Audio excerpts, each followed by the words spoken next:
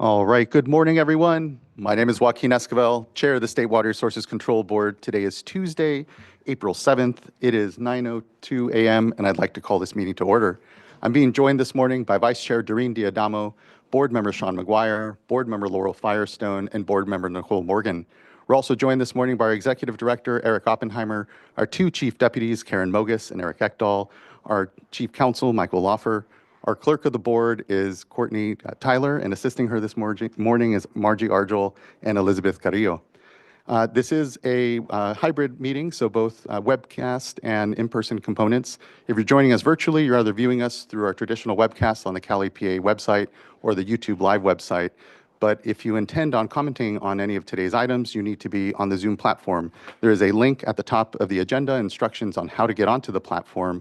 But if you're having any challenges this morning, please do just email the clerk of the board at board.clerk@waterboards.ca.gov, and she can help get you onto the platform. Once you are on the platform, your camera will be off, you'll be on mute till it's your turn to speak on the item you've indicated.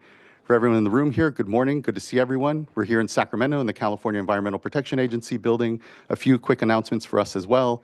If we happen to have an emergency, we'll calmly file out to Cesar Chavez Plaza, so please do observe the exits. Also, if you intend on commenting on today's items, there is a laptop and a QR code at the side of the room in order to sign up. Once you do come up to the microphone, please do introduce yourself and any affiliation if you feel comfortable. And also lastly, then please do silence our phones so that we just have an uninterrupted discussion this morning. We are beginning our meeting this morning with a presentation of a Superior Accomplishment Award, and would like to call up Juliet Christian Smith in order to present the awards. And I'll actually kick it off a little bit while Juliet comes up and give a little bit of context and background. This is a Superior Accomplishment Award for the SB 88 team in the Division of Water Rights. For those that don't just memorize code sections off the top of their head, SB 88 is our metering and measurement regulations for water diversions. And it was only 10 years ago that California as a state actually required people to officially measure and meter their water rights diversion. At the time, there was a pretty significant ongoing drought, and there was a piece of legislation, Senate Bill 88 or SB 88, that set up the authorities for the board to start this process. We developed regulations very quickly and gave it about a 10-year runtime. And with the development of Cal Waters and these new tools that kind of came on board, we wanted to try and streamline and align our measurement regulations with this new data system to create efficiencies for ourselves, but also for the diverters. The existing regulations were fairly complex and confusing. They still are complex. I don't think anything will ever get us away from that. But this team jumped right in. Multiple years started with stakeholder engagement, multiple opportunities to solicit input, feedback, and administrative draft of future regulation updates. And ultimately, we emerged with something much more streamlined and clearer, and it aligns very well with the new Cal Water system. So with that, I'll turn it over to Juliet. Thank you. I'm Juliet Christian Smith. I'm with the Division of Water Rights, and it is my pleasure to present this first award to Connie Mitterhofer for her excellence in helping to be instrumental in bringing these regulations and revisions across the finish line. Connie drew on almost a decade of experience in the Division of Drinking Water to lead this team through the complexities of California's rulemaking process. She successfully integrated technical, legal, and economic workflows across a diverse team who will come up here shortly, ensuring every milestone was met while fostering a collaborative relationship with sister organizations, the Office of Administrative Law, Department of Finance. And beyond the technical work, Connie served as a mentor to this team to maintain high performance culture throughout the process, resulting in a regulation that's a win for both the state and the regulated community. So thank you, Connie. This is for you.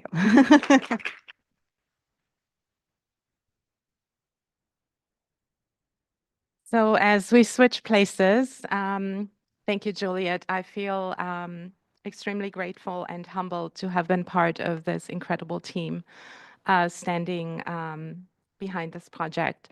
The successful revision of the water measurement and reporting regulation is without a doubt the direct result of the relentless drive of the staff, including our attorneys in the Office of Chief Counsel and the board's economist in the Office of Research Planning and Performance. And to the team, I'm incredibly proud of your work. This award is a reflection of your dedication, and it is highly deserved. And so with that, first, I'd like to address the technical team that was led by Lindsay Kammeier. She's the senior engineer in charge of the route planning unit. And Lindsay led this project. Next, I'd like to acknowledge Sierra Kennison, who took the lead in rewriting the regulation text. I can't tell you how many iterations of the regulation text she went through. There were too many to count. And then I also like to acknowledge Pablo Ortiz, Sean Stout, and Abby Warner, and others that are not here today. So I'd like to address the whole team. Thank you for your tireless work modernizing these regulations. You translated a complex regulation into a more streamlined process and successfully transformed dense legal requirements into plain, easy to understand language, significantly reducing the burden on small diverters and making the reporting process more user-friendly. Your ability to thoughtfully consider and incorporate diverse interests from various stakeholders was remarkable. You all displayed an incredible dedication to meet a nearly impossible deadline, delivering a modernized regulation on an unprecedented timeline. I'm incredibly impressed by how you navigated the complex maze of communication, both with internal and external stakeholders across every facet involved in this project. Ultimately, your work results in the standardized, high-quality data that is essential for our state's drought response and sustainable water management. With that, I'd like to present the awards. Lindsay, if you'd like to come up. This is for you. Congratulations. Sierra Kennison, congratulations. Thank you. Pablo Ortiz, thank you. Sean Stout. Abby Warner. Thank you, Abby. To the economic team that consisted of Pedro Aratania, thank you for your leadership in developing the economic impact assessment with the team. Your ability to analyze the regulation and accurately project the costs and benefits of the revision was essential in the successful completion of the project. If you'd like to come up, please.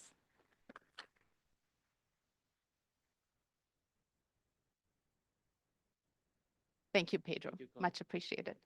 And last but not least, the legal team. I also want to extend a huge thank you to our attorneys in the Office of Chief Counsel for your tireless effort in partnering up with us and helping us navigate the revision of the regulation. We very much value your common sense advice and guidance at every step of the way.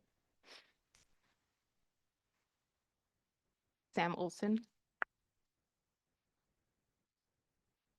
Thank you. And David Rose. Thank you, David. And I'd also like to extend a quick thanks to the executive team and Eric in particular, who pretty much drove us to the excellence that resulted in the revision. And of course, the board members, thank you for acknowledging the team's efforts and successful completion of the project. Thank you incredibly, Connie. And I extend my thanks as well to Eric and Juliet and the entire team here. As we know, and as you well said, this work is so foundational to be able to better manage the state's water, both through drought, but also in times of plenty as well. And so the foundational work that you've done here, I often reflect that we're a bit behind other Western states, but I feel we're quickly catching up, and because of the incredible leadership and work and the work with water users themselves. I really appreciate the water user community really engaged in this project. And so just elevate and thank you all. And if you want, we can do our traditional awkward photo here quickly. And so just congratulations, everyone. Really appreciate it.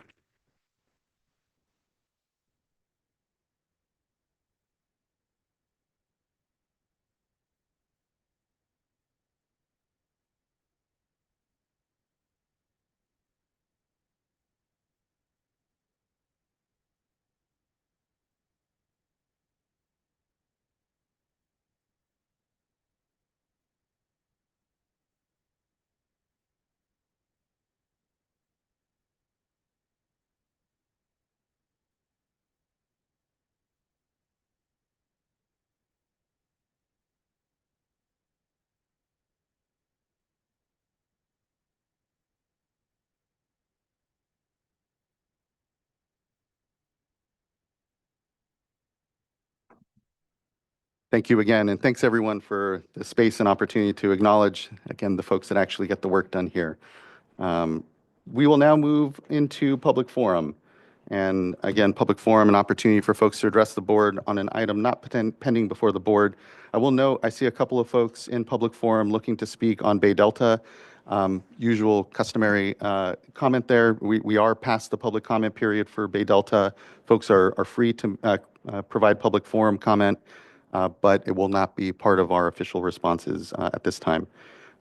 Let's go ahead and begin first with Aaron Brieno, followed by Ray Tahir, then Julie Freitas, and then Johnny Galley. Hi, good morning, Mr. Chair, members of the board. My name is Aaron Briano. I'm Senator Melissa Hurtado's Chief of Staff. I'm here on behalf of the Senator just to read in very quickly a letter she submitted to the board last night. To the members of the State Water Resources Control Board, as a state senator representing Senate District 16, I'm writing to formally express my support for the petition from the Mid-Kings River Groundwater Sustainability Agency regarding the waiver of the $20 per acre foot probationary pumping fees and request for a one-year stay on the enactment of the state-led interim plan for the Tulare Lake subbasin. I'm intimately aware of the challenges our Central Valley communities face in balancing water sustainability with economic survival. Since the subbasin was placed on probation in April 2024, the Mid-Kings River GSA has shown a commendable commitment to reform, restructuring its leadership under Kings County to better meet the requirements of the Sustainable Groundwater Management Act. There are some additional provisions for the interest of time, though those have been submitted to the board. Really appreciate your work with the county, and we're very grateful for everything this board does. Thank you so much. Thank you as well. Appreciate everything you and your boss do. Thank you, Mr. Briano. Next, I'd like to call up Ray Tahir.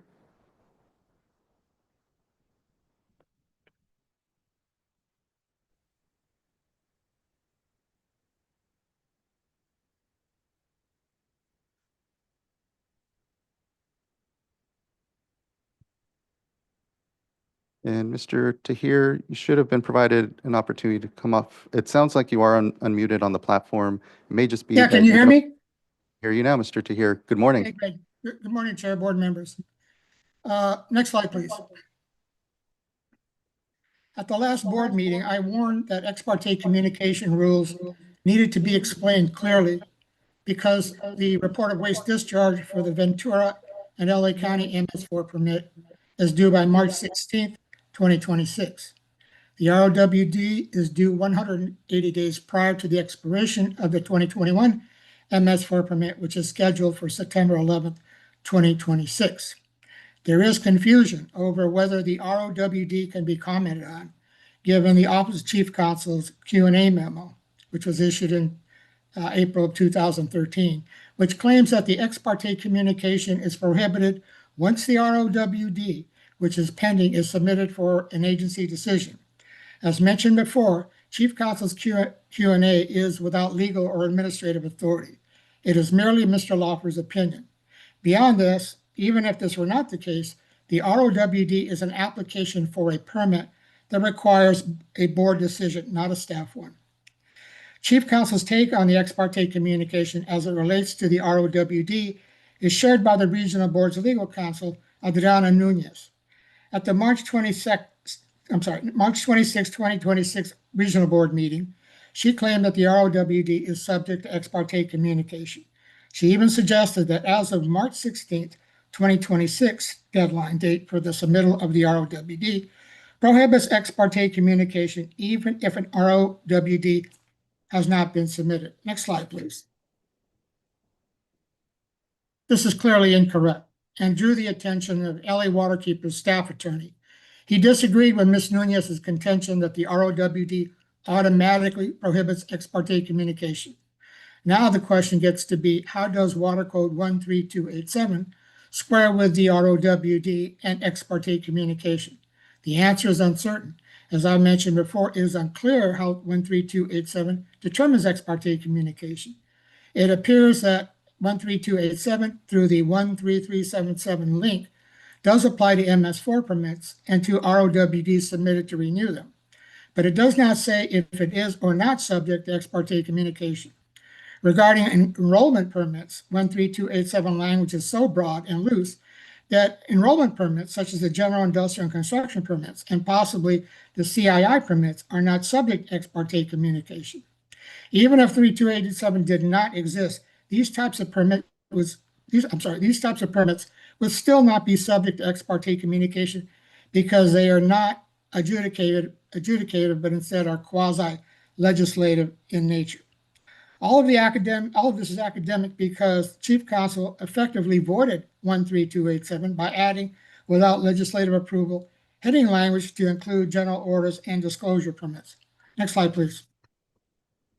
Now the question is, what determines ex parte communication? Will the real ex parte determinant please stand up? With a Q&A memo and 13287 out of the way, that leaves Administrative Procedures Act 4.5 and Government Code Section 11225.7. But the legislative intent of SB 965 was to eliminate APA 4.5. And Code 1125.7 could work. It says, except as otherwise provided in the section, the state body shall provide an opportunity for members of the public to directly address the state body on each agenda item before or during the state body's discussion or consideration of the item. Still, this is potentially limited. The public may comment on the ROWD or MS4 prior to the matter being placed on the agenda. It can also comment during the board meeting. It is unclear, however, as to whether the public can discuss the matter with a board member or board members outside of an agendized meeting prior to it being scheduled. Also unclear is can public comment directly with a board member or board members in writing or orally after the matter has been continued as a result of no action taken. Next slide, please.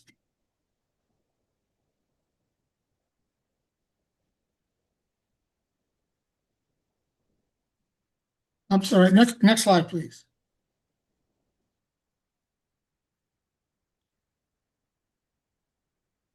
Can you hear me? We can hear you, Mr. Tahir. I believe that's the end of your slides. Oh, no, it isn't. It's just one more left, okay? Okay. And it's only about one minute, Chair. One solution, albeit temporary, is for the state board to adopt a resolution that would implement ex parte communication rules similar to those adopted by the California Coastal Commission, which was suggested by SB 965. This would give the legislature time to refashion ex parte rules by revising 13287 to reflect the intent of SB 965. And I would be happy to help with the reso. The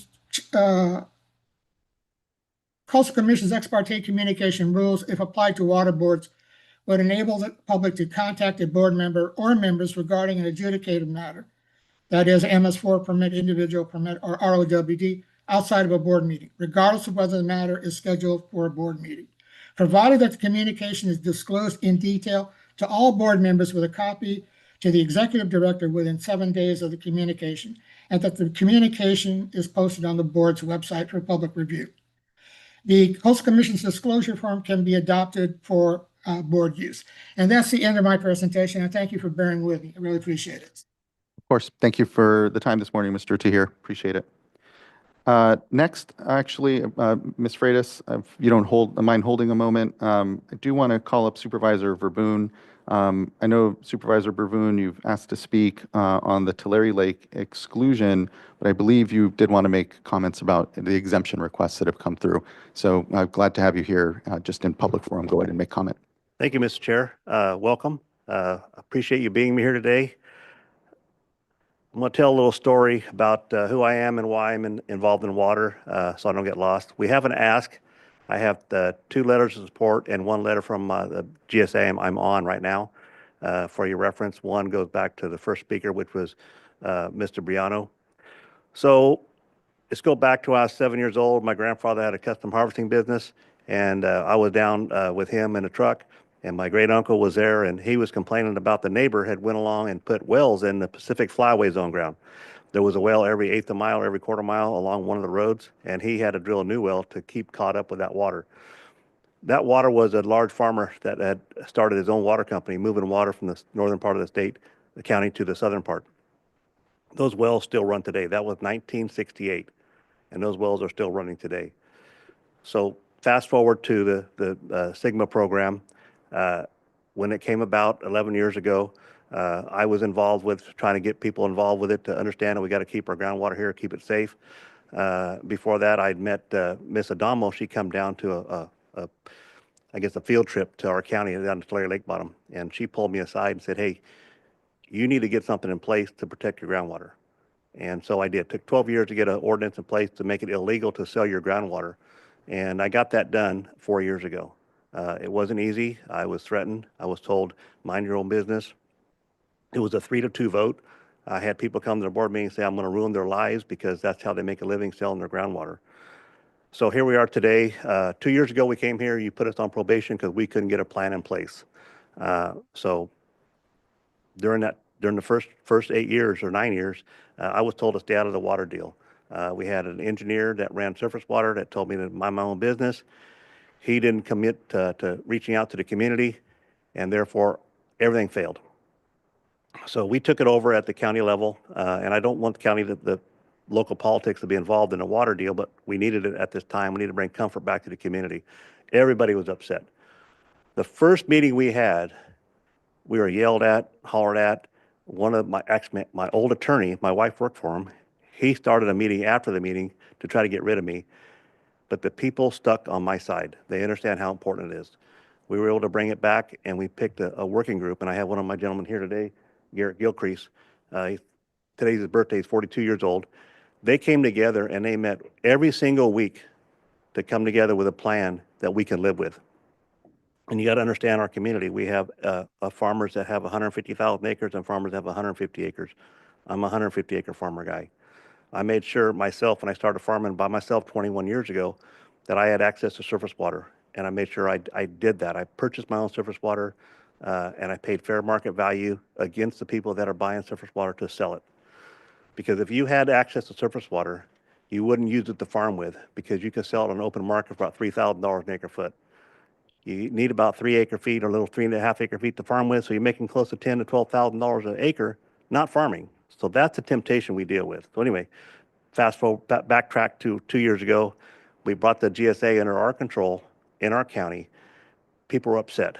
Today, no one even shows up for the GSA meetings because they know we have it under control. So here we are today in May, we have to start paying $20 an acre foot so people can be for the probation period. We feel we were trying to be betrayed a little bit because we were promised that we'd have working staff for 2 years to work with us. Now we have staff now, it's been about 4 to 6 weeks and they're great staff, they're doing great with us. But we have a plan in place and we want to get this under control. But we can't do that without money.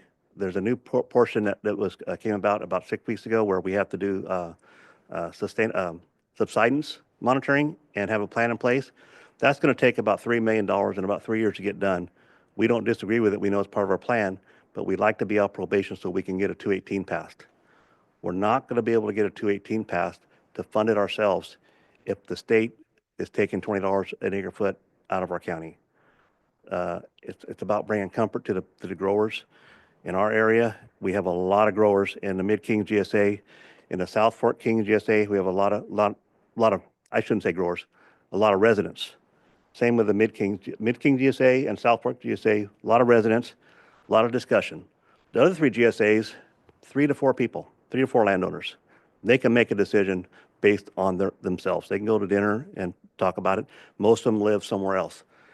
I make a decision in my GSA, I go to the grocery store, I hear about it. I go to a function, I hear about it. People are upset, they want this under control. But the last 2 years, they've been telling me, just let me know what I got to do. And I can't do that when I'm on probation. I want to be off probation. I want you to give me a year to prove that we can make this work. I've got people who have meters on their wells. I put meters on my wells. I can make this work on my farm. I got growers that are pulling trees out, putting a pasture ground in so they can be compliant. But we can't get a plan in place with being on probation and having to pay extra money. It shows that we're not in control. So we're asking, I sent a letter out. We're asking that you allow that, give us a year, and we'll prove to you that we're doing the right thing. It's not easy. When I had the working group with Garrett here, they met every single week to come up with a plan. We put people together that had surface water, no surface water, row crop, tree crop, dairies, industry, and it wasn't an easy conversation. They argued every single week. And so we're here today asking for your forgiveness maybe, or give us a chance. We'll prove to you. And with that, it's not even fair to the other GSAs that have been going at it for 6 years. They feel like they've been wasting their time if we get away with what we're doing. But we're not getting away with anything, we don't feel. We have people that are bad actors, and we would love to have the GSP accepted by you so we can enforce it. And we're going to need your help to enforce it. We can't control the people that are taking our groundwater. I don't know that you can do it, but I could use your help in that time. We're all trying to come together in our GSAs to make this work.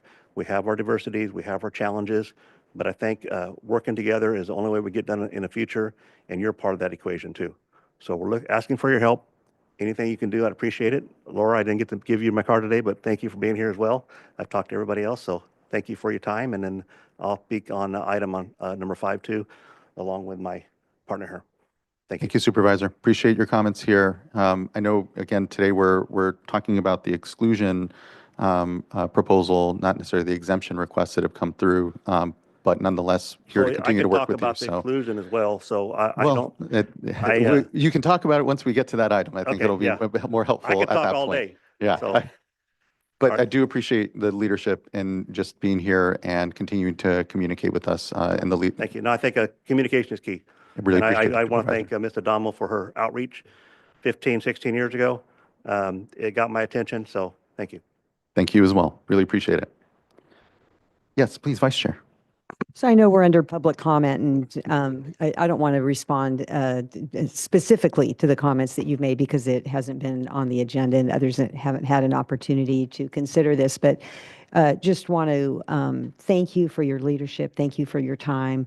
I know that this is something that you've been extremely dedicated to working with your constituents, working with those outside your area, and trying to come together with a solution.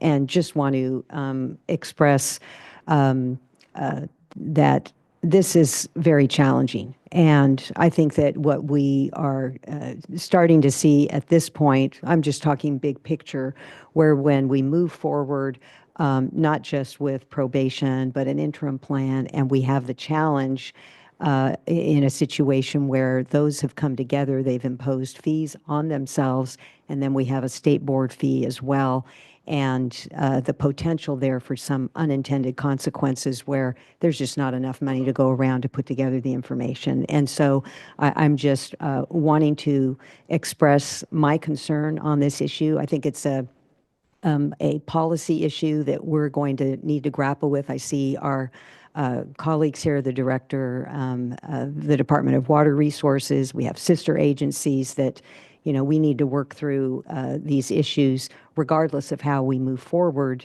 We need to come out of it at the end with sustainable groundwater management. And just thank you for your leadership, because I know that's your intention as well. And we're just going to have to figure out a way to get there. So I don't want to comment, you know, beyond that, other than, you know, just the general expression of concern going forward to work with communities to sort through these very challenging issues. Yeah, thank you very much for the comments. I can handle it. You know, I got 3 daughters and a wife, so I'm used to an argument, not a conversation. And also, it's election time, so I came across a picture of 16 or 17 years ago, and I had color in my hair. And so I've lost all the color in my hair. I still have my hair, but I'm good. But it is stressful, and it is hard to get everybody together on one page. So thank you. Thank you for the leadership, Supervisor. Next, I'd like to call up Julie Freitas, be followed by Johnny Gailey, Barry Nelson, and then I believe our last public forum commentator will be John Rosa Pepe.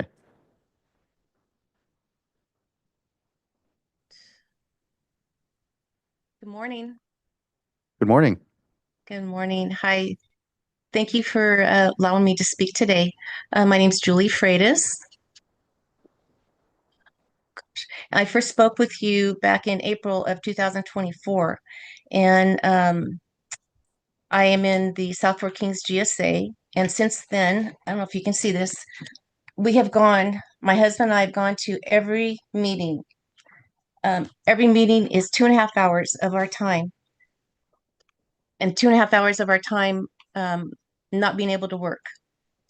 So I guess my point here is we are taxed very much as a small family farm and the small family farms in our community.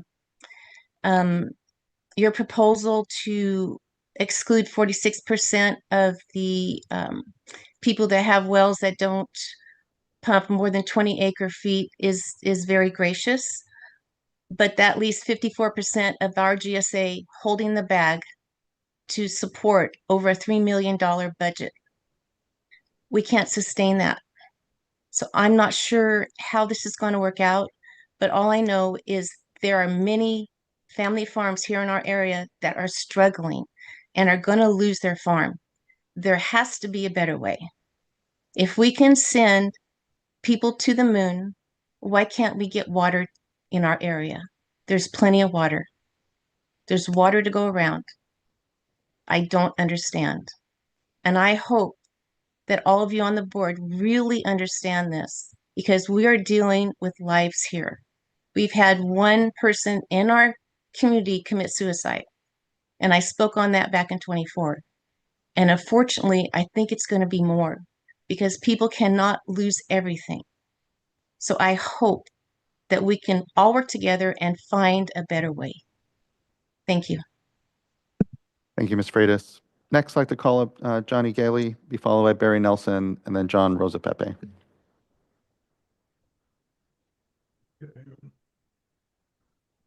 All right. Well, good morning. Thank you for giving me the opportunity to speak here this morning. So my name is Johnny Gailey. I manage the South Fork Kings GSA, and we have been working diligently for the last 2 years trying to get caught up from when we were first placed on probation with the State Water Board.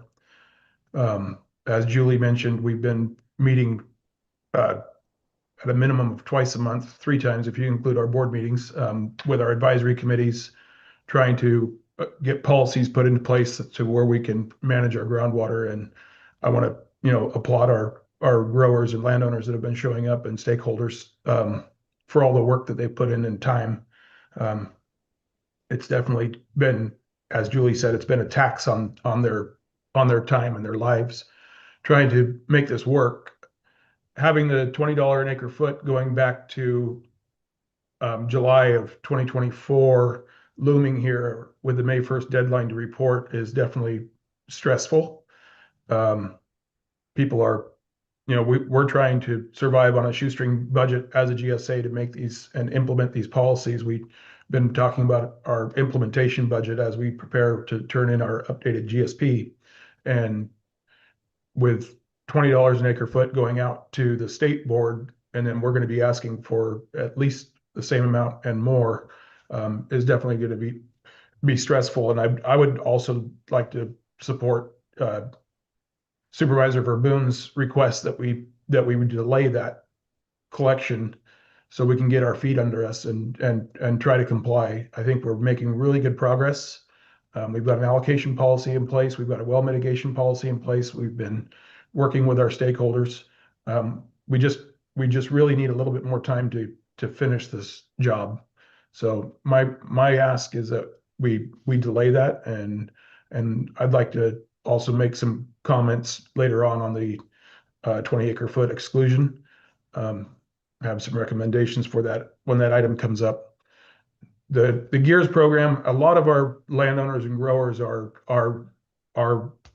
small farmers. They're older farmers that are not extremely familiar with working online. The only options for reporting is online. There are no paper forms that we can fill out. There's no phone number where they can report their usage and their well registration. So everything has to be done on an online platform, which is a struggle for people. I know in other GSAs where they've done well registrations, it's taken, more than 2 years with really a lot of hand holding to get everybody, to get the majority of the folks that are trying to comply to actually get their account set up properly and working. And we just had our first webinars on how to use the GEARS website here last week. So I did work on both of those. I've sat down with a couple of growers trying to help them get their stuff registered in GEARS. We spent about 2 hours with each of those landowners, and we found that we were missing some information, so they had to go gather more information, and we're going to be meeting again. But I feel like if people are trying to comply, and having a heavy hand as far as the enforcement of that deadline and penalties is going to be a little bit drastic when people are actually trying to comply. So those are my comments for the public. Thank you, Mr. Galley. Appreciate those comments and look forward to your comments further as we talk about the exclusions as well. Next, I'd like to call up Barry Nelson. And again, our last public forum commenter will be John Rosapepe.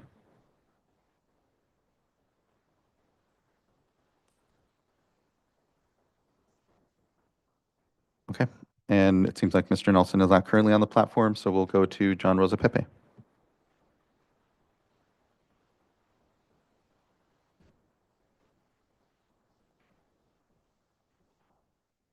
All right. Thank you, Clerk. Both Mr. Rosapepe and Mr. Nelson are not on the platform, and so that concludes public forum. Again, appreciate everyone that addressed the board here in public forum and for folks' patience as we get through the comments. That now then brings us to our first item of board business, which is consideration of the board meeting minutes from the March 17th board meeting. Looking to fellow board colleagues, if there's any adjustment or ready for a motion. I'll make a motion. I'll second. Thank you both. Ms. Tyler, can you please call roll call vote? Board Member Morgan. Aye. Board Member McGuire. Aye. Board Member Firestone. Aye. Vice Chair Diadamo. Aye. And Chair Esquivel. Aye. Thank you. Thank you as well. Vote is unanimous and the board meeting minutes are adopted. That now brings us to item number 2, which is an informational item on our current hydrologic conditions and response. I'd like to call up Juliet Christian Smith, and we can also go ahead and bring up our partners from the Department of Water Resources and Bureau of Reclamation. And really appreciate everyone joining us here this morning. I know it's been quite the water year, and I think as we all well know now, each water year is unique unto itself, but this one has certainly continued to shape up to be a unique one amongst them. So really appreciate everyone being here, have an opportunity to talk about what we're seeing out there on the system. Thank you so much, board members. I'm Juliet Christian Smith, Deputy Director of Division of Water Rights. We have a all-star team here to give an update. We do this pretty regularly, but we have help this time. If you can go to the next slide. We'll be joined by Department of Water Resources. We both have Carla Nemeth and Mike Anderson here, and Levi Johnson from the Bureau of Reclamation. And I will wrap us up with a couple of hydrology highlights, probably just reiterating some of the trends that they mentioned. So I believe we're going to start with Carla and Mike.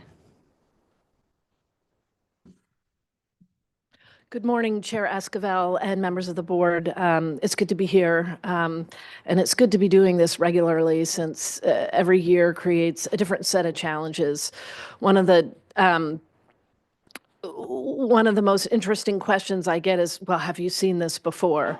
And it's always not quite exactly like this. So I think what we're going to do is we're going to start with Dr. Anderson, who's going to set the table about the trends and more broadly, but then how they express themselves over this particular winter.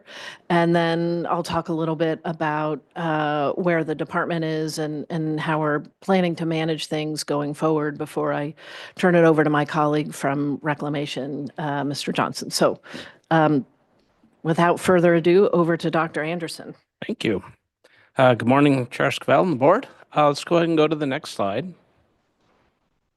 All right, so quick reminder of the last water year. Always good to know what our antecedent conditions are. And even though statewide it was a near average year, it was definitely a case of where it was wet and where it was dry. Reminding you that Southern California had its 3rd driest and 8th warmest year in 2025. Now, given that backdrop, let's go to the next slide. And we got to the first quarter and things were looking fantastic, right? We had a fantastic storm in October, November. We actually had flooding in December. Then the new year started. And we can go to the next slide. And by now, things have faded, so to speak, in terms of precipitation. It has been a dry and warm 2026. We still see that footprint from that November storm. And it will stick through the water year. That's how big it was. A reminder that Ventura County got almost as much rain in that one storm as they did all of the previous water year, which is pretty wild. Now we look over at the temperature, and La Nina years are normally cold years. This one is not.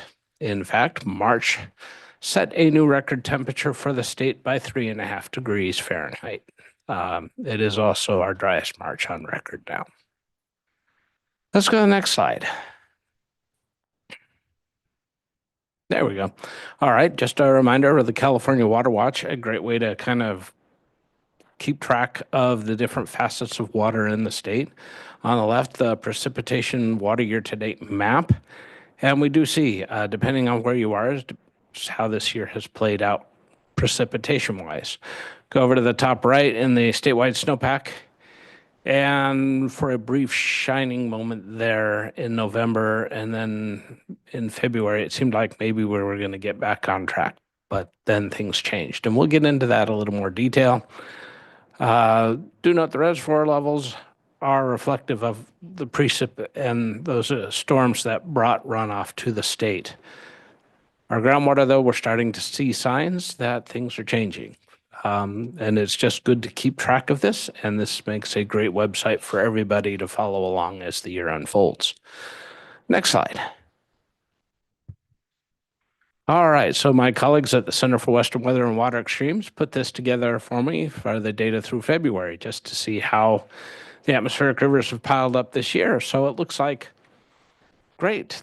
They did not forget California this year. Unfortunately, the freezing elevations at 7,000 feet for a lot of the storms means there's not a lot of accumulation in the Sacramento Basin, much better in the San Joaquin with those higher mountains. And you'll notice that the storms do come in with that southwesterly flow. That's really important to interact with the topography to get that orographic enhancement of precipitation. So really important to see those versus the ones that are riding up and over a high pressure system. They're just not as effective. Next slide. All right, so I wanted to show this just to kind of give you a sense of the punctuation of the events. These are the inflows to Oroville, and we see that through December, that big storm in November just got the watershed wet enough to get a response. It wasn't until December that we saw that peak inflow, and peak inflow it was at 60,000 cubic feet per second. Then we have the New Year's event and then that late February event. Overall, though, not a whole lot of events, and over 100 days out of the 183 of our wet season, the inflows to Oroville were less than 5,000 cubic feet per second. So when the water shows up, it shows up really quickly, but for a lot of the time, we're dealing with lower flows to be navigated. Let's go to the next slide. All right, so our story here in California is reflected across the western U.S. This comes to us from our colleagues at the National Resource Conservation Service. They provide the snowpack and runoff forecasts for the other western states. They are a partner in our cooperative snow survey as well. However, you see the Colorado River Basin and California are facing exceptionally low snowpack. Challenging year to be sure. Let's go to the next slide. Even more so for California, Colorado. Here is from the headwaters of the Colorado River, showing you that they're not just dealing with a low snow year. They are resetting their record books in an immense way. A reminder that this means we can look at history as a guide, but we have to recognize what we're going to see this year is going to be notably lower. And you'll notice that their snowmelt also began early. Let's go to the next slide. And here we are for California with that, again, peak in February. We had a blizzard, heavy snow. Unfortunately, it was followed by a warm storm. That warm storm didn't necessarily melt the snow, but it made it ready to melt. We call it moving a snowpack to isothermal. It gets right up to 32 degrees Fahrenheit. All it needs then is some sunshine and warm temperatures, and it will melt. Well, March provided that, having temperatures more akin to June than March, and melt it did. So some numbers there for you, looking at our other low snowpacks of the year. We came in this year at second driest. 2015 is going to be a hard one to beat, and that will be a tough year indeed if we go below 5%.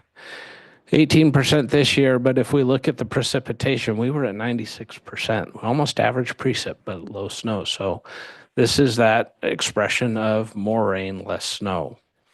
We did get snow, though. It's peaking at 61% of a full snowpack there in late February. So the water was there.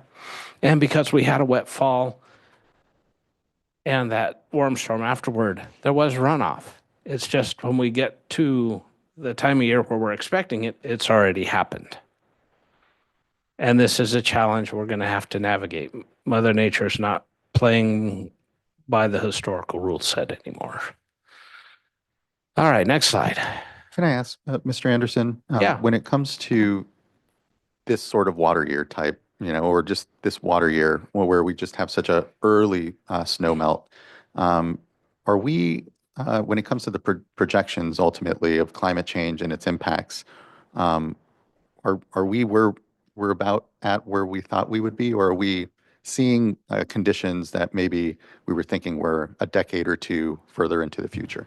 All right, so a good way to think of this is we're seeing this year as an extreme and very different from what we've been used to seeing.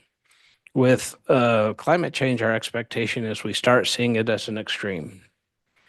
Then we start seeing it episodically, so we start seeing this a couple times a decade.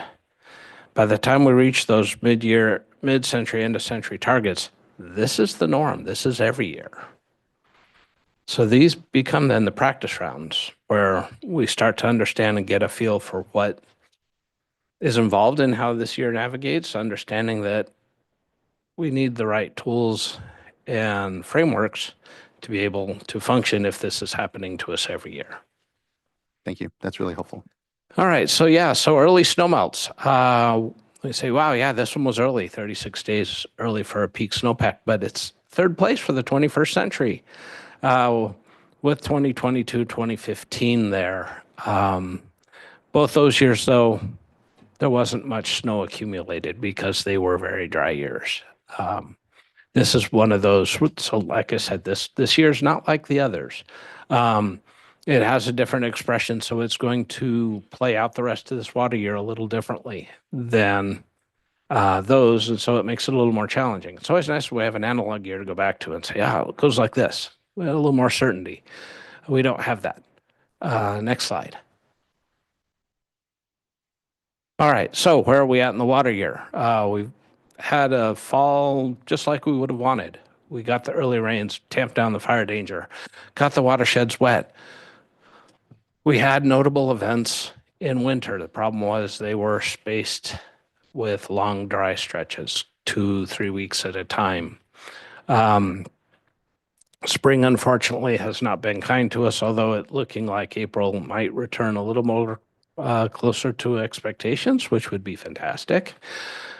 We have past peak snowpack, and then we head into summer, and this is where, again, trying to figure out how this year's going to play out in terms of how quickly the landscape dries out, how quickly we're dealing with those conditions we normally associate with the end of the water year, how early those show up. And so have a few slides to show you on that. All right, let's go to the next slide. All right, so here's one that we're doing, and this is an experimental product that we're working on with some partners at Earth Knowledge. It is a tool that helps us understand the landscape condition. And in this case, we're looking at a progression of the drying of the landscape and what we call climatic water deficit. This is where the atmosphere can pull more water than the landscape can give and create stress in the environment. So it's a measure of stress on the landscape in terms of that imbalance of wet and dry. And we see our usual places that start first, the deserts, and in the southern part of the San Joaquin Valley and the Tulare Lake bed. And we'll see that progression move north as we work through the season. We do see up north where it was wetter, not as much of that stress showing up in the landscape just yet. Now, right now, we do this on a monthly cadence. We're experimenting, trying to do a daily model, trying to see if we can not only look back in time, which is helpful, but look forward as well using a forecast to try and understand, again, this timing, pace, and scale of these events. It's a slow process, but wanted to let you know this is something trying to work to develop, because I do think in years like this will help us better understand how the landscape is responding to these unique conditions. And next slide. All right, well, look ahead from our friends at the Climate Prediction Center. As expected, hot and dry. You've probably seen a lot of news about a potential super El Nino. I will just caution you that this time of year, predictability of ENSO conditions is really, really hard. What they are seeing is a lot of warm water moving from the Western Pacific towards the Eastern Pacific, and that is fueling those expectations of what is to come. We'll know more in August about what the next water year may look like with regards to that. All right, with that, I think that's the end of my show.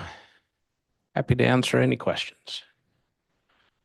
Thank you, Mr. Anderson. Just really appreciate, I think the word is urgency, certainly, that this year is making me feel like we have obviously a hydrology that's kind of sliding out from us.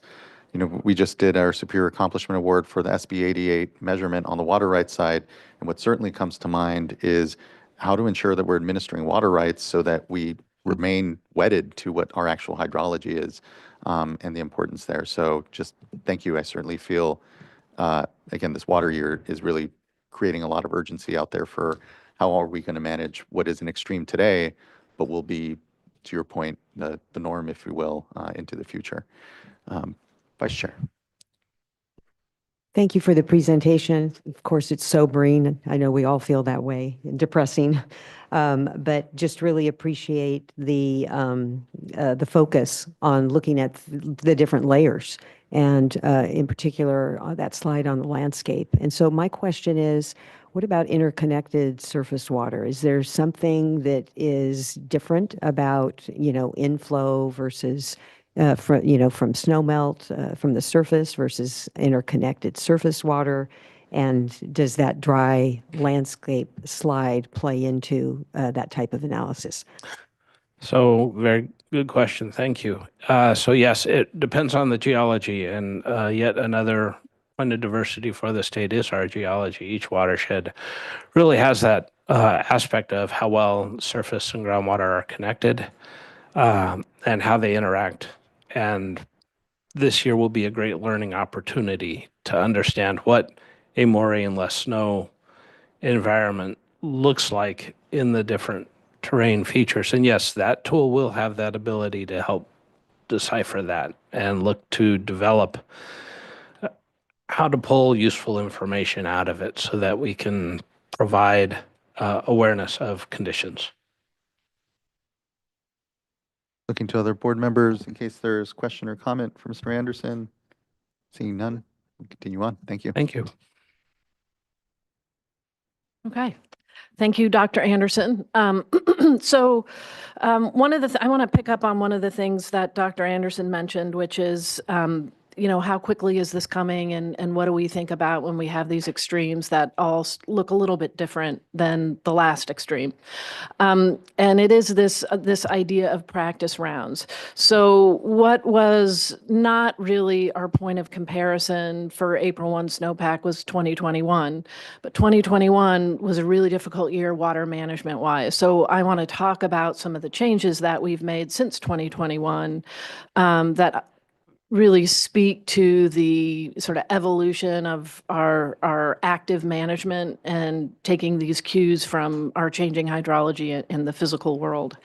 So in 2021, we had about 60% snowpack on April 1st, and the big melt came a little later.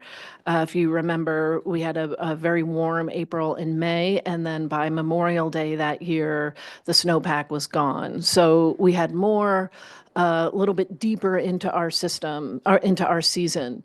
And the challenge there is, of course, we make a lot of decisions based on an April 1 snowpack. So this year, we actually peaked with our snowpack February 24th, very early.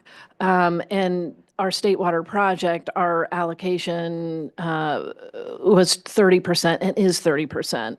And I mention that because we made that allocation in advance of that big spike. We were all really excited about that February. It was cold, a nice, good, cold storm, which would have been great if we didn't have our very warm March. Dry, yes, but also just simply too warm to really hang on to that water. So what it means is the allocation that we made in early February without the benefit of that cold storm, that's the allocation that's going to stand. And so before I go into sort of the broader management of that, one of the things that's really helping us this year that we've developed since 2021, where we also had not only that late melt and we had made a lot of management decisions, we also didn't have our Bulletin 120, our forecasting, didn't catch it early enough what was actually happening in the system. And so in addition to the aerial snow observations and broadening our scope there, as Dr. Anderson mentioned, we've been investing in essentially this kind of soil moisture modeling, and that has uses not just for water supply management, but certainly how we interact with our colleagues at CAL FIRE and understand the relationship of these dry conditions to wildfire risk for public safety purposes. But the other thing we are working on, in addition to the aerial snow observation, is this more watershed specific characteristics. So it's all of those things combined together that help us understand where we're going to be with runoff by watershed in particular years. And so that's what we're focused on. It is showing up in our Bulletin 120. It's showing up with a lot of caveats based on, as we onboard this kind of information, as we experience years like this one, where we're definitely going to learn a lot, and it's going to show up in our next version of an extreme. So we didn't have those things on board in 2021, and I think that makes this year just a different year management-wise, in addition to the timing of the melt. We are focused on our carryover at Oroville, which is 1.6 million acre feet. That's a 20% increase in carryover that we essentially adopted operationally as part of a permit 6 years ago. So our 30% allocation is also built off of that carryover in Oroville.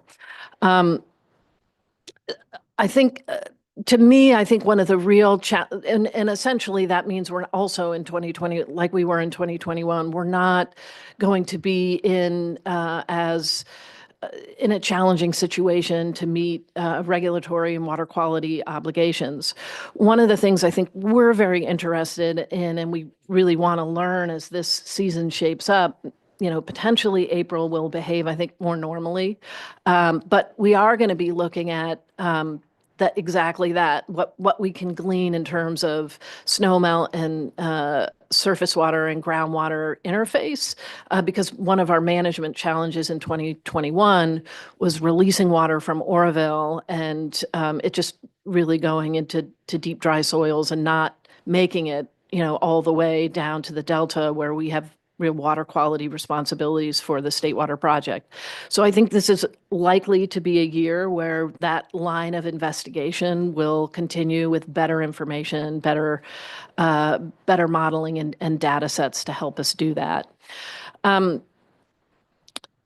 So when I was up at the snow survey last week, one of the things I said is, so what we have in our reservoirs is really all we have to manage through this year. And so that means, I think it's a pretty visceral image for folks. That means if we conserve this year, we'll be in a better situation next year. I mean, not just Oroville, as you understand, a lot more complicated, lots of reservoirs. We're moving water and for reservoirs, even in our surface area, I think the same, everyone's thinking about the same thing as, how do we make sure we're conserving as a hedge against next year being dry. It also does point out, I think, some fundamental, infrastructure challenges that we have where we have these warmer events early in the season, or things start to shut off early in the season, but we're still in very active flood control. These are dual purpose reservoirs. We absolutely need to maintain public safety, and we are essentially evacuating floodwaters to make space in anticipation of something else coming. And so I think that's a tough place to be. I think as a water manager, it's where we look at our system and think this needs to be retrofitted. We need to think more fully about things like forecast-informed reservoir operations, but also how do we capture more of that floodwater that's coming out of the spillways and put it underground or put it in reservoirs, get it through the delta, and make sure that we are capitalizing, if you will, on these rain events when they do come. So that was also, I think, a pretty big water management lesson this year. As you know, I think we all share a lot of urgency around getting infrastructure projects done, also ensuring that we are honing in on opportunities for groundwater recharge, and really building out that underground system as well. Maybe the last thing I'll say is that we're essentially focused on this 30% allocation this year, moving into next year with this 1.6 million acre foot carryover. As you know very well, the department does work on water supply and demand with our water districts. Those reports were also something that was implemented, I think, after the 2015 drought. I call that the Brown drought, and then the 2021 is the Newsom drought. I think that was implemented after the Brown drought, but we can see the utility in that, especially in parts of California that are also very dependent on Colorado water supplies. I think the good news is that, again, local water storage is healthy. It's healthier compared to some of our more recent experiences. But again, I think there is this sense that we have to use water more efficiently. And last but certainly not least, in addition to retrofitting and capturing water when it comes, we also have to recycle it so that we have a system that's all working together in the face of this new hydrology.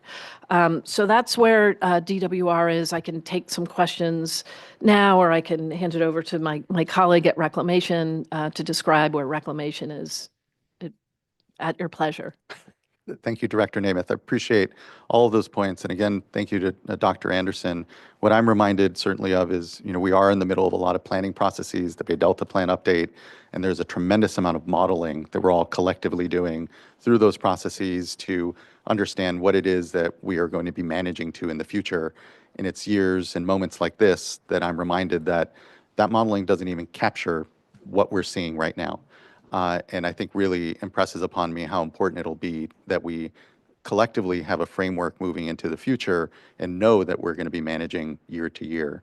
And to your point, efficiency and conservation has to be a bedrock because, I think back to 2022 and the real sense of not just urgency, but panic I think some folks were feeling if we continue to see dry conditions into 2023.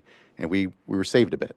And I think everyone kind of took a sigh of relief. But I think here, finding ourselves with these conditions again, just really impresses upon us that there isn't a moment to, even if it gets wetter, to feel that there's a lack of urgency around these issues.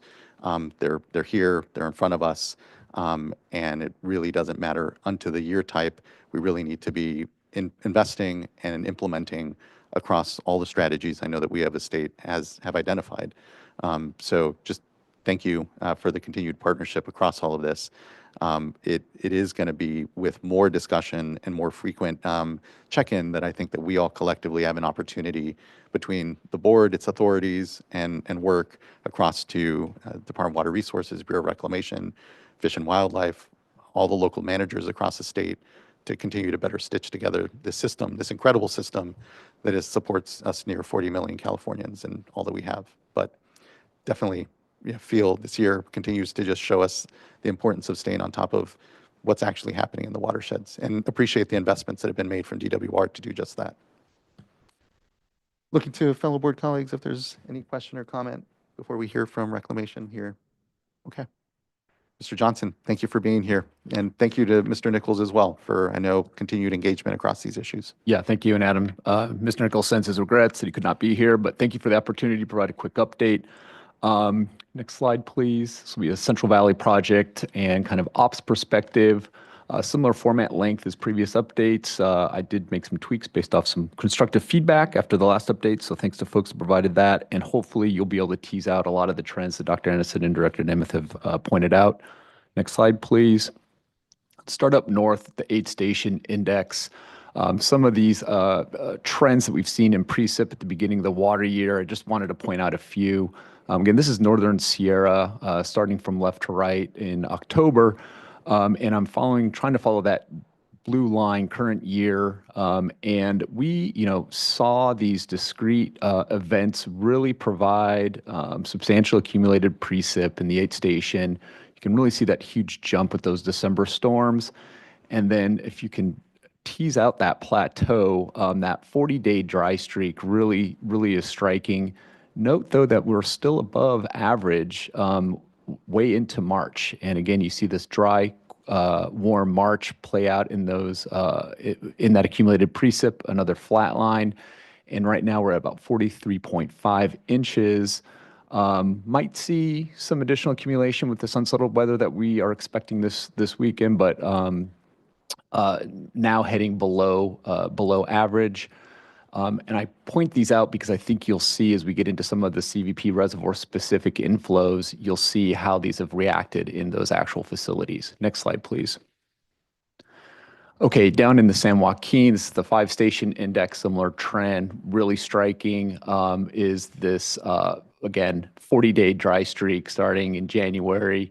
And again, those February storms Dr. Anderson identified, really helpful, but now pretty much flat line, kind of teasing that 2024, 2023, 2024, 2024, 2025 accumulated totals, 29.1 inches. Again, would expect to see some response or improvements, but now clearly below average on accumulated precip. Next slide, please.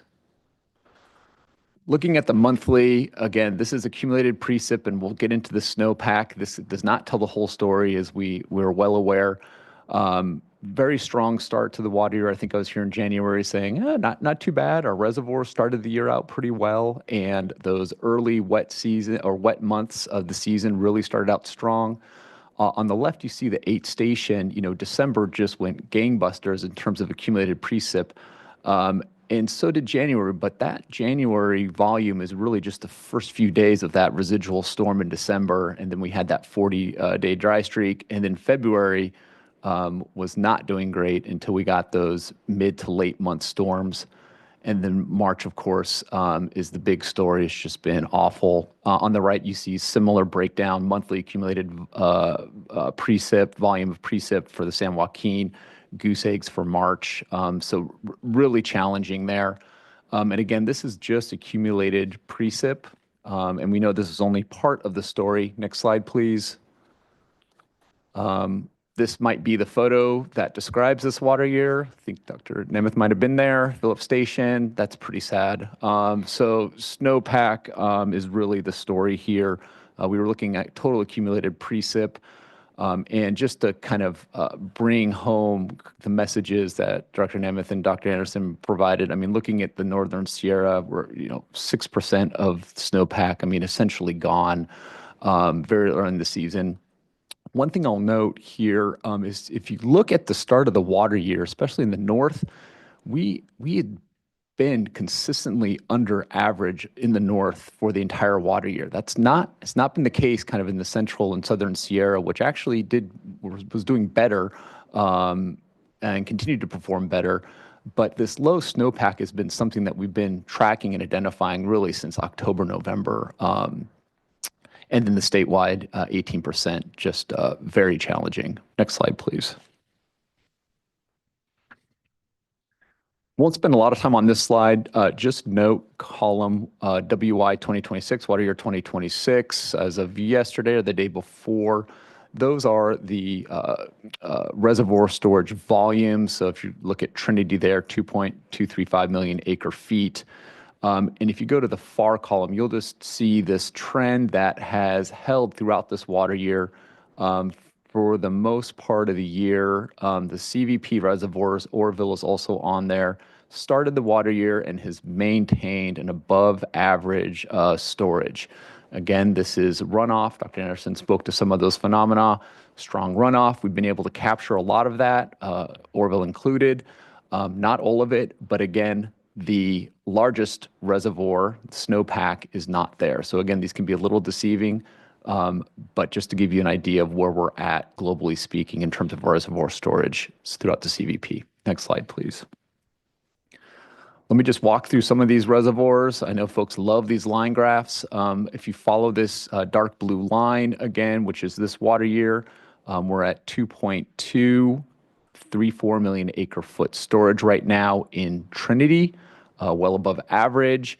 You can see the responsive inflows to those systems that we identified in the 8-station and 5-station storms and the systems that Dr. Anderson described. And you see this slow accumulation in storage over the last month. And what you can tease out is the ideal or historic peak of storage, occurring May, June, and where we'll likely end up peaking for Trinity. April is still out there. We do have some unsettled weather. We expect to see some responses, but just wanted to identify that trend. On the Trinity, we do operate to a record of decision. We have Trinity rod flows. Right now, I believe this is a dry water year class, which will dictate what flows are provided and is actively being coordinated. Next slide, please. Okay, on the Sacramento. So again, similar trend. If you look at January 1st, the dark blue line, you just see this incredible jump in storage. I mean, that was just very nice to see. Unlike Trinity, you can see during that 40-day dry streak, Shasta didn't hold. It actually went down. So that was pretty painful. And then we see the response in those February storms, which have been nice. We're continuing to increase, albeit slower.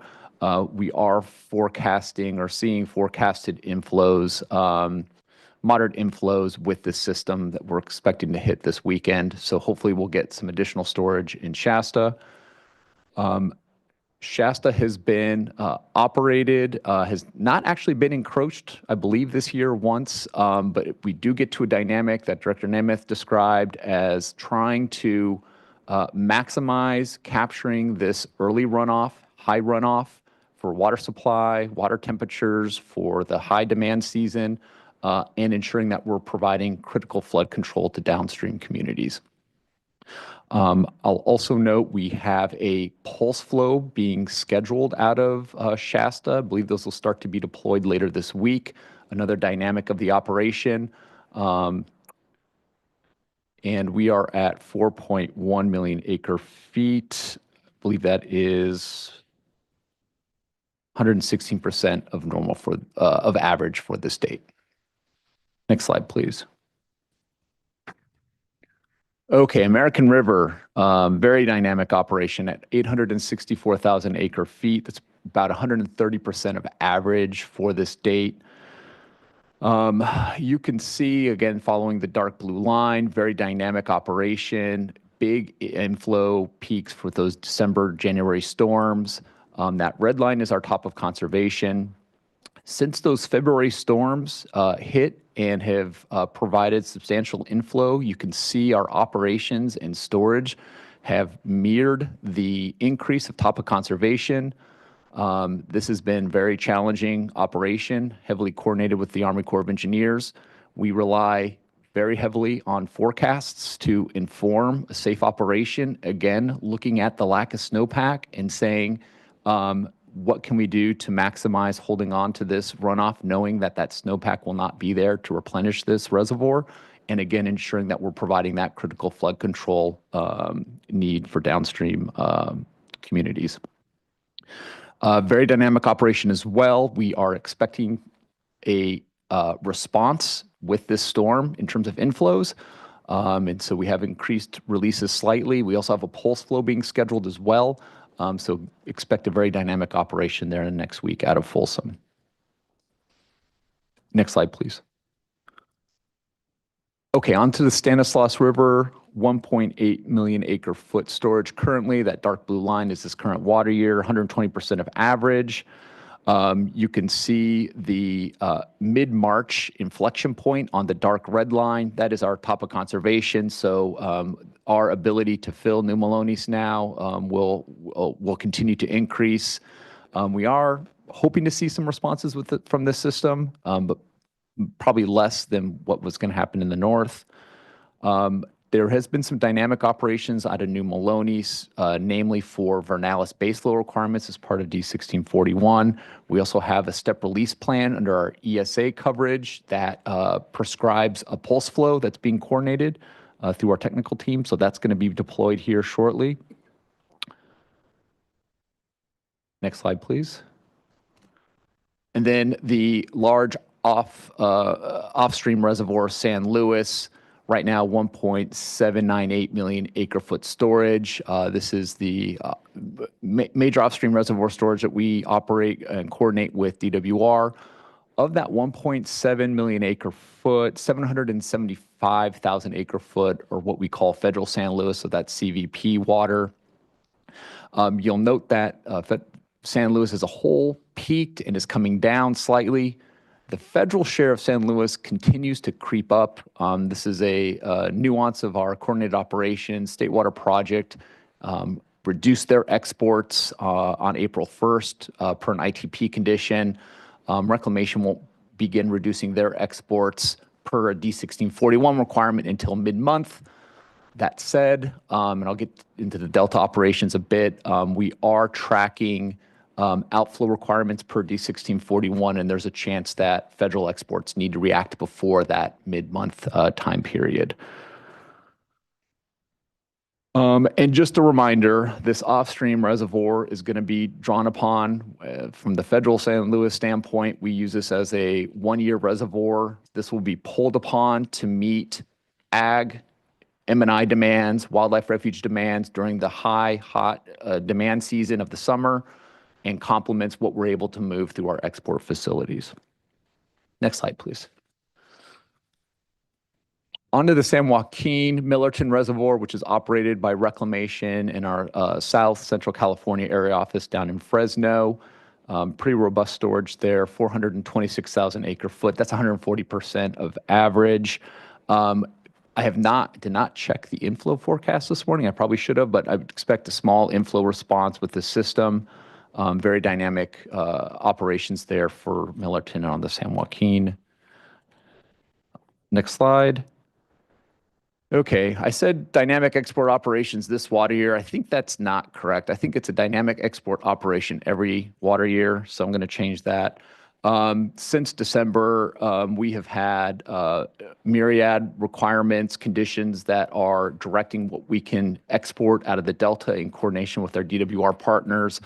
This includes water quality requirements. We had Port Chicago days that we were meeting and continued to meet in March. We've had OMR management constraints. We've had a first flush condition. We've had facility outages, both planned and unplanned, just kind of status quo for Delta operations.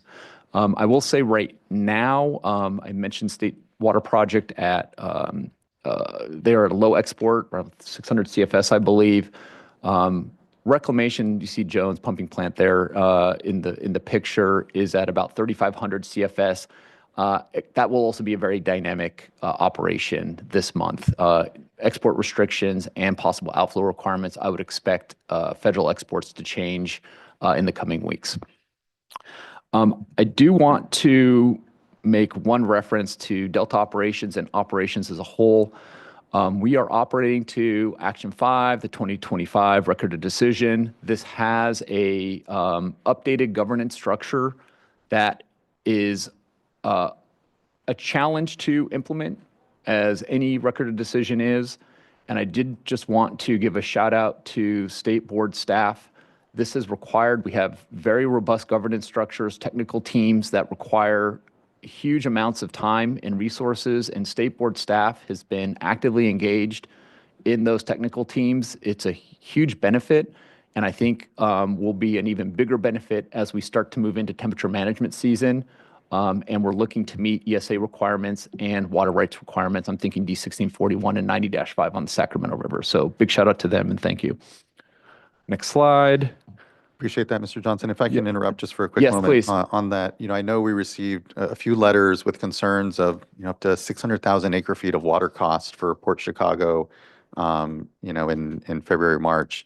Do you know what that ended up being the water cost around? Just, I think helpful to be able to kind of circle back on what was the concern of a large amount and what I understand, not as great an amount that ended up being the water cost on. I can't speak to the volume specifically, but I appreciate the question. We can look into that. But what I think this is really important to identify that when we look at, for example, outflow requirements in Port Chicago, there are several ways to meet that. How we meet that in a coordinated fashion with DWR can take a lot of forms. And so you're looking at upstream possible releases, you're looking at forecasts, you're looking at reservoir storage. Do we need to be making releases anyways? And so it's a very dynamic situation. I will say broadly, our ability to meet Port Chicago for that outflow requirement was supported by these fairly high runoffs with these rain events and snow melt. And we can see that because to meeting the electrical conductivity EC requirements did not require huge reservoir releases, though we did have to moderate exports to try and meet that requirement. So does that help? That. Okay. It is, and appreciate that. Chair, I think the number 112,000 acre feet sticks in my brain for the State Water project. So I think for the SWP, it was in that neighborhood. I do think, part of our fundamental challenges are when we're in dry spells using reservoir storage to meet outflow conditions, but at the same time also making flood releases and not able to move water when we make flood releases. So I think it's just indicative of the new hydrology that we're in and infrastructure that was built for a different era. So we got to keep converging on how all these pieces operate. And so this year for Port Chicago, I think for that earlier need for that, it was about 100, give or take, for the SWP. Really appreciate that and agree with all those points about just needing to be better integrated across operations and, in the future here, water rights administration as well, and the benefit ultimately for us on that. Thank you both. Appreciate the response. Dr. Anderson provided the less rosy month outlook. I have the 8 to 14 day. It looks a little bit better, again, capturing these systems, but I won't spend any time on this. Next slide, please. Temperatures as well, the 2-week and monthly here. And final 2 slides, just a couple key takeaways I think are worth mentioning. We had, very strong start to the water year. We saw that in October through December, above average in northern Central Sierra. But again, that low snow was already starting at the beginning of the year. Prolonged dry spell. We had February storms that did bring a lot of precipitation, mostly rain, and then we just saw a lot of runoff as that snow was ripe, and we had that snow killer of a March. Reservoir inflows have been strong, again, with that early snow melt, which most of it has been captured. I used the Folsom example to demonstrate this delicate balancing of reservoir operations, looking to maximize capturing that runoff and ensuring that we have storage management that provides critical safety. Next slide, please. Those runoffs and reservoir management releases have helped support Delta exports and other requirements. Forecasted inflows for the remainder of the water year, we have seen this, and those have been reflected in our April through July runoff forecast since January, so no surprises there. As we move forward from an operations perspective, what we're focused on now really is temperature management. That's going to take a huge amount of coordination. We're looking at these reservoirs, Shasta and Folsom. We'll begin to stratify, and we'll be looking to finalize temperature management plans in May. And then we'll also be looking, I think, tomorrow to see the April B120 from DWR. And I will leave it at that. Thank you. Incredibly, really appreciate. I know project operations are a complex endeavor, and especially given just the uncertainty of the water years we continue to see, just appreciate all the communication and work and inclusion of our folks in the discussions around how best to try to manage through what, again, we all know are difficult circumstances. So really appreciate the continued coordination and communication here. Juliet's Christian Smith, Miss Christian Smith. No, if you have more questions, please go ahead. Didn't see anything further yet from the dais, so I think we can continue on. Okay. I'm just going to wrap us up with 5 slides summarizing some of how this is playing out on the ground in some watersheds of interest to the board. So this picture is a graphical form of the table that Mr. Johnson just showed of reservoir conditions. And the point here is that this is a partial picture. While all major reservoirs are almost at or above 100% of historical average, this is just a snapshot in time. And the record-breaking heat wave across the West, which brought temperatures 20 to 30 degrees Fahrenheit above average, is really changing the picture, as everyone said. So little snowpack remains to feed reservoirs moving forward, and we're going to turn to how this is playing out in Scott and Shasta basins. You can go to the next slide, thanks. The good news is that we are above the in-stream flow requirements in both systems. You can see here for March of this year, the maximum daily flow was 2,050 cubic feet per second at the beginning of the month, March 1st, and minimum was 468 cubic feet per second on March 31st. Even the minimum is about 300 CFS above our emergency minimum flows. Next slide, please. In Shasta, it's a similar case. The beginning of March, we saw our maximum daily flows at 443 cubic feet per second on March 2nd, and minimum 183 cubic feet per second on March 28th. Again, we're still over 100 cubic feet per second above emergency in-stream flows. We also, next slide, have good reservoir storage. This is the Dwinelle reservoir storage status. As you can see, it's higher than it's been in many past years. Also not shown on this chart is our groundwater storage, and this area, Scott Valley Irrigation District, received one of our streamlined 5-year underground storage permits, so they added another 5,400 acre feet of potential groundwater storage, which we processed that before the atmospheric rivers came through this year. So this looks pretty good, but of course, it doesn't mean we are safe when it comes to in-stream flows.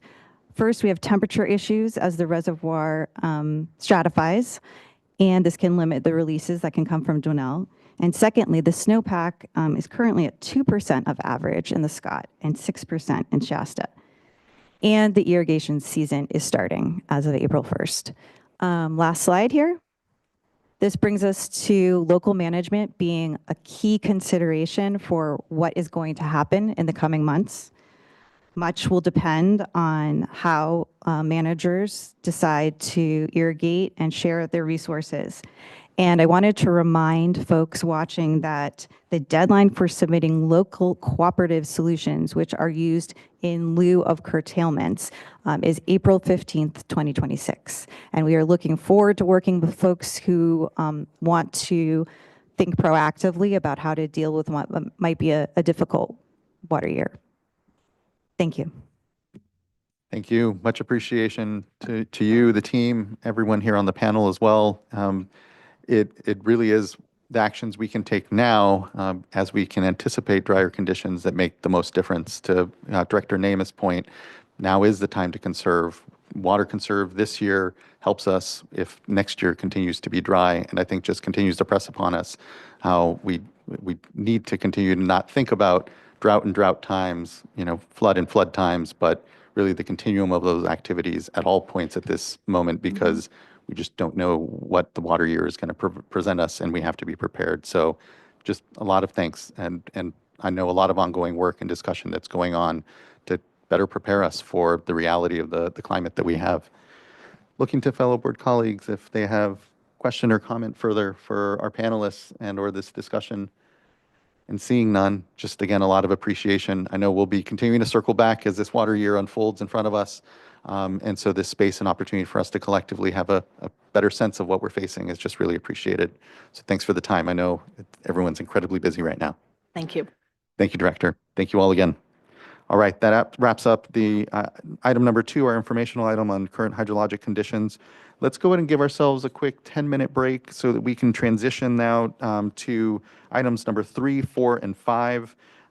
They're all related to the Sustainable Groundwater Management Act. After those items, we have a fantastic item I'm looking forward to on recycled water research, and I know we have a number of guests here visiting us. Very timely, given what we just discussed here about the hydrology we're facing and the need for investment there. So let's give ourselves that quick 10-minute break, get through our Sigma items, and then get on to some discussion on recycled water. We can reconvene here at 10:43.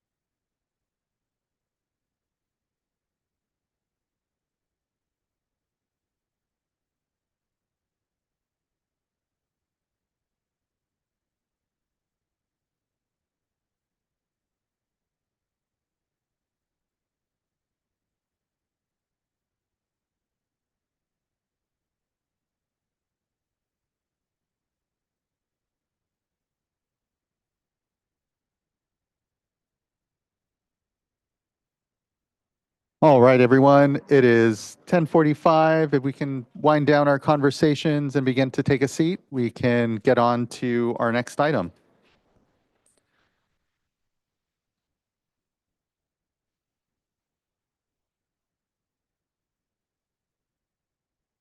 Thank you, everyone. Appreciate the break. Our next item is the consideration of a proposed resolution to return the Delta Mendota groundwater subbasin to the Department of Water Resources consistent with the Sustainable Groundwater Management Act. We're providing Spanish and Punjabi language interpretation services for this item, including the simultaneous broadcasting of this meeting in Spanish and Punjabi. Spanish and Punjabi interpretation will also be provided for items 4 and 5, which also are related to the Sustainable Groundwater Management Act. If you are present in the meeting room and require Spanish or Punjabi interpretation services, headsets are available at the table just outside this room. The hearing room is equipped with screens on either side of the room displaying translated materials in Spanish and Punjabi. For Zoom participants, to listen or comment in English, Spanish, or Punjabi, select the language interpretation channel by clicking on the globe icon in the meeting controls at the bottom of your screen. Choose English, Spanish, or Punjabi as your language and mute the original audio. Also for Zoom participants to see the presentation in Spanish, English, or Punjabi, use the controls at the top of the screen. Select Presentation in English to see the presentation in English. Select Presentación en Español to see the presentation in Spanish, and Presentation in Punjabi to see the presentation in Punjabi. If you need technical assistance or have any challenges, please do email the clerk of the board at board.clerk@waterboards.ca.gov, and she can help you out. We'll now invite our interpreters to share these instructions in Spanish and Punjabi to help everyone get set up. Good morning. Thank you for joining us. Thank you. Buenos días. Tendremos disponibles servicios de interpretación en inglés, español y punjabi para los puntos número 3, 4 y 5 del día de hoy. Si ustedes están presentes en esta sala y requieren interpretación en español o punjabi, ustedes pueden obtener el equipo en la mesa que está justo fuera de esta sala. Esta sala también está equipada con 2 pantallas que ustedes pueden ver a los lados laterales de la sala, donde van a poder ver el material traducido ya sea al español o al punjabi. Para los participantes vía Zoom, pueden ustedes escuchar o comentar en inglés, español o punjabi. Tienen que irse al globo terráqueo que está al calce de la pantalla, y ustedes tienen que escoger el canal en el que desean escuchar su idioma. Ustedes pueden escoger entre inglés, español o punjabi, y tienen que hacer también el silencio en el audio original. Para los participantes vía Zoom, ustedes pueden ver la presentación en inglés, español o punjabi, y ustedes en la parte superior de la pantalla van a poder ver los botones donde ustedes pueden escoger el idioma en que desean ver la presentación. Puede ser presentación en inglés, presentación en español o presentación en punjabi. Y ahora mi compañero dará las instrucciones en punjabi.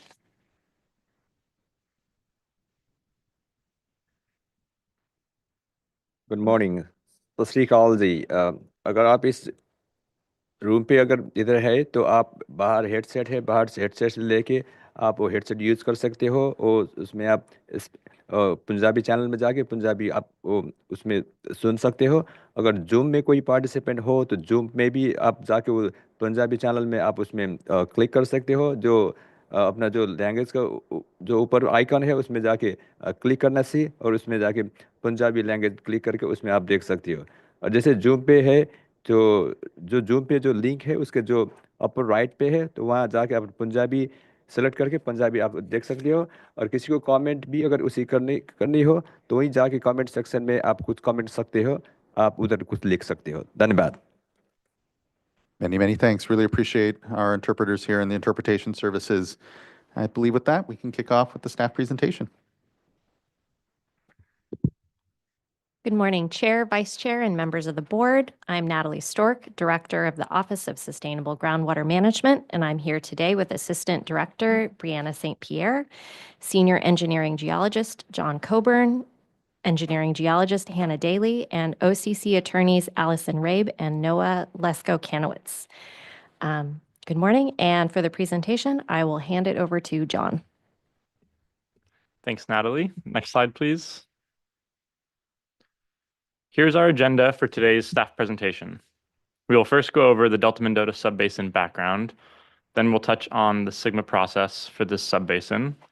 We will discuss the revisions the Groundwater Sustainability Agencies, or GSAs, made to the Groundwater Sustainability Plan, or GSP, and how deficiencies have been addressed.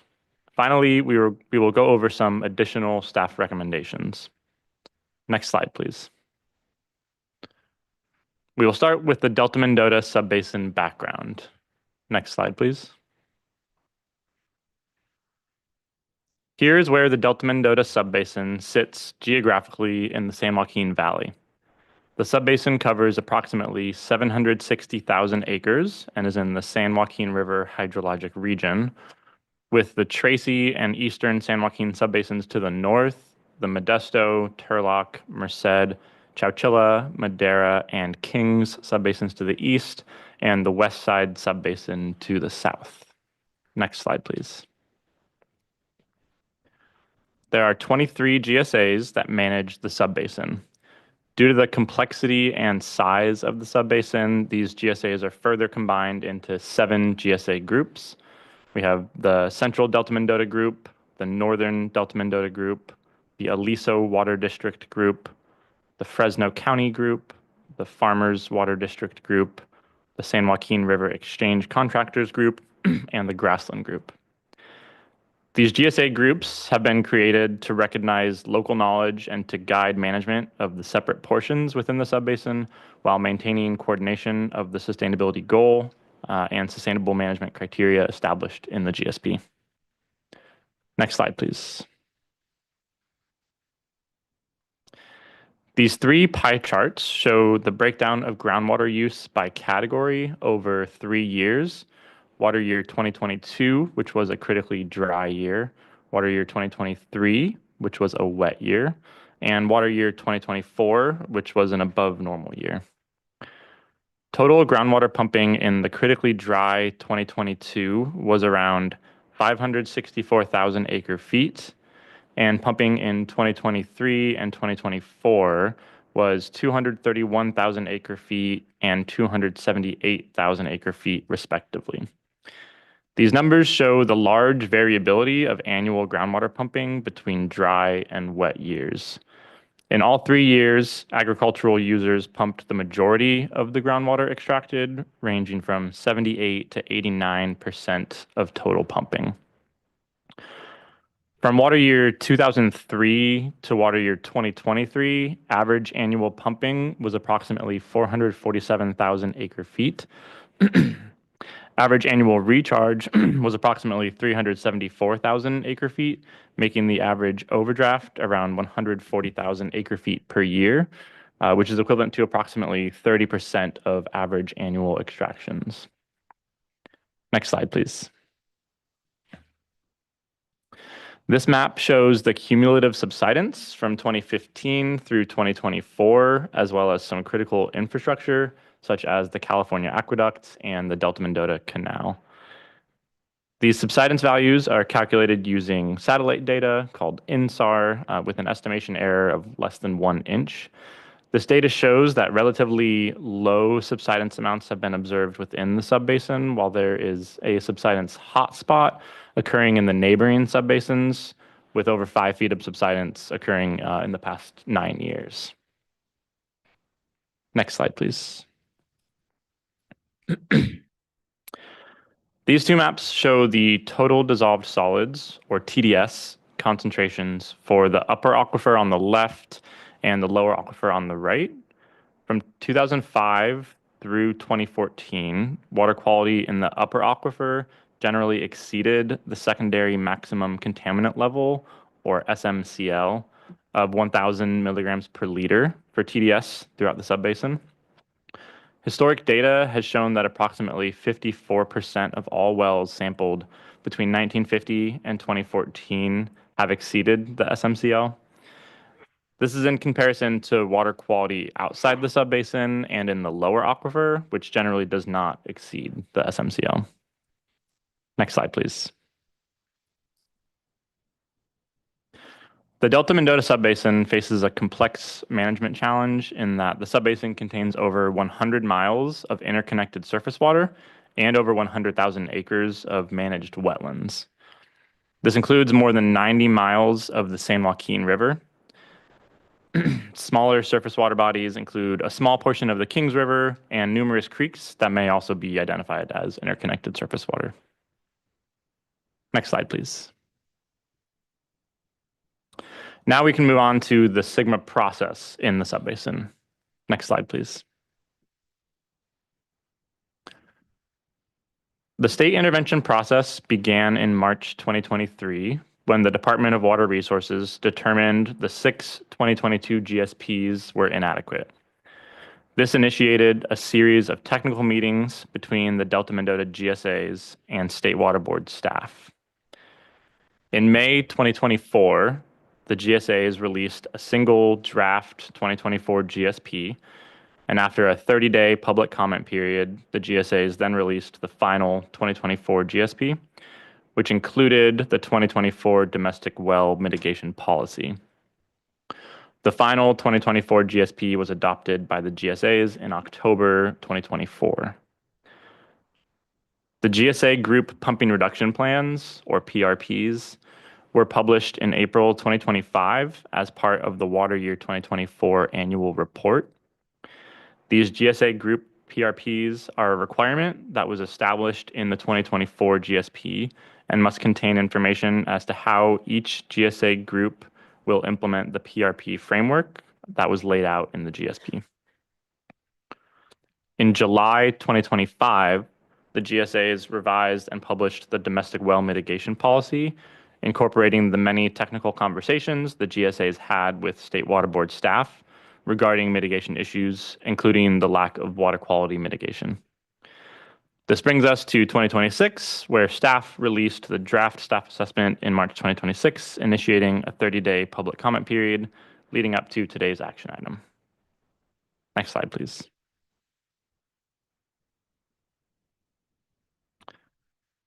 Since the DWR inadequate determination in 2023, staff have reviewed 8 GSPs, including the 6 2022 GSPs and the 2024 draft and final GSPs.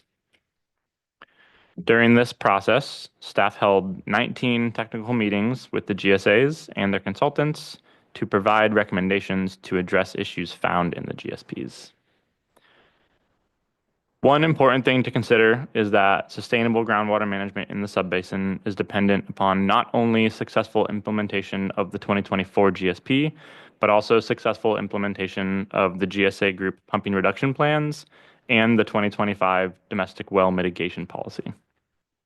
With this in mind, board staff also conducted a review of both the GSA Group Pumping Reduction Plans and the revised 2025 Domestic Well Mitigation Policy. Next slide, please. And now I will hand it over to Hannah to discuss staff's analysis of the 2024 GSP and supporting documents. Thank you, John. Good morning.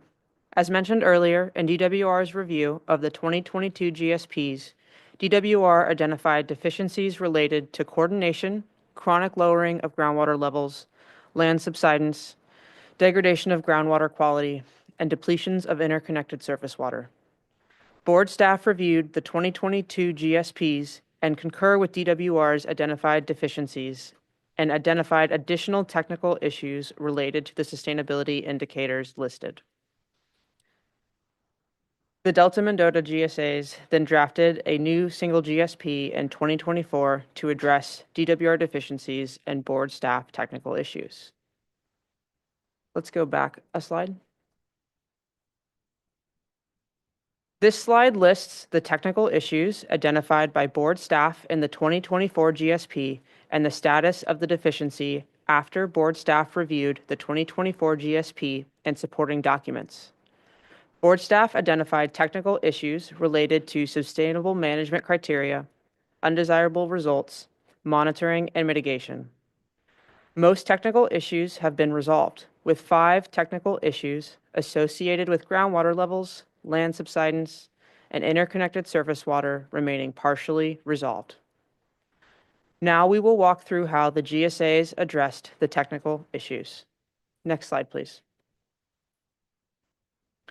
The coordination deficiencies identified by DWR for the 2022 GSPs were resolved by adopting a single GSP in 2024. This includes addressing coordination issues related to undesirable results, sustainable management criteria, management actions, and mitigation. The GSAs revised their undesirable results by clearly identifying what is undesirable for each applicable sustainability indicator. The GSAs utilized a clear and coordinated approach to establish sustainable management criteria. The GSAs also detailed how they would avoid exceeding minimum thresholds by implementing management actions like the pumping reduction plans. And the 2024 GSP and supporting documents detail what mitigation efforts may be available to domestic users who are impacted by groundwater management. Next slide, please. The groundwater level deficiencies and technical issues related to sustainable management criteria, overdraft, monitoring, and mitigation, as well as the relationship between groundwater level minimum thresholds to other sustainability indicators, were resolved in the 2024 GSP and supporting documents. The GSAs revised sustainable management criteria for groundwater levels by clearly indicating what is undesirable in the subbasin, informed by a dry well susceptibility analysis. The GSAs also established new consistent minimum thresholds at 2015 groundwater levels using a consistent methodology, described how the GSAs would avoid exceeding minimum thresholds, and defined mitigation programs that are available should domestic users be impacted by groundwater management. The GSAs also expanded the representative monitoring network from 76 sites to 110, discussed the potential impact of groundwater level minimum thresholds may have on other sustainability indicators, revised the sustainable yield, and outlined projects and management actions like the pumping reduction plans to address overdraft. The figure on the right shows the groundwater level minimum thresholds established at each representative monitoring well in the subbasin. Technical issues related to how the GSAs established the sustainable yield for the subbasin and projects and management actions identified to mitigate overdraft remain only partially resolved. For the sustainable yield, the GSAs established the sustainable yield as a range for the subbasin in order to account for historical and current time periods. Board staff encouraged the GSAs to revise the sustainable yield to a discrete value in order to easily assess whether the subbasin is on track to reach sustainability. For projects and management actions, the GSA groups have developed the GSA group-specific pumping reduction plans that detail the necessary pumping reductions the GSA groups will need to undertake to mitigate overdraft. The GSA group pumping reduction plans also contain the groundwater allocation backstop should a GSA not achieve the respective pumping reduction. In order to clearly assess the GSA group pumping reduction plans, board staff recommend the GSAs revise the GSA group pumping reduction plans to contain information as to how each GSA will reduce groundwater pumping to achieve the GSA group pumping reduction by 2030, as well as to further refine the groundwater allocation backstop and discuss how each GSA group will implement allocations if necessary. Next slide, please. The GSAs resolved many of the land subsidence technical issues in their 2024 GSP and supporting documents by revising the sustainable management criteria for subsidence. The sustainable management criteria was revised to be more protective of critical infrastructure and established minimum thresholds for subsidence as a rate of subsidence rather than a total amount of subsidence as previously established in the 2022 GSPs and identified as a deficiency by DWR. The GSAs also identified management actions like the Subsidence Control Measures Agreement to coordinate with interbasin partners to address historic and regional subsidence issues, and the subsidence avoidance plan to reduce pumping in the lower aquifer where subsidence hotspots are present and avoid additional subsidence. Technical issues related to how the GSAs defined critical infrastructure remain only partially resolved. Based on the definition in the 2024 GSP, not all water conveyance facilities in the subbasin may be considered critical infrastructure, which may prevent proactive identification of significant and unreasonable impacts to these facilities. Board staff encourage the GSAs to revise the critical infrastructure definition to include all water conveyance facilities in the subbasin in order to prevent undesirable results from subsidence to these facilities. The map on the right shows subsidence occurring within the subbasin from 2015 to 2024 in relation to critical infrastructure identified in the subbasin. Most of the subsidence in the subbasin occurs along the southeastern margin near the San Joaquin River. Next slide, please. The GSAs resolved all of the water quality technical issues in their 2024 GSP and supporting documents by revising undesirable results to be consistent with historical degradation and establishing minimum thresholds using a consistent methodology. The GSAs also included additional constituents of concern for sampling and established sustainable management criteria for each of these constituents. Additionally, the GSAs expanded the representative monitoring network from 70 sites to 90 and increased the monitoring frequency to semi-annual sampling. For monitoring, the GSAs have also committed to higher frequency sampling should monitoring data be trending towards or indicate that an exceedance will occur. Finally, the GSAs established a water quality mitigation policy for domestic users that may be impacted by groundwater management. This includes collaborating with local agencies like the Valley Water Collaborative, who conduct domestic well testing and provide drinking water replacement for management zones under the CV Salts Nitrate Control Program. The figure on the right shows the average water quality throughout the subbasin as exceeding the secondary maximum contaminant level of 1,000 milligrams per liter for total dissolved solids as compared to water quality to the east just outside the subbasin. Next slide, please. The GSAs resolved most of the interconnected surface water technical issues for identifying interconnected surface water, understanding impacts from depletions to beneficial uses and users, and monitoring. The GSAs further refined their understanding of interconnected surface water by using monitoring data to identify additional interconnected surface water in the subbasin. Additionally, the GSAs developed a basin-wide analytical model to quantify impacts to beneficial uses and users from interconnected surface water depletions. They also established a monitoring network and monitoring frequency with additional shallow groundwater level and stream gauge locations identified to fill data gaps related to interconnected surface water. Technical issues related to qualitative definitions of interconnected surface water and established minimum thresholds remain only partially resolved based on the information presented in the 2024 GSP and supporting documents. Even though the GSAs have developed an analytical model to understand potential impacts to beneficial uses and users and established minimum thresholds considering these impacts, additional work may be needed to incorporate DWR's forthcoming guidance document on sustainable management criteria for interconnected surface water. With this, staff have identified a minor recommendation to improve how the GSAs established sustainable management criteria for interconnected surface water for the GSAs to consider in future GSP updates.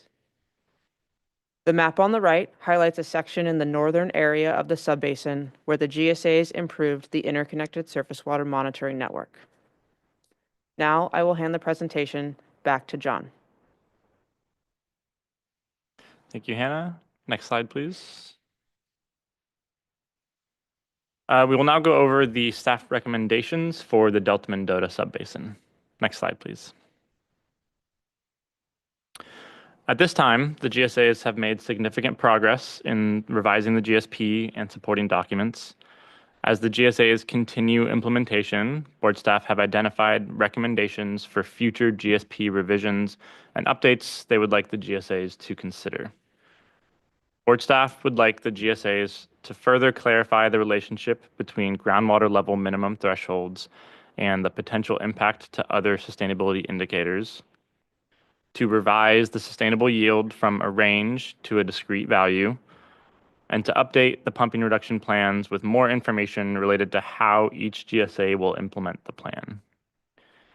Next, for subsidence, board staff would like the GSAs to consider DWR's subsidence BMP in future GSP revisions and to more clearly define critical infrastructure to include all water conveyance systems in the subbasin. Finally, the GSAs should revise sustainable management criteria for depletions of interconnected surface water in accordance with the forthcoming guidance from DWR. Next slide, please. The Delta-Mendota Subbasin Staff Assessment was released for public comment on March 2nd, and the public comment period ended on April 1st. We received 2 written comments on the staff assessment. One comment was on behalf of the California Sport Fishing Protection Alliance and opposed returning the subbasin to DWR. The other comment was not related to this proposed action. Additionally, board staff identified 2 typographical errors in the staff assessment. A corrected red line version of the staff assessment will be posted to our website following board action on this item. Next slide, please. As we've discussed today, the Delta-Mendota Subbasin's 2024 GSP now has much more protective goals for addressing groundwater levels and groundwater quality, and the GSAs have made their well mitigation policy more comprehensive for impacts to domestic users. Additionally, the 2024 GSP demonstrates that the subbasin has a plan to reach sustainability while avoiding significant and unreasonable impacts to beneficial uses and users. Board staff conclude that the 2024 GSP and supporting documents sufficiently addressed staff's concerns and recommend that a probationary designation is not warranted and that the Delta-Mendota Subbasin be returned to DWR's jurisdiction. Next slide, please. And that concludes our presentation. Thank you. Thank you as well. Incredible amount of appreciation to the team and the basin, importantly, for the work that's gone on. I know as we've gone over this presentation, this can all just seem so easy insofar as, a summary of the good actions that took place. But I know it took a lot of effort to get folks here, a lot of meetings, as was highlighted, and a lot of work. And so just really appreciate the basin and the leaders within it really working with the board to work through this process. The fact that the basin came together with a single GSP was huge. I know that was a huge lift and undertaking, but I can only hope and definitely see that it's provided benefit to the basin to be able to really see clearly the standards and thresholds that were put into place and give us our best shot in implementation of making this all work, knowing that that's still the harder lift in front of everyone. So just a lot of appreciation. No questions for myself here off the bat. I know we have a few commenters, but want to look to fellow board colleagues in case they have comment or question off the bat.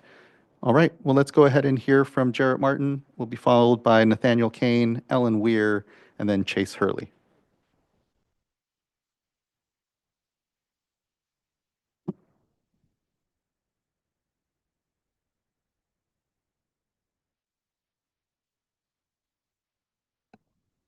Okay, looks like Mr. Martin is not currently on the platform. And if you're viewing us through the webcast and just need some time to get on, we can come back to you, Mr. Martin. Next then will be Nathaniel Kane, then Ellen Weir, and Chase Hurley. Hello, Chair Escobar, members of the board. My name is Nat Kane. I'm here on behalf of California Sport Fishing Protection Alliance today.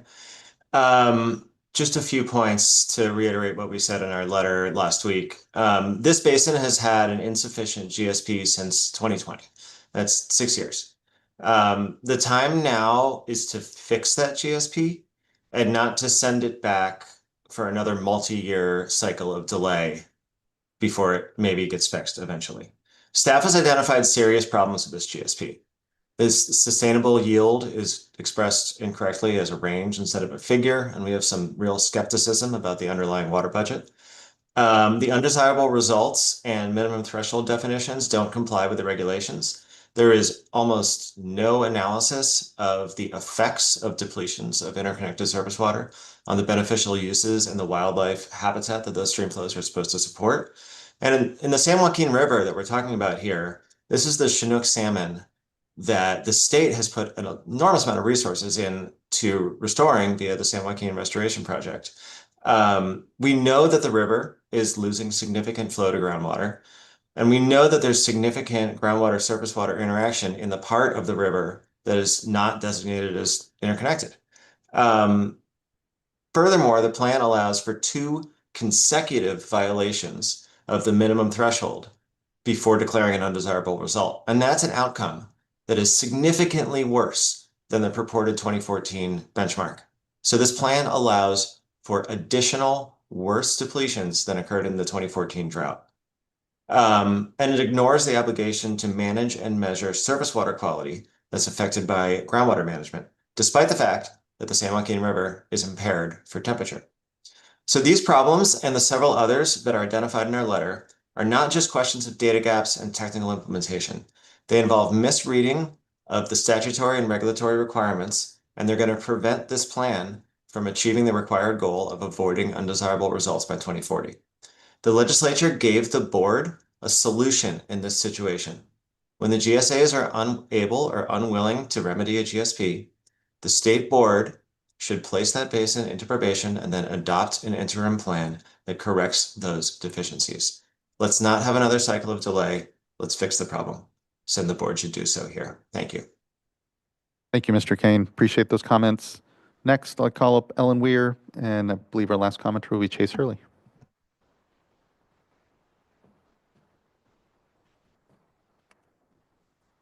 Thank you, Chair Esquivel. Good morning, members of the board. I never thought my career would bring me to a probationary hearing, but here I am.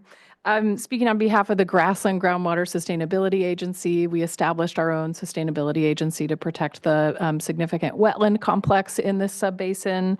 The Delta Mendota subbasin does contain the largest freshwater wetland complex in California. And we now have a single plan after many years and many, many meetings that does have very protective sustainability criteria. I just want to reiterate, we have established benchmarks that will prevent our groundwater levels from declining. And that is, we're very committed to that. We believe the sustainability criteria supports the wetlands and the groundwater dependent ecosystems within this subbasin.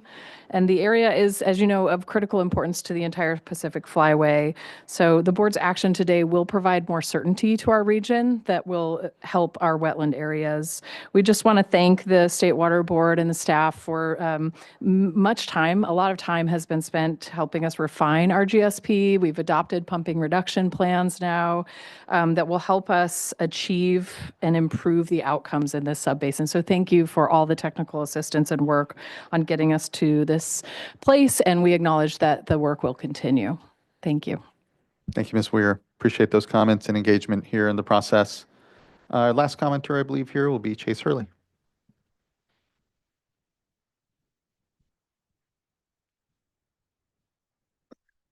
Good morning, Chair and State Board members. My name is Chase Hurley. I represent Pacheco Water District within the Central Delta Mendota GSA, and I'm currently the chair of the Delta Mendota Subbasin JPA. When SGMA first rolled out, we had 23 GSAs that prepared 6 GSPs, all the while coordinating with 9 adjacent subbasins and 6 different counties.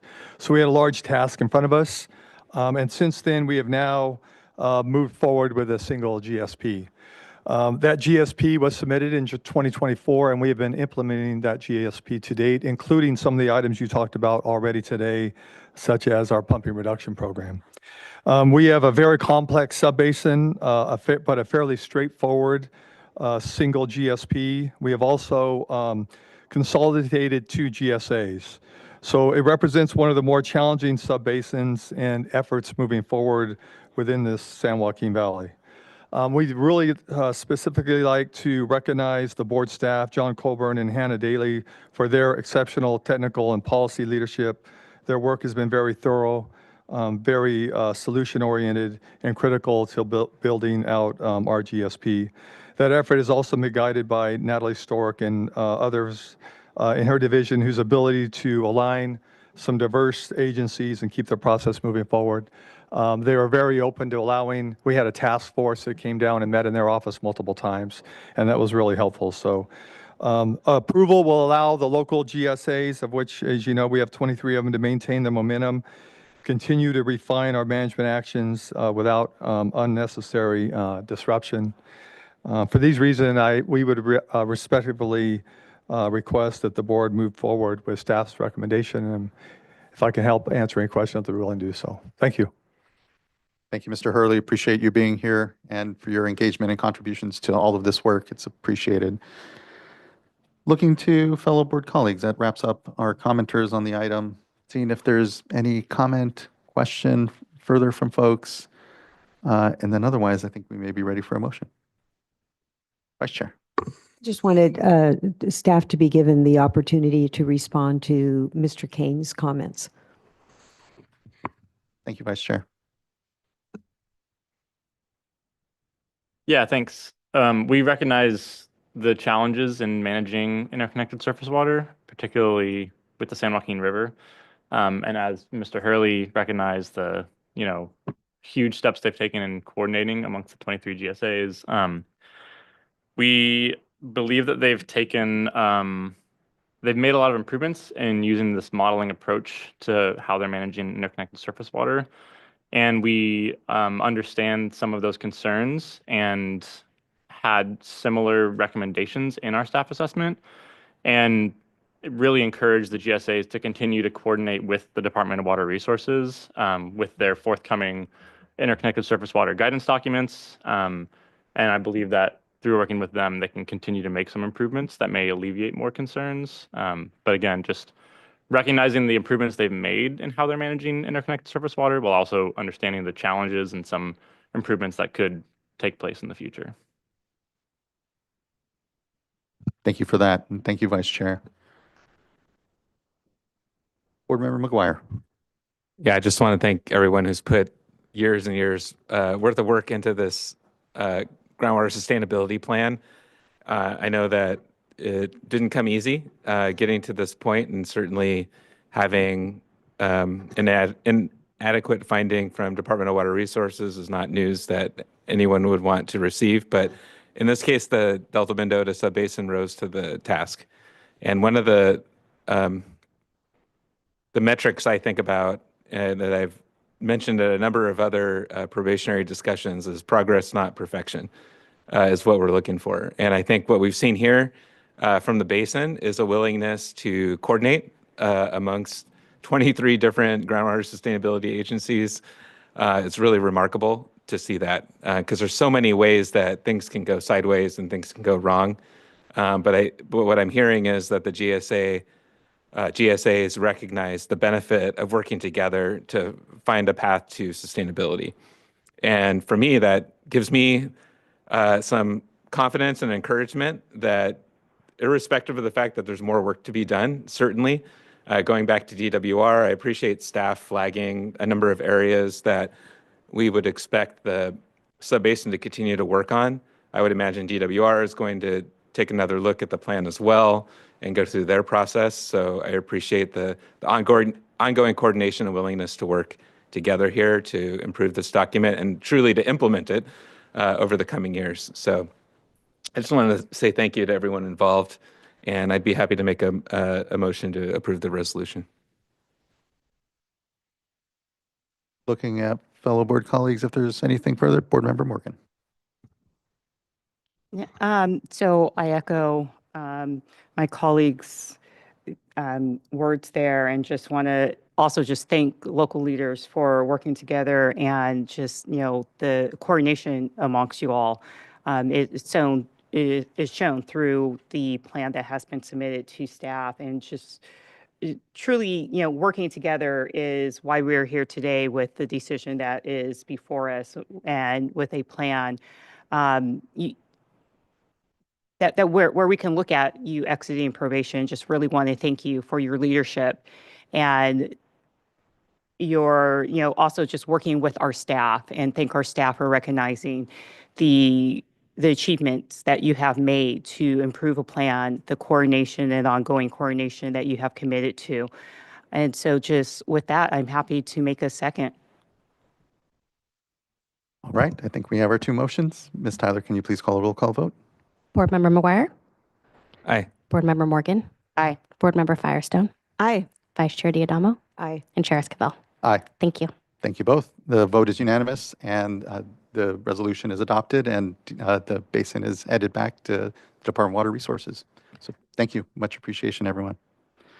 All right, that wraps up item number 3. Now brings us to item number 4, another Sustainable Groundwater Management Act discussion. This on a resolution to adopt a minimum impact exclusion for the Tuli subbasin. We'll give a couple minutes for the panel to swap out.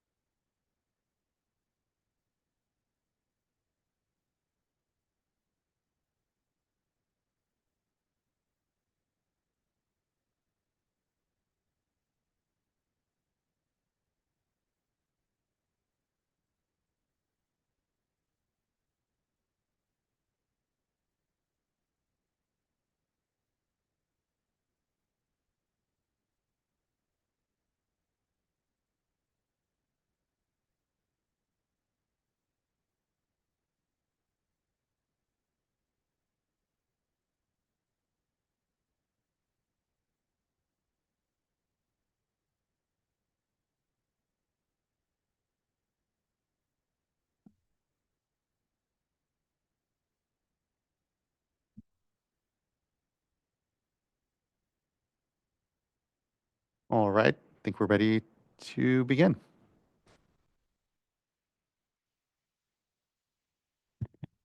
All right, for this item, we've got myself, Assistant Director Brianna St. Pierre. We have engineering geologists Aaron Feldhaus and Hannah Daly, and we have attorneys Amanda Pearson and Jason Grimm. And I will hand it to Hannah. Thank you, Natalie. Good morning, Chair Esquivel and members of the board. Let's go next slide. Here is the agenda for the staff presentation. We will first provide a brief background on the Tuli subbasin and the current status. Then we will discuss the development of the proposed minimal impact exclusion. Next, we will discuss comments received during the public comment period.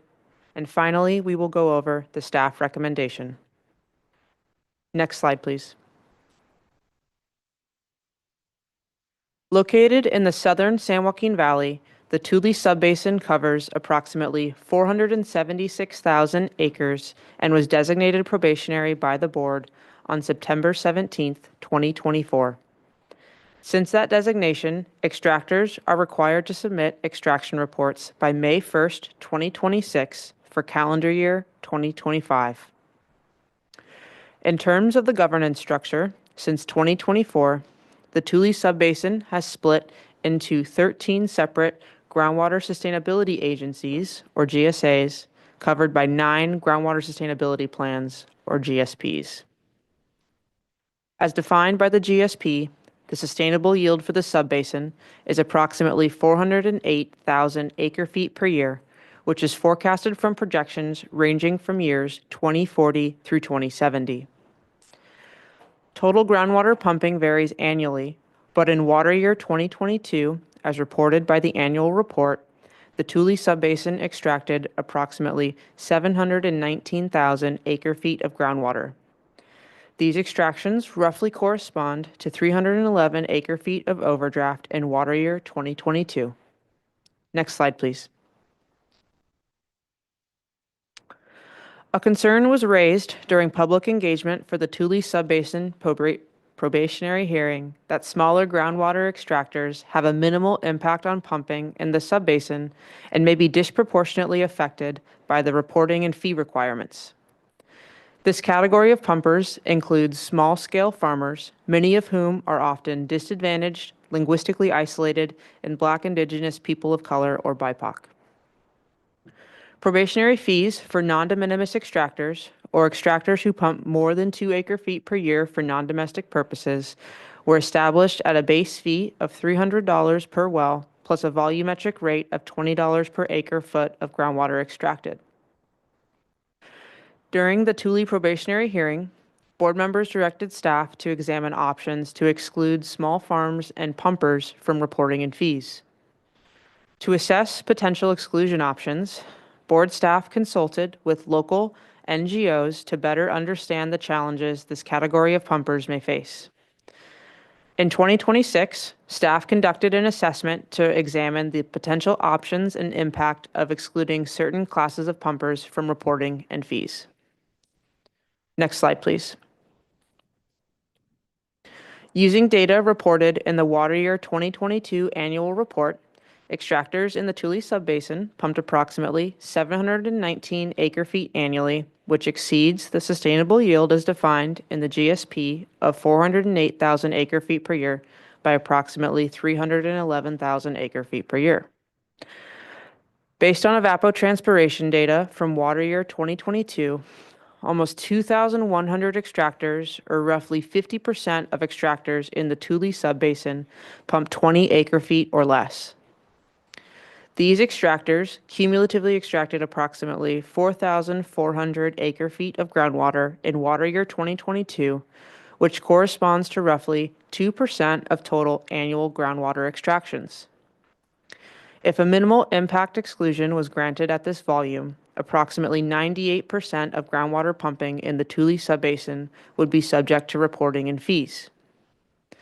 Due to subsidence impacts, this analysis does not include extractors located within 2 miles of the Friant-Kern Canal. Next slide, please. This map shows which parcel owners may be excluded within the Tuli subbasin under the proposal. The green parcels shown here belong to owners who are estimated to use less than 20 acre-feet of groundwater per year. This information shows that the eligible pumpers make up a very small percentage of acreage within the subbasin and are responsible for very small percentages of groundwater use across the subbasin. Next slide, please. The draft resolution that staff are proposing today would exclude extractors in the Tuli subbasin who pump 20 acre-feet per year or less from reporting and fees. This would be similar to the de minimis exclusion currently in place for probationary basins. In addition, any non-de minimis extractor that is located within 2 miles of the Friant-Kern Canal is currently not eligible for exclusions under the proposed draft resolution due to current impacts associated with subsidence in this area. Next slide, please. The draft resolution for the minimal impact exclusion in the Tuli subbasin was released for public comment on February 27th. Public comments were due by noon on March 30th. We received a total of 7 public comment letters. 3 letters expressed general support for the proposed minimal impact exclusion. 3 letters were unsupportive of the proposed exclusion in its current form, and 1 letter was non-substantial and unrelated to the adoption of the proposed draft resolution. The Sausalito Irrigation District, Porterville Irrigation District, and Tarabella Irrigation District GSAs submitted 3 comment letters unsupportive of the proposed minimal impact exclusion in the current form. These letters highlighted concerns over unequal application of the Friant-Kern Canal carve-out among the GSAs, namely the Delano Early Mart Irrigation District GSA, which is currently excluded from the reporting and fee requirements. It was expressed that the minimal impact exclusion will hinder intra-basin coordination and that the technical basis for the minimal impact exclusion remained unclear. Staff described the technical basis for the recommendation in the presentation earlier today. Next slide, please. At this time, staff have determined that extractors who pump 20 acre-feet or less annually have a minimal impact on basin-wide extractions in the Tuli subbasin. Based on this assessment, staff propose a minimal impact exclusion to extractors who pump 20 acre-feet of groundwater or less per year in the Tuli subbasin. Extractors who pump more than 20 acre-feet annually or non-de minimis extractors located within 2 miles of the Friant-Kern Canal would not be eligible for exclusions under the proposed draft resolution. Staff may propose modifying the minimal impact exclusion in future following review of annual data collection. Staff may propose modifying the minimal impact exclusion in the future following review of annual data collection should extraction data indicate that changes to the class of excluded pumpers are warranted. Any modifications would be noticed in accordance with the Bagley-Keene Open Meeting Act before bringing a recommendation to the board. Next slide, please. Thank you, and this concludes the staff presentation for the minimal impact exclusion in the Tuli subbasin. Many thanks. I appreciate the work that's gone into this proposal. I'm certainly supportive. We have about 3 or 4 commenters that we can get to, but look to see if there's any questions or comment first from the dais from any board members. Let's go ahead and hear first then from Luis Paniagua, be followed by Ashley Walker, and then Catherine Van Dyke.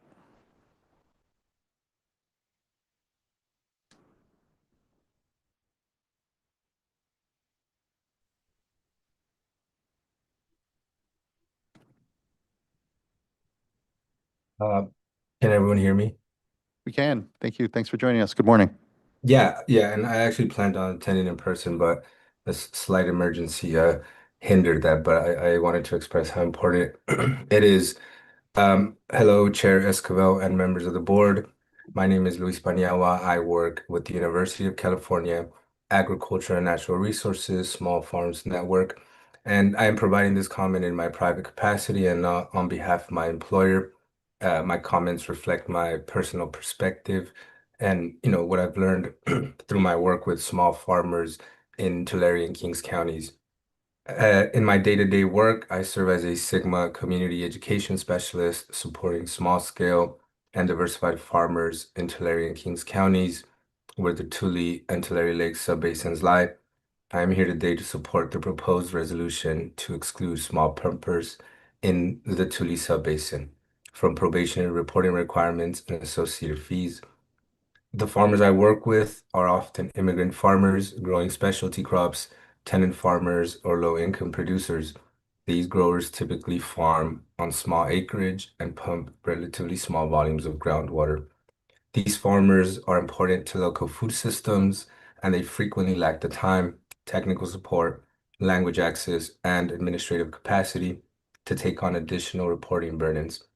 Sigma provides the board discretion to exclude a category of extractors with minimal impact from probationary reporting requirements when those extractions are likely to have a low impact on basin withdrawals. As board staff have indicated, I'll stay with the Tuli. In the Tuli subbasin, approximately 49% of water users consume less than 20 acre-feet per year, accounting for about 1% of total water use. Similarly, if all of that use is attributed to groundwater pumping, it would represent approximately 2% of total groundwater pumped in the Tuli subbasin, according to a 2022 ET. Additionally, according to board staff, a minimal impact exclusion will not impact the total amount of fees that the board is required to collect to recover its costs.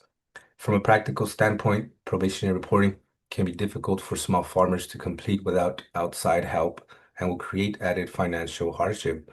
Excluding these minimal pumpers from reporting and fees would avoid these additional burdens on producers who are already navigating multiple layers of costs and regulations. With that said, I urge the board to approve the probationary reporting exclusion for minimal pumpers in the Tuli subbasin. In my view, this is consistent with Sigma's intent and would reduce the disproportionate impacts on farmers who have minimal contributions to overall basin pumping, but often face the greatest barriers to compliance. I want to thank you guys for hosting the hearing and for proposing the exclusion, staff, and for your continued work on Sigma implementation. We also submitted a comment letter to the board supporting the resolution, and I will be making this exact comment for the Tulare Lake subbasin as well. Thank you. Thank you as well. Really appreciate your work, Mr. Peniagua, in the community, working with growers and small growers particularly around Sigma, and for your comments here. Much appreciation. Next, I'd like to call up Ashley Walker, followed then by our last commenter, Catherine Van Dyke. Good to see you this morning, Ms. Walker. Good to see you. Good morning, Chair Esquivel and members of the board. I'm here on behalf of Porterville, Terabella, and Sausalito, long names, irrigation districts. We want to first thank staff for their hard work and all of the board members for their work with our subbasin and our specific irrigation districts. As staff has already stated, we did submit very detailed comment letters. So thank you for noting that. We outlined our specific concerns in those comment letters, but I did want to just go over some of our concerns here. First, collectively, our districts are concerned that the exclusions, one, miss an opportunity to facilitate and support regional coordination, which we've continued to hear is very important to the board and staff. We also think that secondarily, it does lack some technical support. We've detailed out why those reasons are in our letters, but first, we believe that the exclusion does not apply, right, to the areas within 2 miles of the Friant-Kern Canal, unless the areas within the 2 miles of the Friant-Kern Canal are located within Delano Early Mart.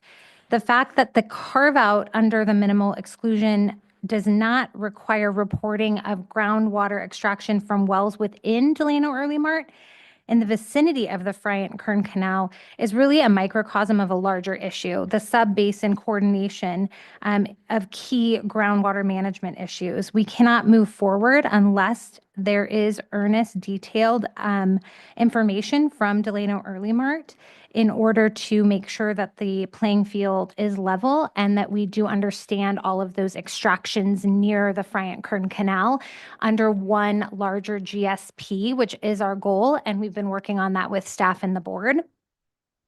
Additionally, we think that the proposed minimal impact exclusion will miss an opportunity to support coordination because it doesn't require DEID to report those groundwater extractions occurring near the Friant-Kern Canal. And we could really use that information in terms of monitoring for projects and management actions to protect the Friant-Kern Canal under that single GSP. So we could actually just really use that information. Additionally, the draft resolution doesn't explain how low volume extractions occurring within the 2 miles of the Friant-Kern Canal have an impact on basin withdrawals that's any different from withdrawing occurring in any other portion of the subbasin. Either an extraction has a minimal impact on basin withdrawals or it doesn't. It doesn't appear relevant whether an extraction may have an impact on critical infrastructure, which we think is important. Finally, the findings in the draft resolution, we believe, need more explanation and lack technical basis. The districts are requesting more information concerning staff's methodology in determining the quantification of low water users, particularly in the subbasin. For these reasons, we're urging the State Water Board to not adopt the current draft resolution as it is, but before adopting a minimal impact exclusion, the districts recommend that the State Board revise the draft resolution by A, reducing the threshold to qualify for the exclusion to extractions of 2 acre-feet or less per year, and secondarily extending the carve-out from the extraction to cover all extractions in the vicinity of the Friant-Kern Canal, including those that are occurring within Delano Early Mart. And that concludes my comments. Thank you very much. Really appreciate those comments, Ms. Walker. Can I just check in with staff when it comes to, say, pumping information from DEID that's within this sort of 2 mile radius? Is that something we are able to still get from DEID? I know here, certainly they're not part of this discussion and this requirement, but through our ongoing sort of oversight and authorities, are we essentially able to request that data so as to benefit, the discussion around management? We can request it. That's helpful. Thank you. Okay, I'm looking to see if there's any comment or question from board members from Ms. Walker's comments, and we will have an opportunity to circle back on all this here in a moment. But let's go ahead and call up our last commenter, Ms. Catherine Van Dyke. Good morning. My name is Catherine Van Dyke. I'm the Director of Water Policy with CAF, the Community Alliance with Family Farmers. CAF, alongside the UCA and our small farms team, works with family farmers who rely on groundwater for their small and mid-sized farming operations across California. We are in support of the proposal to exclude minimal impact groundwater pumpers in the Tuli subbasin from the reporting and fees associated with the probationary designation. Based on the staff's analysis, these small-scale users are a small fraction of the total groundwater use. Certainly, long-term sustainable groundwater management requires efforts of all pumpers in a basin, but the probationary action should not fall on those farmers who have done the least to contribute to groundwater overdraft. While some argue that all farmers must receive the same fee structure regardless of amount pumped, the reality is that there are vastly different pumping impacts and capacities of farms to manage the paperwork costs and tracking of new groundwater management decisions. These small-scale pumpers with minimal impact are more likely to feel a disproportionately high impact of flat fee structures and struggle to keep up with reporting, potentially even requiring more staff time and cost to all pumpers in a subbasin. A minimal pumper exclusion represents an equitable approach to probationary management of the subbasins. Thank you for your consideration. Thank you. Really appreciate those comments, Ms. Van Dyke, for your contributions here. That wraps up our public commenters on the Tuli exclusion.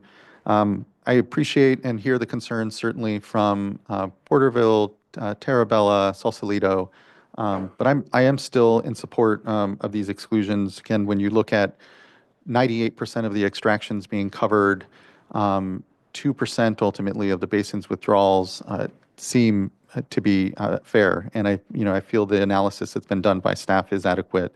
Do note, the request to go down to 2 acre feet, be interested in seeing what that does with numbers as well. But most comfortable still here with, again, 98% of the basin being covered by the 20 acre foot exemption threshold. But look to fellow board colleagues if there's any question, exchange folks want to have around where we are.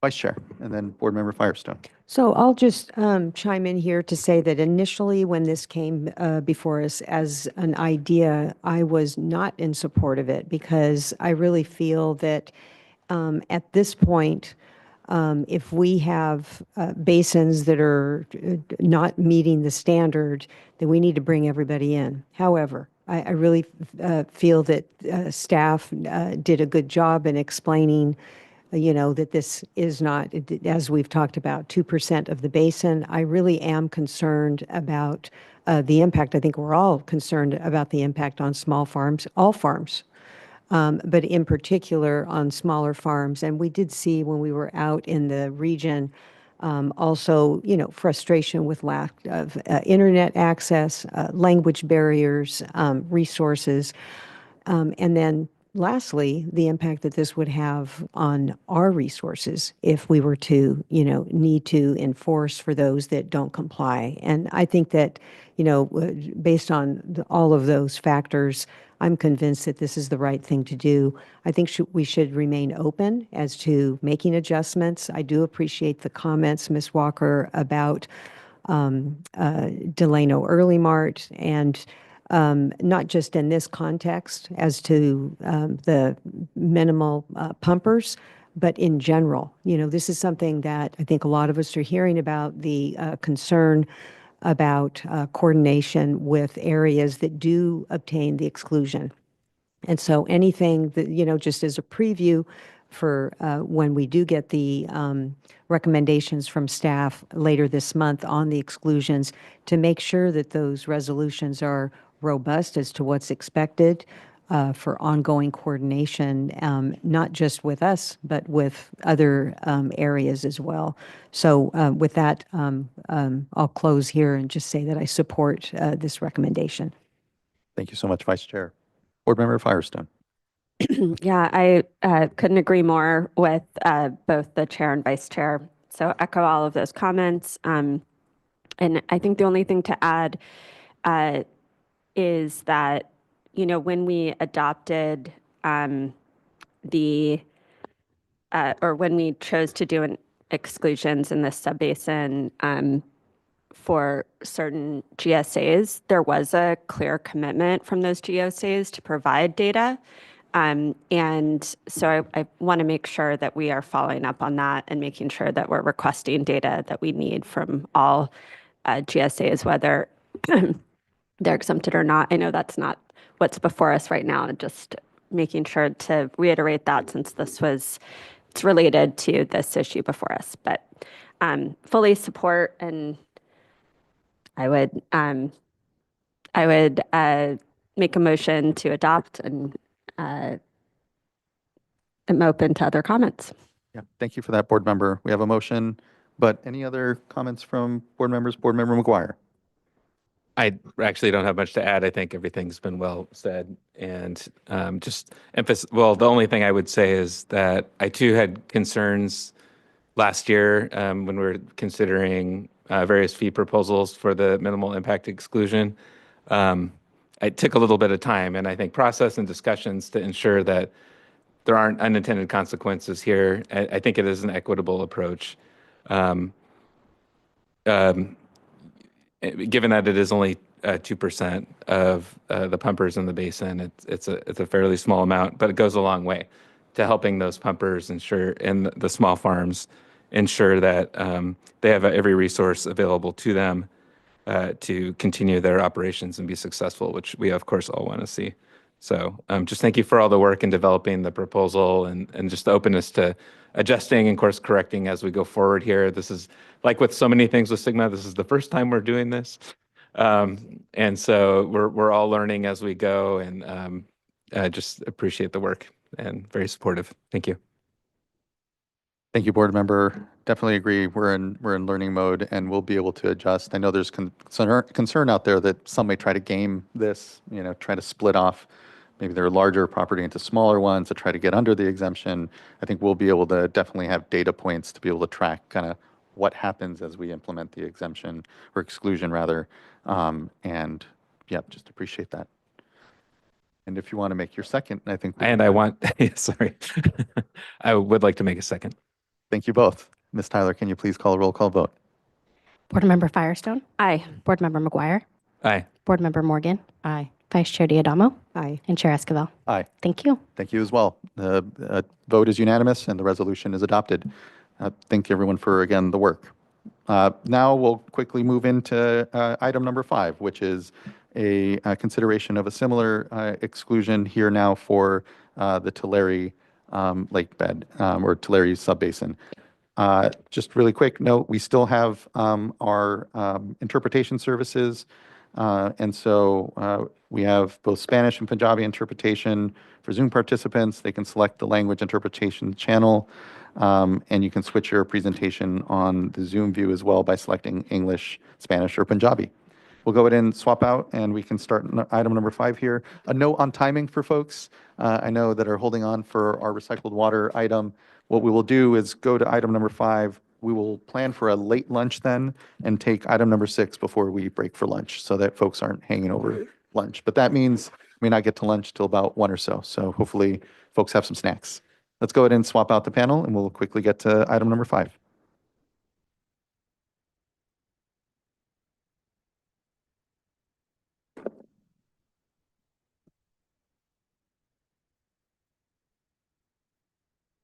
All right. I think we have who we're going to have for our next panel then.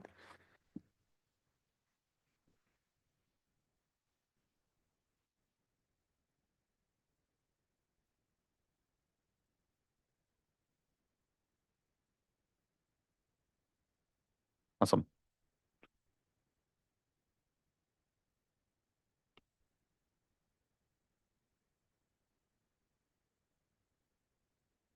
All right, we're ready to start the next item, and I've already introduced everyone here, and I'll go ahead and hand it to Aaron. Thank you, Natalie, and good morning, everybody. So we'll jump right into the agenda here. Next slide, please. So we'll begin by providing a brief status update on the Tulare Lake subbasin. Then we will discuss the development of the proposed minimal impact exclusion. We'll discuss comments received during the public comment period, and then we'll move on to providing staff's recommendation. Next slide, please. All right, so located in the southern San Joaquin Valley, the Tulare Lake subbasin covers approximately 535,800 acres and was designated probationary by the board on April 16th, 2024. With that probationary determination, pumpers were subject to reporting and fee requirements under SGMA. De minimis extractors, those who pump under 2 acre-feet per year, are excluded from the reporting and fee requirements.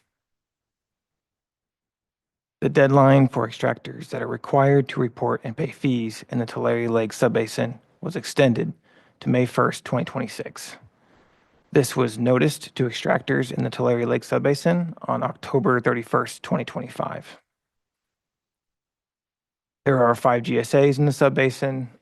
The GSAs submitted a draft single GSP to board staff in 2024 and now plan to restructure the GSP to one GSP with 5 blue pages, similar to that of Kern County subbasin's GSP structure. As defined by the GSP, the sustainable yield for the subbasin is approximately 299,000 acre-feet per year, with total groundwater extractions in water year 2022, a critically dry year, as reported by the annual report, of approximately 549,000 acre-feet. The board may remember that we were prevented from working on the Tulare Lake subbasin as a result of a lawsuit filed by the Kings County Farm Bureau. In September of 2024, the Kings County Superior Court issued a preliminary injunction which prevented the board from taking any actions or imposing any requirements stemming from the probationary designation. In an October 2025 opinion, the California 5th District Court of Appeal determined the preliminary injunction should be reversed. Because the preliminary injunction has been reversed, the board is now able to resume working in the Tulare Lake subbasin, including reinstating probationary reporting requirements for pumpers in the subbasin. Next slide, please. As discussed in the Tuli subbasin minimal impact exclusion item right before this, board members directed staff to examine options to exclude small farms and pumpers from probationary requirements for reporting and fees. Probationary fees for non-de minimis extractors were established at a base fee of $300 per well, plus a volumetric rate of $20 per acre foot of groundwater extracted. Concern was raised during public engagement that smaller groundwater extractors may have a minimal impact on pumping in the subbasin and may be disproportionately impacted by the reporting and fee requirements. This category of pumpers includes small-scale farmers, many of whom are often disadvantaged, linguistically isolated, and Black, Indigenous, and people of color. Board staff then consulted with local NGOs to better understand the challenges this category of pumper may face. In early 2026, staff conducted an analysis to determine if the same reporting and fee exclusion would also be appropriate in the Tulare Lake subbasin. Next slide, please.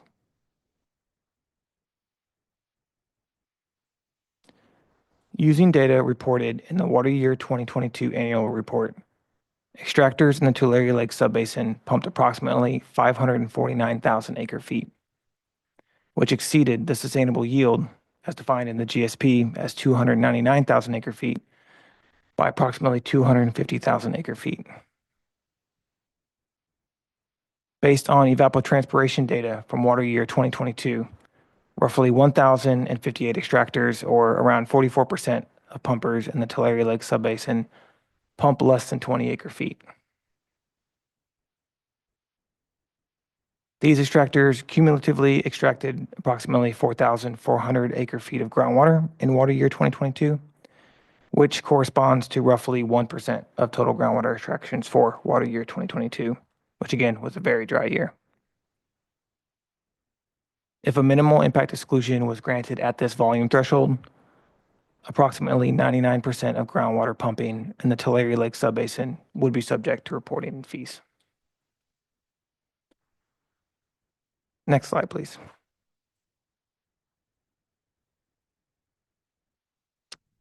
This map shows which parcel owners would be excluded within the Tulare Lake subbasin under the proposal. The green parcels shown here belong to owners who are estimated to use less than 20 acre-feet of groundwater per year. This information shows that the eligible pumpers make up a very small percentage of acreage within the subbasin and correspondingly are responsible for very small percentages of groundwater use across the 5 GSAs.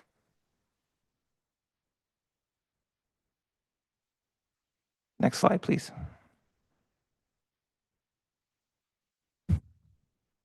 The draft resolution that staff is proposing today would exclude extractors in the Tulare Lake subbasin who pump 20 acre-feet per year or less from reporting and fee requirements. This would be similar to the de minimis exclusion currently in place for probationary basins. Next slide, please. The draft resolution for the minimal impact exclusion in the Tulare Lake subbasin was released for public comment on February 27th. Those public comments were due by noon on March 30th. And we received a total of 5 public comments regarding the proposed minimal impact exclusion in the Tulare Lake subbasin. 3 of those expressed general support for the proposed exclusion. 1 letter was supportive, but expressed concerns with potential financial impacts. And 1 was non-substantive and unrelated to the proposed exclusion. Board staff did not receive any comment letters unsupportive of the proposed minimal impact exclusion in the Tulare Lake subbasin. Next slide, please. At this time, staff have determined that extractors who pump 20 acre-feet or less annually have a minimal impact on basin-wide extractions in the Tulare Lake subbasin. Based on this assessment, staff propose a minimal impact exclusion to extractors who pump 20 acre-feet of groundwater or less annually within the subbasin. Staff may propose modifying the minimal impact exclusion in the future following review of annual data collection should extraction data indicate that changes to the class of excluded pumpers are warranted. Any of these modifications would be noticed in accordance with the Bagley-Keene Open Meeting Act before bringing a recommendation to the board. Next slide, please. And thank you. This concludes the staff presentation for the proposed minimal impact exclusion in the Tulare Lake subbasin. Thank you. Again, much appreciation to everyone in the work on this. Again, same points, I think, carry over here into this subbasin as were made for the exclusion discussion in the last. So just, I'm supportive, but look to fellow board colleagues if there's anything off the bat. We have about 6 commenters to hear from this subbasin, so we can begin to hear from folks. Let's go ahead and first call up Luis Paniguia, then Johnny Gailey, be followed by Doug Verboon, and then Garrett Gilcrease, and then Dusty Ferencz, and our last commenter will be Catherine Van Dyke. Mr. Paniagua, thank you. Yeah. Well, great job with your previous vote board for the Tuli subbasin exclusion. And this is, nearly the same comment as my previous. But again, I work with the University of California Agricultural and Natural Resources Small Farms Network, and I'm providing this comment in my private capacity and not on behalf of my employer. My comments reflect my personal perspective and my, day-to-day work with small farmers in the Tulare Lake subbasin. In my day-to-day work, I serve as a signal specialist supporting small-scale and diversified farmers in Tulare and Kings County, which includes, in this case, Tulare Lake subbasin. I'm here today to support the proposed resolution to exclude small pumpers in the Tulare Lake subbasin from probationary reporting requirements and associated fees. A little bit of background: the farmers I work with are often immigrant farmers growing specialty crops tenant farmers or low-income producers. These growers typically farm on small acreage and pump relatively small volumes of groundwater. These farmers are important to local food systems, and they frequently lack time, technical support, language access, and administrative capacity to take on additional reporting burdens. Sigma provides the board discretion to exclude a category of extractors with minimal impact on probationary reporting requirements when those extractions are likely to have a low impact on basin withdrawals. As board staff have indicated, approximately 44% of water users in Tulare Lake subbasin consume less than 20 acre-feet per year, yet this group accounts for less than 1% of total water use. Staff further note that even if all of this use is attributed to groundwater pumping, it would represent approximately 0.8% of total groundwater pumped from the Tulare Lake subbasin. From a practical standpoint, probationary reporting can be difficult for small farmers to complete without outside help and will create added financial hardship. Excluding these minimal pumpers from reporting and fees would avoid these additional burdens on producers who are already navigating multiple layers of costs and regulations. With that said, again, I urge the board to approve the probationary reporting exclusion for minimal pumpers in probationary basins, in this case, Tulare Lake. Thank you for hosting this hearing and for proposing the exclusion, staff, and for your continued work on Sigma implementation. Again, we also submitted a comment letter to the board supporting the resolution. Thank you. Thank you, Mr. Paniagua. Next is Johnny Galley with the South Fork Kings GSA. Good afternoon. Good afternoon. I appreciate the effort to try to minimize the impacts for some of our landowners that have minimal usage of groundwater in the subbasin. I do want to say that they're in different iterations of the resolutions to put basins into probation.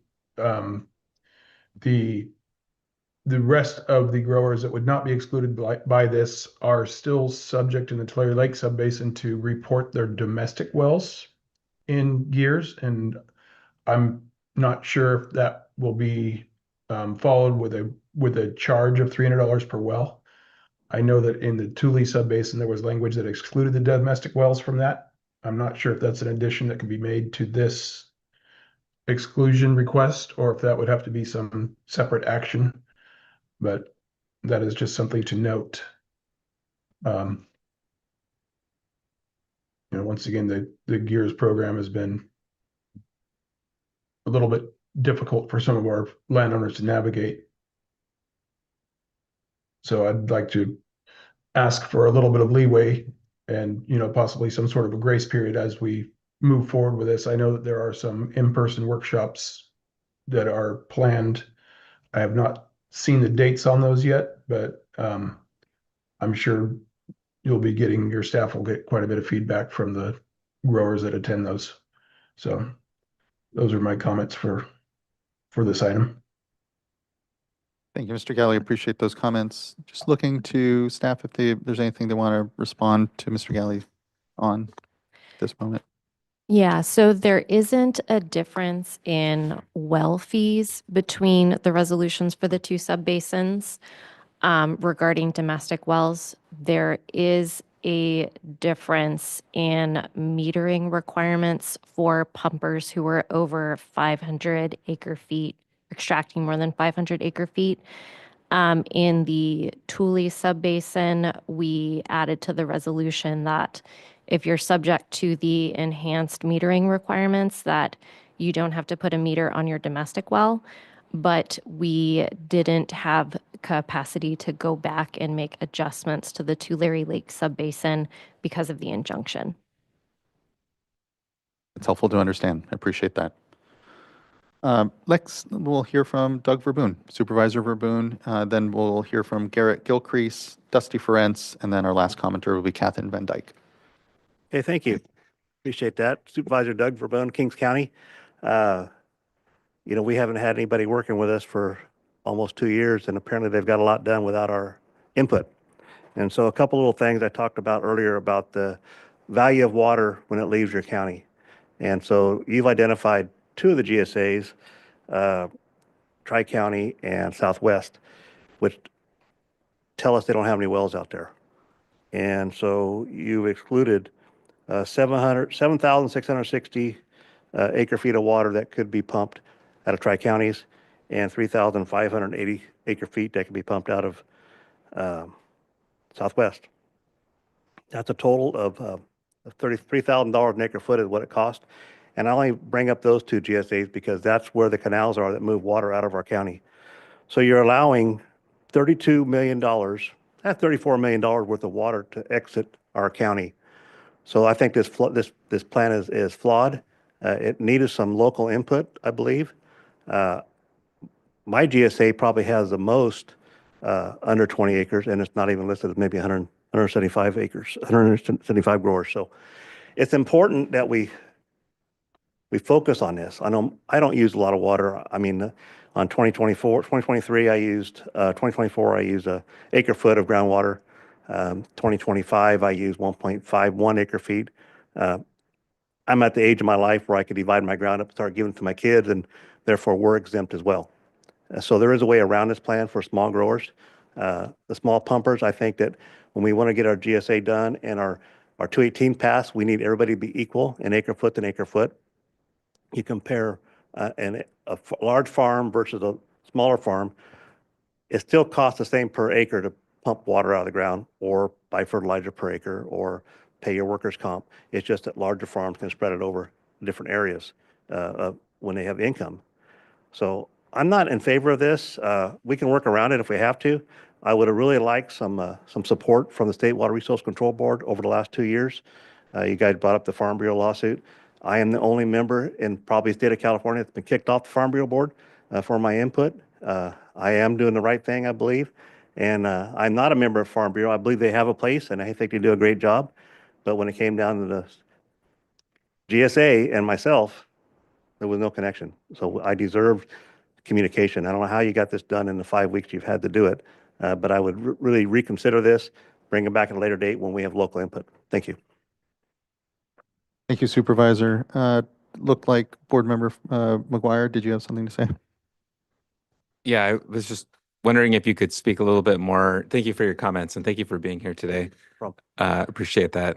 Could you speak a little bit more to the 218 process that you mentioned? And so 218, we need to fund our own process. We don't have any more money. The county is donating an employee to run our GSA at the Mid-Kings.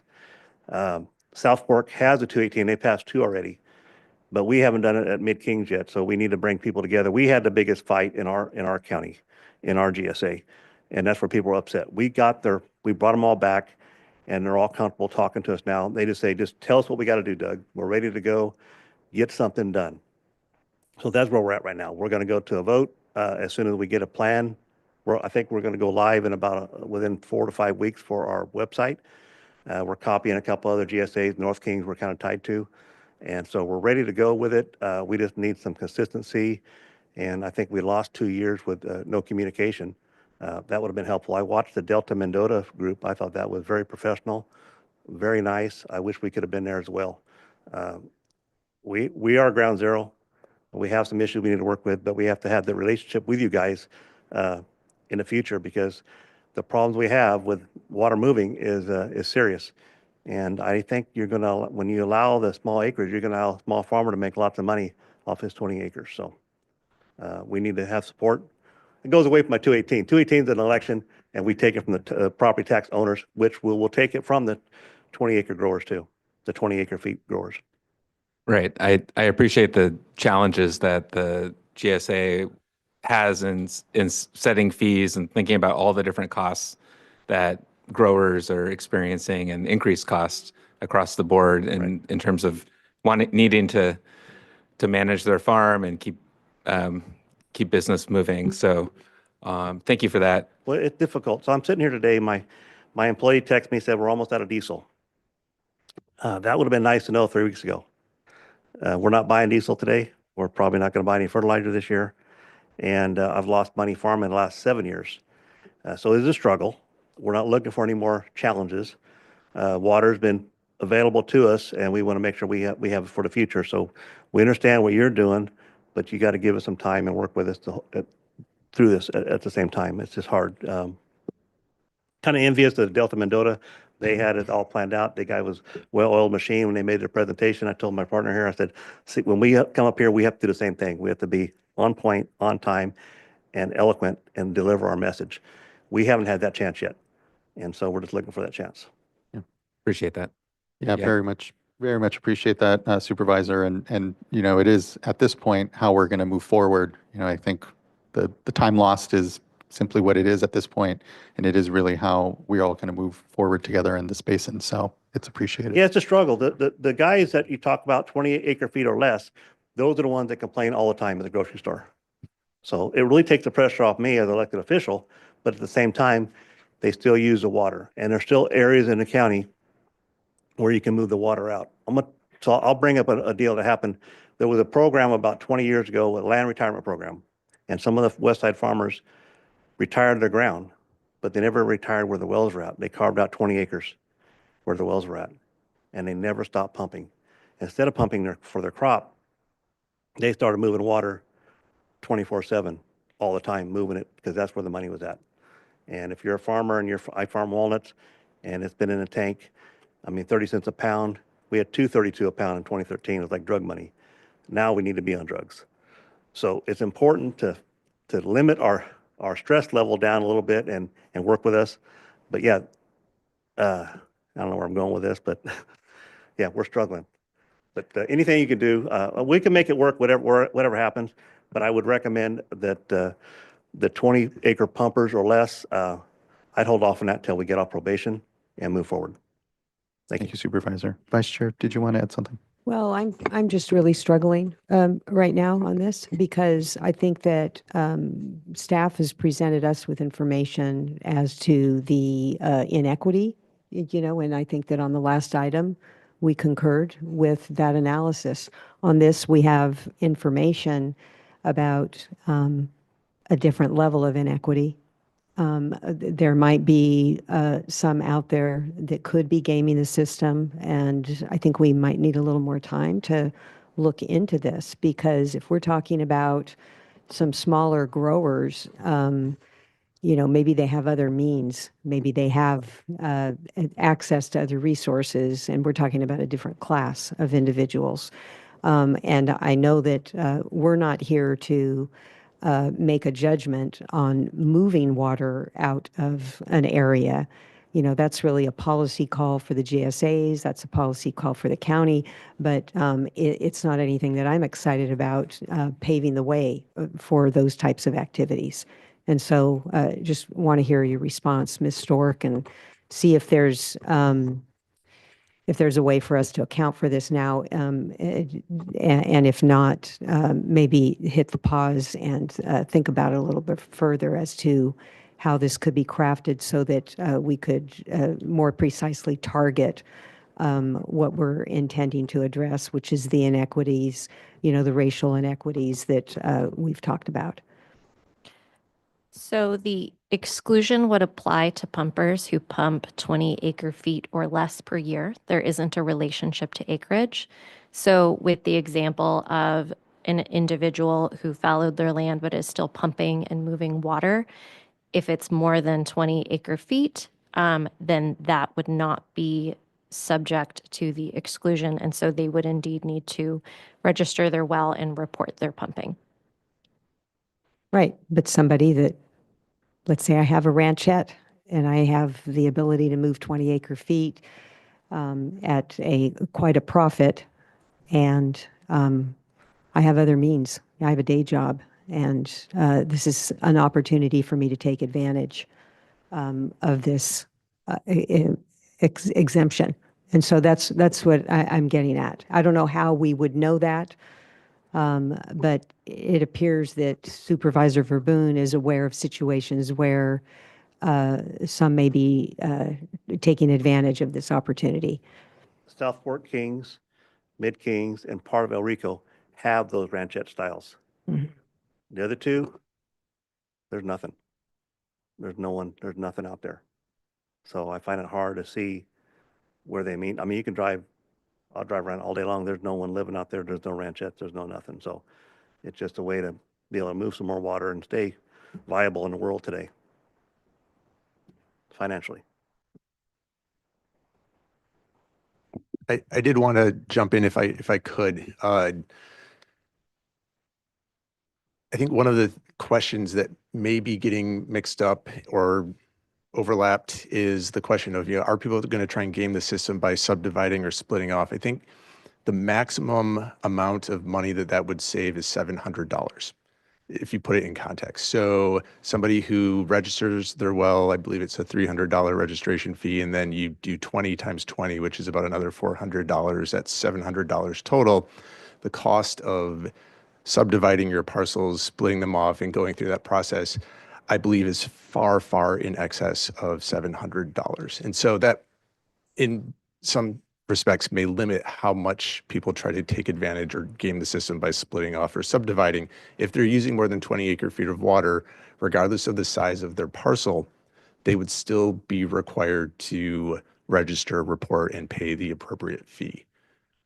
Yeah, that makes sense. And I agree, but I'm talking about a situation where it's a small parcel and they have that I don't know what's going on out there, but it appears that Supervisor Verboen does know of situations where, just under the existing, without doing any subdividing, that I wouldn't want us to do anything that would pave the way for this, or that could be viewed as, what's the State Water Board doing in adopting an exemption for someone that's undertaking in this activity? And I think we also have to be mindful of, communities are small, people talk. And one of the things that I was going to ask for earlier in closing out is that, just even the misconception about 46%, it may be 46% that would be able to take advantage of this, but we're talking about 2% by volume. And so I think we need to do some additional outreach and communications in the area. But if there are situations where somebody has a small piece of property and they can move water out and don't have to report to us, there's really no way for us to find out about that. They would still have to report to us. Okay. It's a 20 acre-feet total volume. So if they kept their well and they were exporting water, let's say, off their parcel, most likely it would be far in excess of 20 acre-feet. But what if it's under?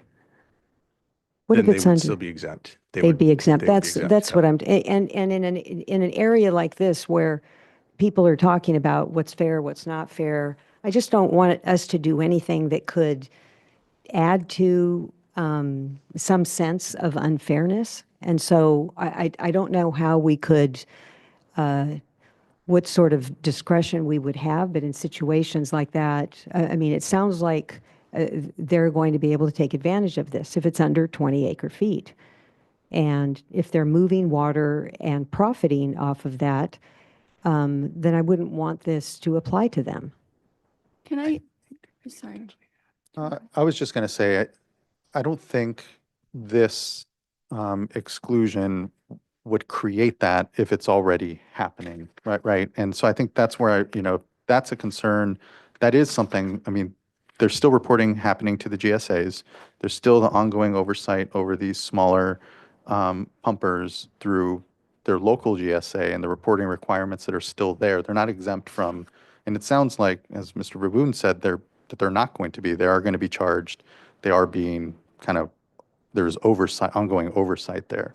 So that would be, just for what it's worth, as I think about this in our action, is it really what's contributing to it, or is that an activity that's already happening and within the GSA's current authorities to track and address? Maybe hear from folks here, from staff, on how they're feeling. My one question would be, if we don't adopt this exclusion now, then the basin would get no exclusions then for this coming year, right? This is, we have to do this now, because otherwise they will now then be charged fees. So I can respond, or Board Member Morgan, do you want to go first? Yeah, I just wanted to add. Board Member. Thank you. So hearing and understanding, I think what Vice Chair is saying, and I agree that I would not want our resolution or our exclusion to be viewed as in support of activities that are currently ongoing, where it may seem that there is being found a loophole in what it is that I believe we're intending to do, which I am in full support of our intentions. So I'm just wondering if there is additional resolution language that can be added to where it just clarifies our intent that the exclusion for 20 acre feet is for on-site use, on-farm use, where it's clarification of what this intention is. So therefore, it's in support of what the county is it is bringing up and is doing, and something that they can also point to of with their as they are moving through their process to clarify, and they can also use as for support of, I'm going to say, backing away from these activities that are occurring. On-farm use is the proper word. I'm okay with on-farm use. In the two areas I talked about, there's no farm. It's just jackrabbit ground. So I find it odd that this came up. So Tuli's different. I mean, you can have 5 acres with some oranges and still do great and be an attorney or work in town. We don't have that in our area. Our ground is really the lake bottom, and then nothing grows near the lake bottom unless when there's water nearby it, and some of the ground is too salty to grow anything. So that's why I find it hard to find that there's that many parcels out there that are going to be exempt. And we want to bring unity to the community by everybody's equal. So when you're talking to your friends at an event, you can say, well, I'm exempt. I don't have to do nothing. I feel bad for you guys. And you pump 2 acres more than the one guy. So I think 2 acre feet is a good line to work with, and then we can bring it together, and then we can adjust it as time goes on. Maybe in 3 years, we say, you know what, these guys aren't really causing a problem. We got everybody identified, all the wells are marked, and we can go forward with it. And we reduced our groundwater overdraft. We also think, we have to do dry well mitigation on these small parcels as well. So if you have someone that's pumping water off or not using on-farm pumping, we have to pay for their well. And so we're doing a test right now with 4 wells. We're paying for new wells for domestic use to find a plan that we can work with. So there's a lot of things that we got to work out before we start giving exemptions. I mean, I would love to do an exemption on my ranch and everybody else paid a fee. But that's kind of what we're doing here. I think we need to stay together until we get something in place, and then we can eliminate things as we go along. Appreciate it, Supervisor. Thank you. Michael, Mr. Lawfer, do you have any thoughts? We do have 3 other commenters we could try to get through as well so that we can get to a final discussion amongst us, but Mr. Lawfer. It suggests we get through the remaining comments, and I know staff has a couple items they want to respond to, and I think they may even have some back pocket language on this very point. Great. All right, let's get back to our commenters, and then we can get back to our discussion and see where we are as a board. Next, I'd like to call up Garrett Gilcrease, be followed by Dusty Ferencz, and then our last commenter is Catherine Van Dyke. Thank you, Board. Yeah, just commenting on this specifically now, I won't jump into it. We kind of went through the traps on it. But what I will say is that I'm glad something is there from the State Board and staff evaluating how to adjust this and maybe make it better for people. I mean, that's something we've been asking for a while as we stare down this thing. And so I appreciate that.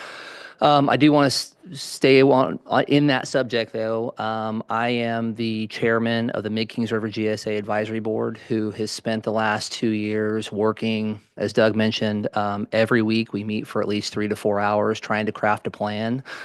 Getting a lot of people in the room, evaluating different issues, and you're looking at other plans that have been approved or been worked on by you guys and crafting it that way. So we've been putting in a lot of time. We support what Mid-Kings River is doing, as well as South Fork. I believe other GSAs within the Tulare Lake Subbasin are doing the same thing. We're taking advantage of this time, and as you mentioned, Mr. Esquivel, that what happened in the past. It's how we move forward.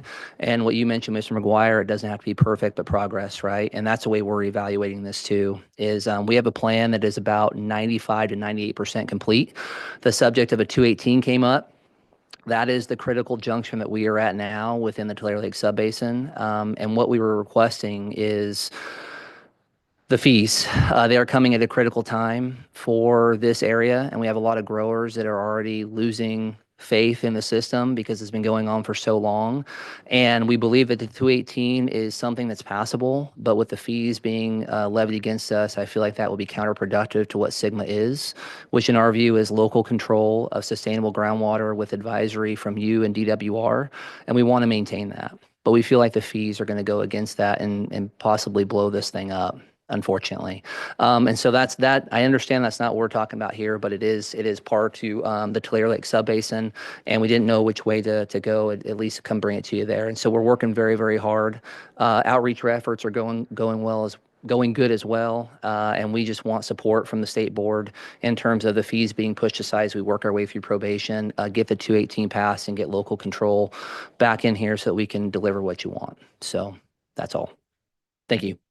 Thank you, Mr. Gilcrease. And yes, this isn't, a discussion on the exemption requests and from fees and reporting that broadly are out there. Just worth noting, again, the Sustainable Groundwater Management Act has us required to recoup fees for our program. So it's less a discretionary action here by the board than folks ultimately feel. But again, we'll get to that discussion here soon then as well.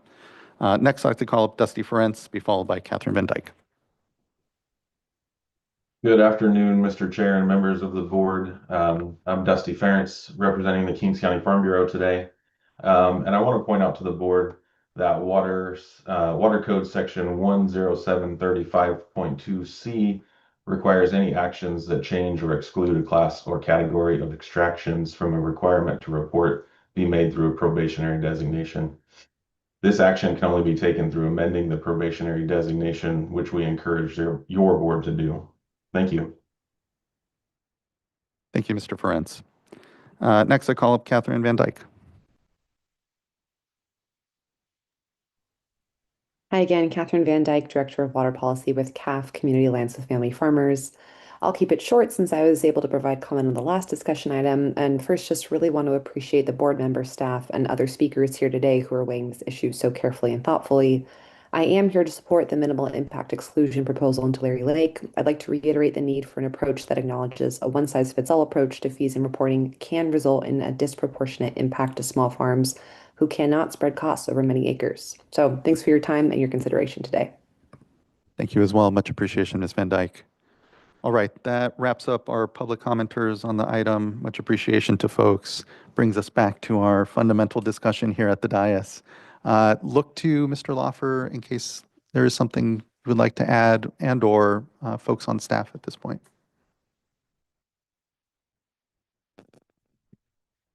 Chair Esquivel and board members, we'll need a minute to actually put it on paper, but we propose 2 revisions to the draft resolution. One would add a whereas clause that notes that the board has heard concerns about the export of groundwater from the subbasin. And the other would be to add to resolve clause number 1, a restriction of the exclusion to people who pump no more than 20 acre-feet of groundwater annually and do not export water from the subbasin. Really appreciate those amendments.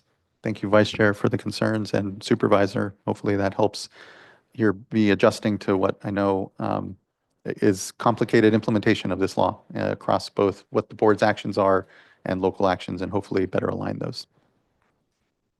I'm supportive of the addition of that language. I'm seeing nods here as well broadly, but look to hear from board members any additional thoughts, concerns with the language that was just shared. Can you repeat the suggestion? The one would be to add a whereas clause that notes that the board has heard concerns about the export of groundwater from the subbasin. And the other would be to change resolved clause number 1, and we'll take a look to see if anything else needs to be changed as well, to add a limitation so that the exclusion would only apply to people who pump 20 acre-feet or less annually and do not export groundwater from the subbasin. Clarification. And so is it from the subbasin, or I thought I may have heard the concern, not just the subbasin, but from their site. So is it being used elsewhere in the subbasin? Can we have a clarification on that? I would be concerned about having it be too narrow. Just, I know there's been issues of, are you providing water to a nearby parcel for something? I think we don't really want to get into exactly how every person is using their water. So I think keeping it broad to me makes sense if we're going to go down this route. I agree. I just wanted the clarification of what we were hearing. I believe that you can share your water with your neighbor, but you can't share it outside the county. So on farm watering is appreciated, and some years you may not use your water for your farm, but you might use your neighbors. So that should be okay, but not moving it north several miles. Thank you. I think that's how I heard it, right? And is there already I know you've supervisors done a lot of work on this, but I guess I'm a little nervous about, are there already requirements around this at the county level? I think there are, right? We have an ordinance in place, but it's really hard to enforce it. So we're looking for any kind of teeth we can on the outside to get control of it. Okay, yeah, so maybe, I think to me, something that references, consistent with local ordinances and laws, I start to get nervous about us regulating exactly how people use their water as part of this. I know we're not regulating, it's waiving fees, but I think we want to stay in our lane, but respect local ordinances and not provide a way of, and make sure that we're helping to support those. So I guess I just would want to make sure that we are narrowly tailoring it to Ms. Firestone, local ordinances. So my concern is the two GSAs don't have anybody living in there with parcels. So I find it odd that there's, I think, 500 parcels on one of them. There's nothing out there. So I just find it odd, I find it suspicious. So that's my concern. Right. And not, in my GSA, there's a lot of little ranchettes that do that, and they're probably fine. They're not going to be able to move their water. But the two GSAs I'm suspicious about right now. And so it's just on those two GSAs. And I'm suspicious of the GSAs themselves because they refuse to have a meeting with me in a room. So that's my cause. And I hope that, again, if we get our probation, we can work together and we can identify all these issues. Thank you. Sorry. And thank you for being here again. here all day. The export, the pumping of anyone in those two GSAs, do the ordinances that you have on the books currently prohibit them pumping groundwater and exporting it to a different part of the basin? Supposed to. Okay. But it's hard when you have limited staff and limited ability to enforce it. Appreciate that. I created an ordinance. I gave it to a water committee to come up with enforcement and monitoring, and they try to dissolve it. So it's very, very touchy. And so, yeah, I'm going to need your help. Appreciate that, Supervisor. Looking back to our folks, if there's been any adjustment at this point of the language to ensure that it's conforming and with local policies, we'll say, and then otherwise not overly specific and broad enough to satisfy both the concerns we've heard and the counter concerns from Board Member Firestone. We'll let the final wordsmithing.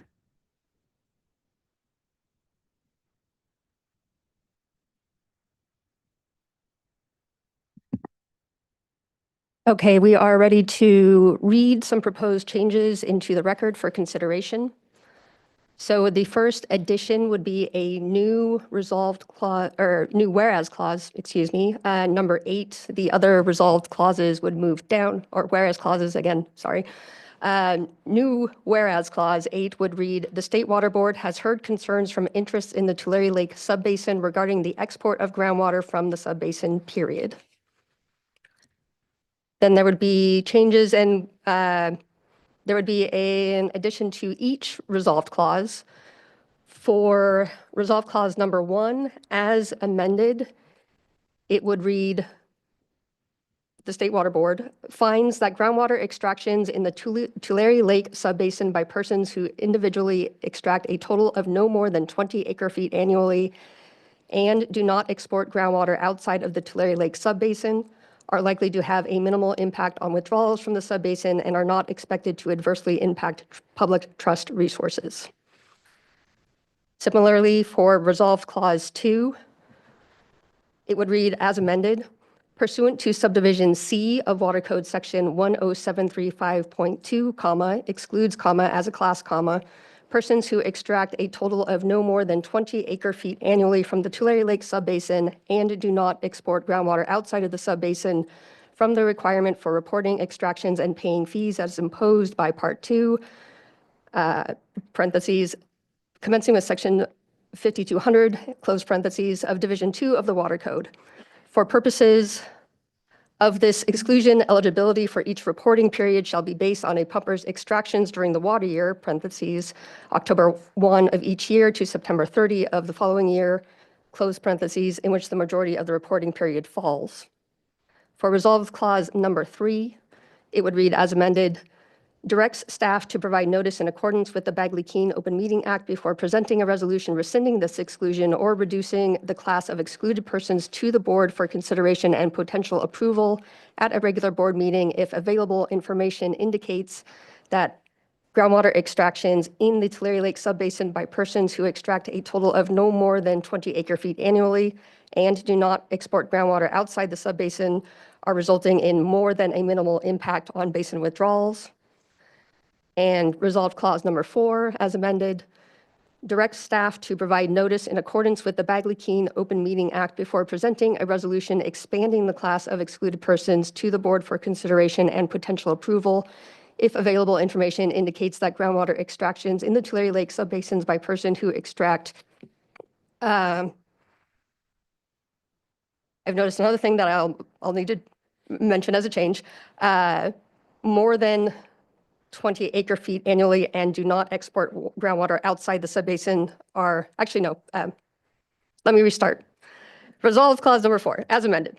Direct staff to provide notice in accordance with the Bagley-Keene Open Meeting Act before presenting a resolution expanding the class of excluded persons to the board for consideration and potential approval if available information indicates that groundwater extractions in the Tulare Lake subbasin by persons who extract more than 20 acre-feet annually and do not export groundwater outside the subbasin are likely to have a minimal impact on basin withdrawals.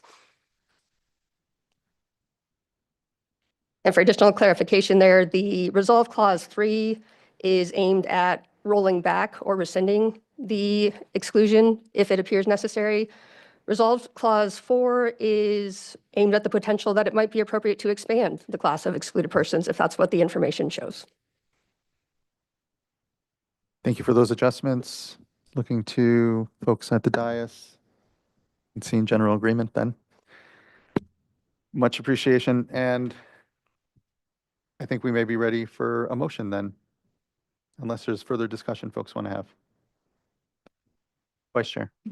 I'll move adoption of the resolution with the changes read into the record by Ms. Pearson. Looking to see if we have a second. I'll second. Thank you both. Ms. Tyler, can you please call roll call vote? Vice Chair Diadamo? Aye. Board Member Morgan? Aye. Board Member McGuire?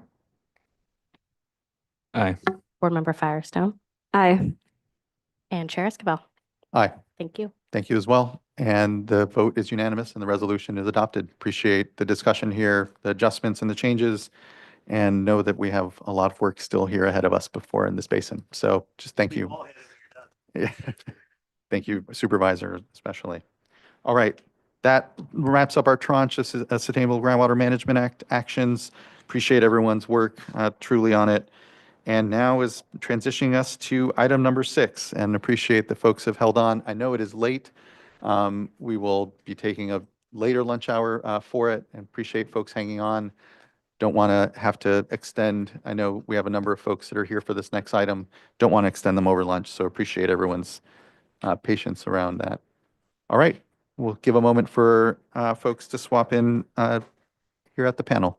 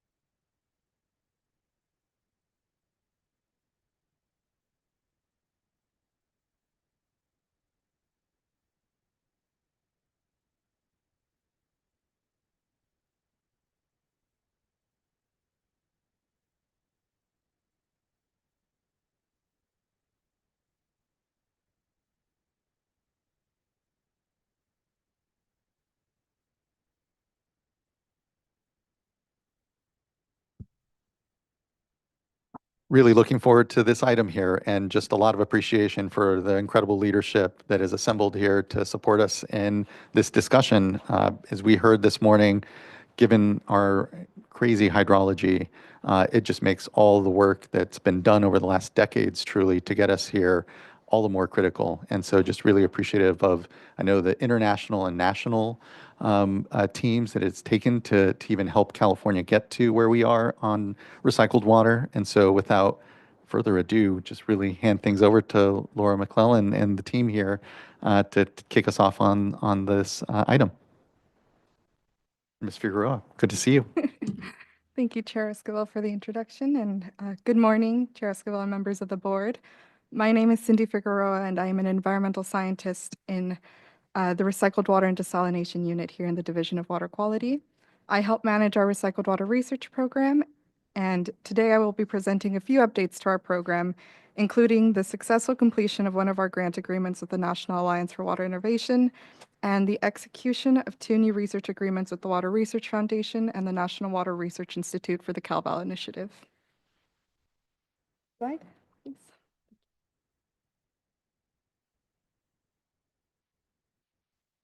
One moment while we figure out how to operate the clicker. Thank you.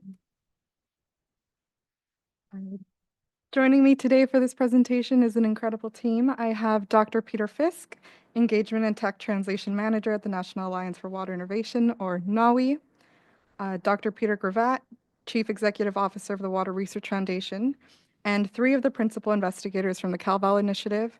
We have Jason Dadakis, Executive Director of Water Quality and Technical Resources at the Orange County Water District, Jesus Gonzalez, Manager of Water Resources at the Los Angeles Department of Water and Power, and Mike McCullough, Assistant General Manager at Monterey Peninsula Water Management District.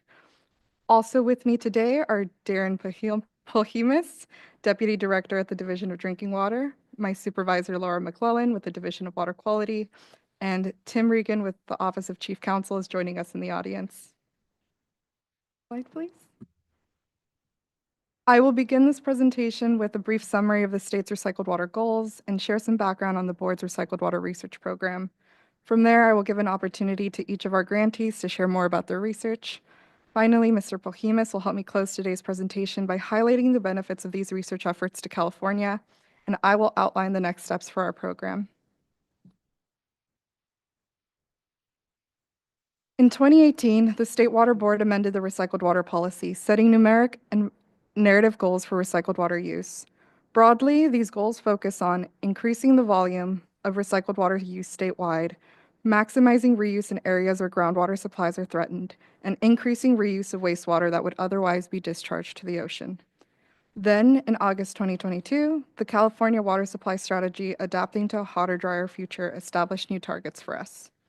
The goal is now to recycle 800,000 acre-feet per year by 2030 and 1.8 million acre-feet per year by 2040. Our latest volumetric annual report of wastewater and recycled water in the state, along with the 2023 survey of planned recycled water projects, gives us confidence that we're still on track to reach our 2030 goals.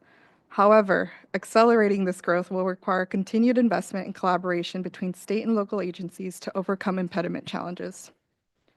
A key way we support this progress is by funding research that addresses those challenges directly. That brings us to the Recycled Water Research Program.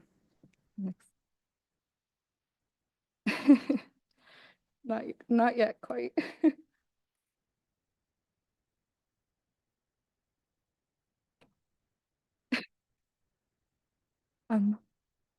Our program exists to close knowledge gaps in recycled water research and support California's recycled water goals. To understand how we fund this work, it's helpful to start with the Water Recycling Funding Program. This program is the State Water Board's primary financial assistance program for recycled water. It provides grants and low-interest loans for planning, designing, and constructing recycled water projects. In addition to funding construction and planning efforts, the program also supports our research work.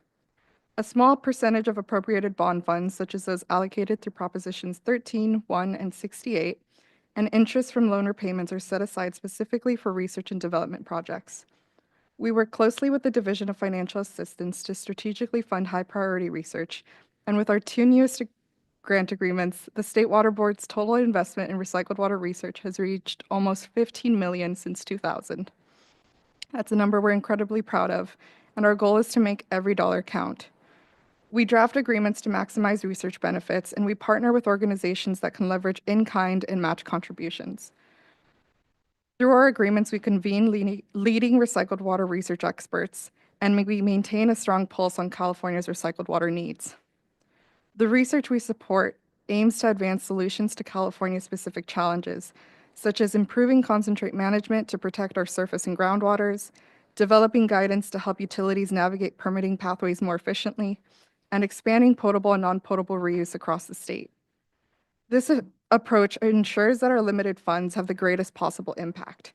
The organizations joining me today are all exemplary research partners, and I'm excited for them to tell you more about their work. But first, I'd like to take a moment to provide some context into how all of these agreements fit within our program. We'll begin with our completed agreement. In 2021, our program executed a $2.5 million research agreement with NAWI. This program, led by the U.S. Department of Energy's Lawrence Berkeley National Laboratory, focuses on reducing the cost and energy of desalination for reuse applications. As of late 2025, the research funded under this agreement is complete. The work included 4 major components that explored innovative approaches to water reuse, from developing low-cost treatment processes to validating digital twin models to improve decision support and resiliency for facilities, and optimizing resource recovery through phosphate removal methods. One of the components even assessed the applicability of advanced water technologies in the San Joaquin Valley, which helps improve our understanding of how we can support the development of water reuse beyond our coastal regions. These outcomes demonstrate how targeted research can help overcome technical and cost barriers to recycled water implementation, and we're proud of the work accomplished under this grant. Next slide. Building on the success of the previous agreement, we now have 2 active agreements under the Recycled Water Research Program. The first is a $1.5 million grant with the Water Research Foundation, launched in October 2025. This agreement builds on knowledge from prior foundation partnerships, but focuses specifically on California's research needs. The way we designed this grant was to offer more flexibility in scope and timelines to ensure funding supports the highest priority concepts identified by those working on recycled water in California. The second is a $1.4 million grant with the National Water Research Institute for the CalBAL initiative. CalVal adapts lessons from Australia's water valve framework to develop guidance for validating key potable reuse treatment processes. This work will improve consistency in IPR project planning and design by creating clear best practices for treatment validation and operation. I believe what makes these grants especially impactful is their collaborative nature. Both projects have convened workshops with California's recycled water experts and practitioners, and they have engaged utilities, regulators, and other interested parties to ensure the research reflects California's needs and priorities. Together, these efforts strengthen partnerships and advance innovation in California. So excited for them to tell you about their work. With that context, I'd now like to turn it over to Dr. Peter Fisk to share more about NAWI's work and the innovative research completed under our agreement. Great. Thank you, Cindy. Thank you, Laura. And thank you, board members. And thank you for your service. I'm Peter Fisk, and I want to tell you about the NAWI program because the water boards in this case was a critical partner in a much larger effort. And this program started with the creation of NAWI, the National Alliance for Water Innovation. This was a competitively awarded project won by a number of California entities. It represented 5 years and $100 million of federal dollars, but one of the critical components of winning was California's ability to deliver cost share into the program. So the histogram here shows you the dollars. Water boards was relatively small at $2.5 million, but it came right at the right time, enabling us to field a competitive project. This whole thing could have gone to Texas, but thanks to you all, it came here. What we ended up with is, frankly, a disproportionate federal investment in research that is really relevant to California. Not that it's not relevant to the rest of the country, but specifically to California needs. And we've also been renewed for a second 5 years and an additional $75 million of federal dollars. And so this is really the victory lap on one of two, at least, that we will be presenting. The new program will focus on cost-competitive desalination water reuse at the regional, community, and building scale, so very much carrying on with what we've been doing, but bringing a lot of these technologies further along into a higher technology readiness level. Now, the Water Board's money selected and supported 4 out of more than 70 projects. And it wasn't simply that these projects were the best 4 for the Water Boards. Because we're using bond money, we are often very constrained in literally how we can spend this money. The bond money that we use, Prop 1 money, actually had very restrictive provisions that made it ineligible for the feds to handle it. And in fact, we were limited in the indirect costs we'd recover. So we had to select entities that were willing to do this research at a loss. And the research entities that did this actually lost money on these projects. Every one of our projects you can now review on our website at www.nowihub.com, and many of these projects actually were started but are renewed because they were so successful. I'm missing my, one of the nice things here is that in addition to research results, we actually have some really exciting new companies that were formed in the process. So we were the ones that were able to provide critical capital before venture investment to really validate these technologies and see them implemented. And in fact, Active Membranes is now in active discussion with several water utilities that are going to be using some of these technologies in projects that the water boards will fund. And this is one of the really key issues and we all want to emphasize today is R&D dollars actually save the water boards an enormous amount of money. It allows you to find cost-saving and performance-improving technologies that immediately translate into cost savings for your projects. So the 4 projects that we actually selected for funding were all big ones. Were all big wins. This one, low-cost advanced oxidation, literally uses materials like a kitchen scrubby that you can actually electrify and produce advanced oxidative species, which can then destroy a variety of contaminants in water. A very clever MacGyver-like project coming out of UCLA. We also partnered with a number of the water utilities and the progressive water utilities in California to demonstrate new ways of developing better automation. When you're running a full-scale pilot plant, the last thing you want are some pesky scientists running around asking you to twist dials. So in this case, we built a second system at Orange County Water District so that the system could actually be operated as a mini-me to the major system. And you could twist more knobs and dials and even break the thing over and over again and see how the system would perform. Very clever approach from University of California at Irvine. We've talked already today about the critical need for innovation in the Central Valley to manage our water supply, but also salinization of this important agricultural basin. And again, UC Berkeley took this project on to look at how small-scale modular desalination could actually be peppered across the Central Valley, not just recovering and reusing more water, but also extracting some of those salts that are otherwise going to remain in the basin and poison our crops. And then at Stanford University, Professor Will Tarpey did some extraordinary work on showing how we can take waste products, including wastewater, and transform them into valuable agricultural commodities such as fertilizers. And this work actually was part of what won Will a 2025 MacArthur Genius Award. So again, this is all of our award together, and your support of this was critical. Now, those are the 4 projects that actually we supported, and we supported because those entities could take this, frankly, somewhat problematic money. We were, however, doing a lot of other work, and I want to highlight 2 projects that I think are going to be very interesting for you. The first is the DPR trailer. This is a technology that came to us from Colorado School of Mines, but we brought it here to California, and it's now sitting in Silicon Valley Clean Water in Redwood City. This is an entire DPR trailer train, and it can actually be completely reconfigured. So we can configure it like the California system, and we can set up enormous numbers of sensors to watch and monitor how water is being transformed through every step of a DPR process. And then we can switch things around and try different configurations.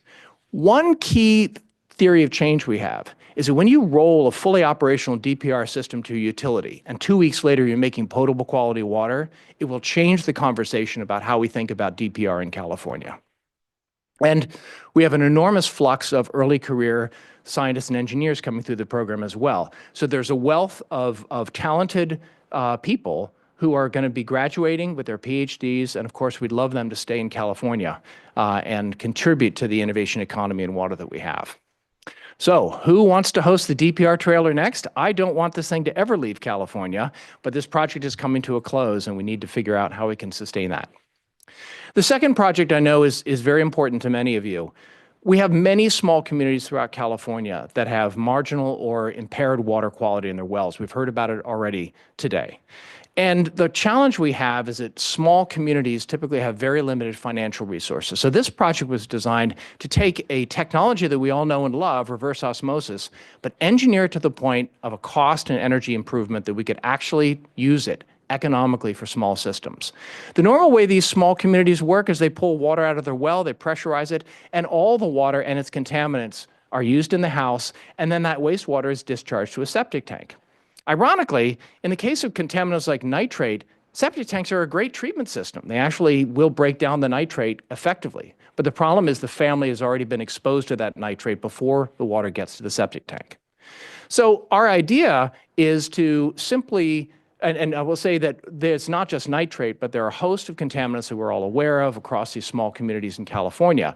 It turns out reverse osmosis is an excellent treatment strategy. It's an EPA-approved treatment strategy. You can make high-quality water that would be removed, all these contaminants would be removed. And we saw something else about California. Across California, many of our failing or at-risk small systems are actually clustered. And that gave us the idea that if you could make small-scale systems and run them as a virtual water district, you could actually economically provide small, high-reliable systems. And that was the task set forward for this project. So we have a reverse osmosis system, and you see that what it does is it splits the water after it comes out of the well. The clean water goes through the house. The concentrate bypasses the house, but both of those flows are rejoined in the septic tank. Now, really, we haven't changed anything. All the water ends up in the septic tank, but we have the contaminants avoid the people. We selected 3 sites in the Salinas Valley. Look at these. These are small systems. They actually fall below public drinking water systems in a sort of a twilight zone we call system small, which are sometimes regulated by counties and sometimes regulated by you all. All these systems had excess nitrate and excess salinity. We had 2 different designs, and these systems have been operating since 2021. We've made almost 7 million gallons of high-quality drinking water over this set of programs. And here's the result. we are actually ending up with production numbers and production costs that are at the low end of municipal water supplies. That's right. We are actually producing water at an operational cost comparable to what the towns of Salinas and Soledad are able to bill their clients. And the CapEx, the full installed CapEx for these systems are really quite modest. So this is the entire cost from bare earth to finished system sitting in a tough shed. Across this whole journey of the first 5 years, the water boards has made an enormous difference. Even though it's just $2.5 million, the partnership and the regular calls that we have help us guide the researchers to the challenges that are really the most important to the state of California. And so I really want to thank Laura and Cindy, and also a real shout out to the University of California Office of the President, because we couldn't actually take this problematic Prop 1 money in the Department of Energy. We actually had to funnel it through the University of California. They actually set up a parallel funding mechanism and actually ran these projects as parallel projects. So enormous work. And I would also say that it doesn't have to be that way. For future propositions, language can be put in that allows for much more facile use of this money, because this isn't just a Lawrence Berkeley Lab challenge. Many universities would also face the challenge of this problematic dollars. And finally, I will say, once again, thank you all for your service. We know we're coming into some very challenging times here in California. California is also an extraordinary land of innovation for water. And with your continued support, we believe we can continue to deliver innovations that can provide our communities with safe, affordable drinking water. Thank you very much. Thank you, Dr. Fisk. Thank you, Dr. Fisk. Next, we'll hear from Dr. Peter Gravatt, Chief Executive Officer of the Water Research Foundation. Thank you so much. Good afternoon, Chair Esquivel and the board members. It's wonderful to see you again. I was here a couple years ago talking about some of these prior grants, and I'm not going to talk as much about what we have done as what we're about to do. I don't think I'll be mentioning any mini-me projects or MacGyver-like solutions, but that was good. So just reviewing the 2 grants that you've already funded that totaled together $4.5 million and funded 25 individual research projects. And like Nawi's example, this fits into a broader portfolio of over $100 million of research over many years at the Water Research Foundation. And this contribution from the State Water Board has been so important in advancing the work of water reuse across California and really all around the world. Folks are taking advantage of this. So you see that there were, from 2018 to 2024, as I mentioned, about 25 projects that were funded, directed by entities that the State Water Board identified and said, these are the folks who will say what the projects ought to be, and we're following that lead from the state of California and implementing those. And this allowed us to also leverage funding from the Metropolitan Water District of Southern California and another $1 million. So together, almost $2 million of additional leverage funding from water utilities that are really interested in this work. But looking forward now, we've got a new grant, another $1.5 million that's going to carry us from the end of last year up to 2030. With the focus of, again, advancing and accelerating potable and non-potable reuse across the state of California. And for this grant, just to give you a sense of where we are right now, again, reaching out to folks on the ground in California saying, what's most needed here? So we started with the survey of water entities across the state saying what's most important for water reuse. We followed that with an in-person workshop that involved a number of people here on the panel to make sure that we were focusing on the highest level needs for advancing water reuse in the state of California. And so we have the results of that workshop. There were a list of priority recommended topics that have been provided to the State Water Board, and the Water Board's now considering which of those they want to move forward. We're eager to hear from the Water Board so we can jump forward and get this work underway. We're on a highly compressed schedule here. So here we are now, April of 2026, and we're to wrap up this work into 2028, 2029 is when the publications come out and the grants close. So we're on a fast track. I understand that we'll be hearing within just a few days, likely from the State Water Board staff, how they want to prioritize the projects. In terms of the research needs workshop, I wanted to point to this for just a couple of reasons. One is to give you a sense of how we organize the topics for discussion on the left side there under the presentation title, and then just to take a moment to highlight some of the presenters we had there. We had really the best of the best from California involved in this conversation, focused on issues like how do you credit the log reduction values for pathogens from various treatment options? How do you deal with this question of treatment pathways optimization? What sort of innovative strategies might be available? How do you think about advancing RO recovery and concentrate treatment? How do you deal with discharge of the concentrate? And how do you manage that and limit the environmental footprint? And how do you think about groundwater quality and aquifer integrity? When I look at the folks who were there, Trussell Technologies has been so involved in a lot of the research that you have funded and we have implemented over the years. We have Metropolitan Water District of Southern California, LA Department of Water and Power, some leading consulting engineers, David Sedlak from Berkeley, Mehdi from Santa Clara, Jason right here from the Orange County Water District, and Lanaya from Eastern Municipal Water District, and then a whole host of folks, including Peter Fisk, who contributed to the conversations about how do we prioritize this work. So the ball is in your court right now in terms of what work do you want us to do. We're eager to hear, and we have already utilities prepared to commit an additional $1 million to leverage the funding that you provided. So we may get to a point where we're nearly double the investment of the State Water Board for this work. So we are super excited about this, very grateful for your funding, for your leadership and your support, and eager to help out any way that we can. Thank you, Dr. Gravett. And as we transition to water agencies here, just really acknowledge the point that you made that the dollars that the state and the state board are able to invest in this research is being accompanied by significant investment from water agencies themselves, and just reminds me of just how fortunate we are for the community of supporters throughout between the water agencies, the academic institutions, and us as regulators. It's what's making this work, and it just is really impressive to see. So thank you for that, and I'll let us transition over to the water agencies here. Figueroa. Thank you, Chair Esquivel. Finally, I'd like to invite the CalVal team to discuss the CalVal effort. At the end of this presentation, I'll hand it over to Mr. Pohemus to provide some words of support for the project, and I'll transition it into our final words. Okay.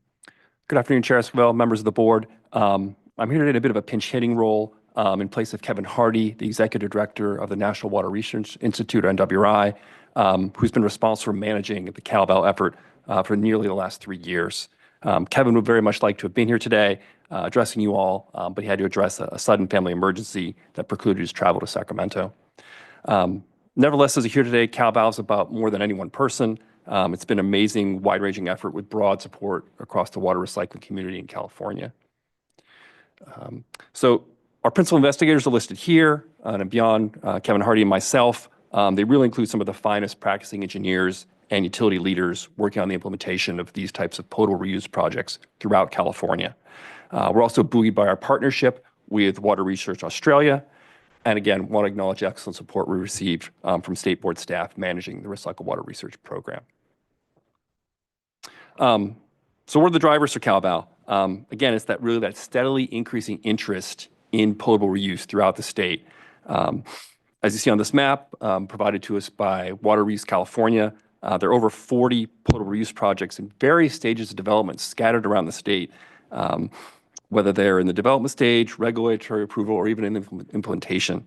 And it's really just the projects on this map, one by one, that hold the promise of achieving the state's recycled water goals established by both this board and the governor. And so how's CalVal going to help us all reach those goals together? It's really by developing Division of Drinking Water accepted technical guidance on how to best design, permit, operate, and then report on these facilities once they're constructed. The goal of such guidance is to create clear and more efficient uniform permitting expectations, clear operating standards, and consistent design protocols. The result is going to be meaningful guidance that is needed by both project proponents and the regulators to ensure that projects meet existing regulations and therefore remain protective of public health, but while addressing identified common challenges and pain points within an agreed upon common framework, instead of having to working through these issues repeatedly on a project by project basis. And so one important feature of CalVal is its current focus on indirect potable reuse in California. This initial focus is deliberate because for potable reuse in California, IPR represents sort of our foundation, right? It's the permitted project history and operating experience we have as an industry that we can draw upon to identify where is this type of guidance going to be most useful. And further, there remains considerable interest in IPR project development in California. Most of those projects on the map I showed earlier put together by Water Reuse California, they're IPR projects. All that said, we're not blind to the emerging interest in direct potable reuse. Since this board formally adopted the state's DPR regulations in 2024, and so we can certainly foresee a point in the future where CalVal guidance is desirable for DPR as well. And so with that, I'm going to turn it over to Mike McCullough of the Monterey Peninsula Water Management District to share a little about the amazing support CalVal has received from a wide range of stakeholders. Mike? Thank you, Jason. My next slide is just to kind of highlight some of the partnerships that we've developed along the way in the last 2.5 years. And so when the principal investigators got together and we started coming up with the scope of how we wanted to proceed, we reached out to a lot of individuals to kind of also get their input through some of the workshops that we've done, obviously working closely with the state regulators. And so, to sit here and look at a list like that from, all the different utility experts and staff from different consulting firms, it's just an impressive list. And this is just a partial list, right? So this is just some of the people that we've engaged with on a regular basis. And I think, one of the key points I'll highlight here is that, everybody got the vision real quick about what we're trying to do and how we're trying to move it forward.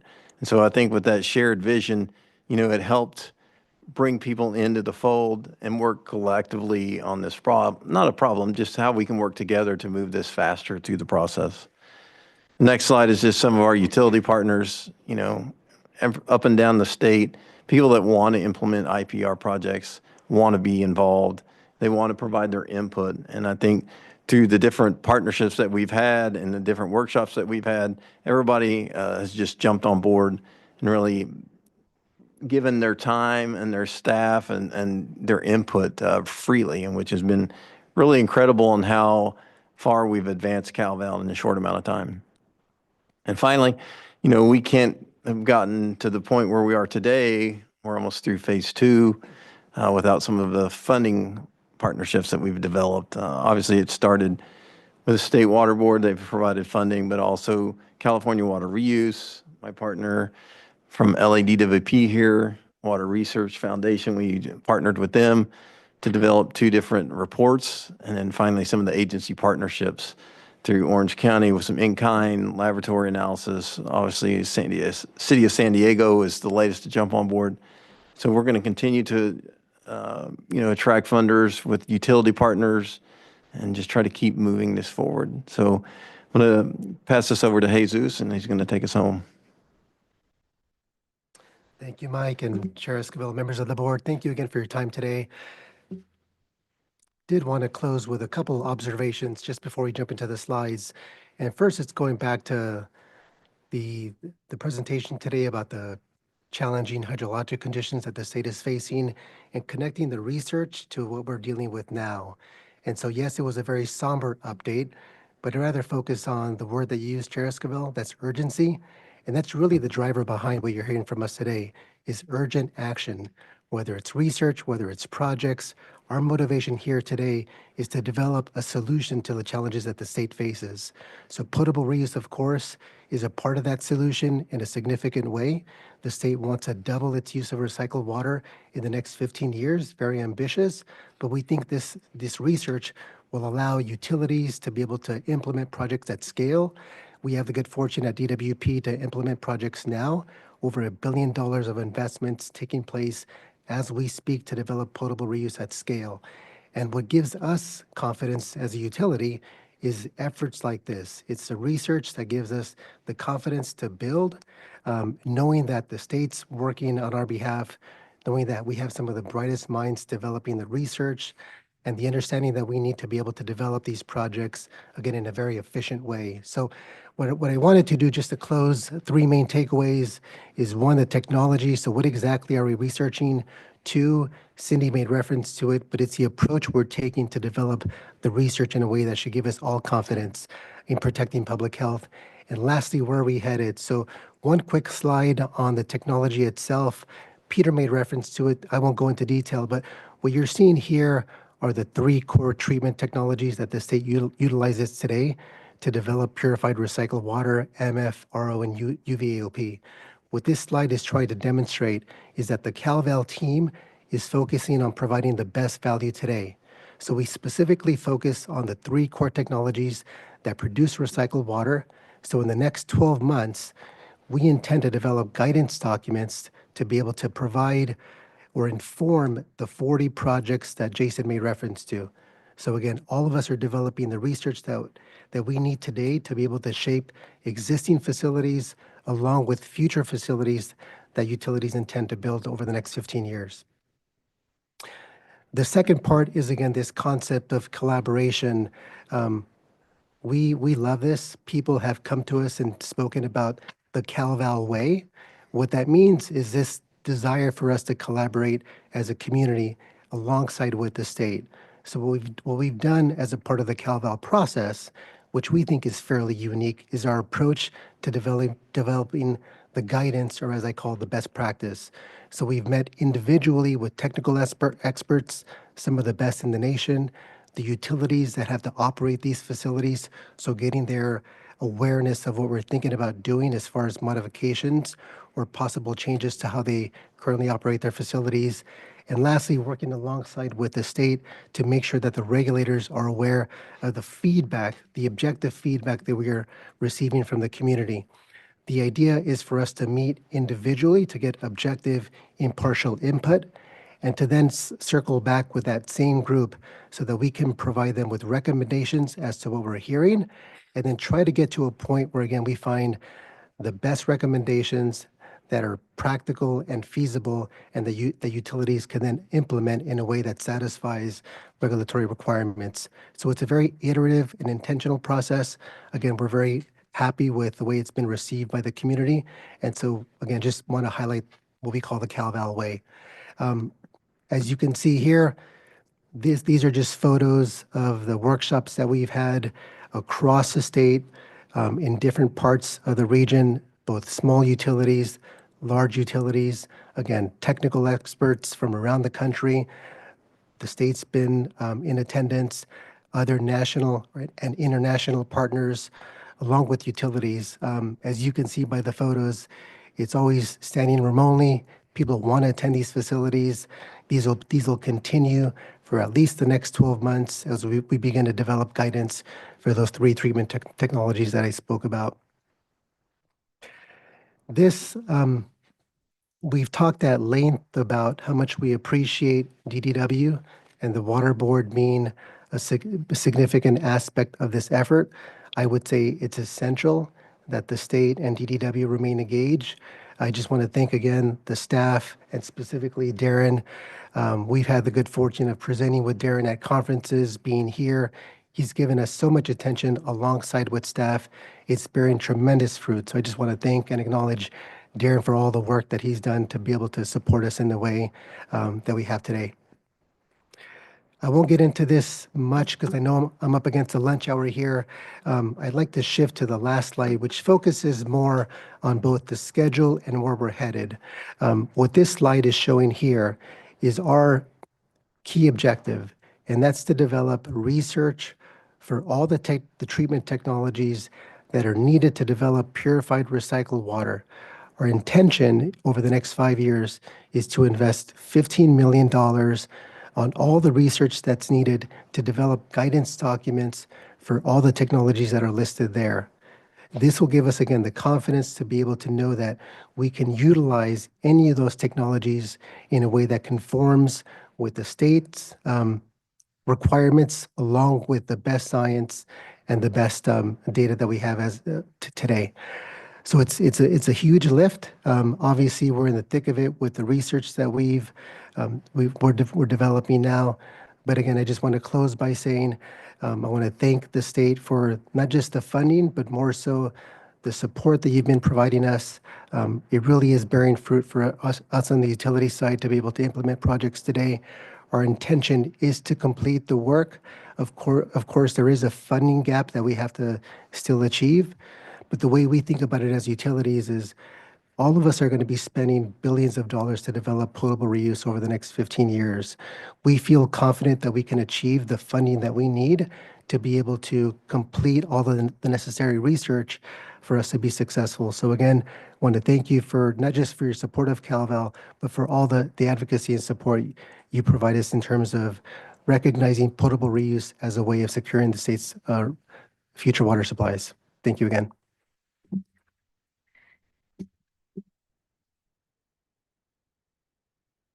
Thank you to our CalVal presenters. At this time, I'd like to invite Mr. Polhemus to discuss how the CalVal research and research more broadly helps advance recycled water in California.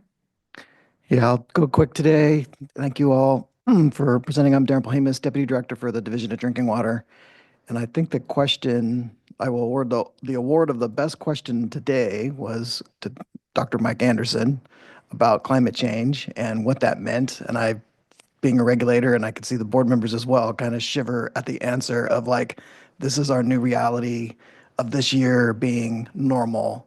And it really struck me at that moment that our preparation for how we're going to face that future is like right here. And it's a perfect timing of this event, this presentation to follow that hydrologic report this morning and kind of the chilling news associated with it.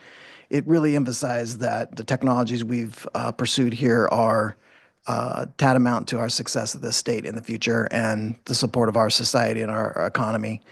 With that, the CalVal team is really emphasized the fact that we're all still learning. While we are confident enough with what our knowledge today to say that we can deliver IPR and DPR safely, there needs to be more work done to make sure that we can do that more efficiently and be better. And the learning together between the water systems, the regulators, the public as a large, as we go through this, and the researchers that are helping kind of bring that all together, I think is really key and a really important step to make this just go that much smoother and that much faster as we go through it. So, increasing the capabilities of both our staff through CalVal and understanding and the designers that are going to design the systems, it's kind of untold to get there. And it's not common that we work in this parallel synergistic way. So hats off to those that thought up the idea. I'm glad we were able to join in and support it wholeheartedly and keep moving forward.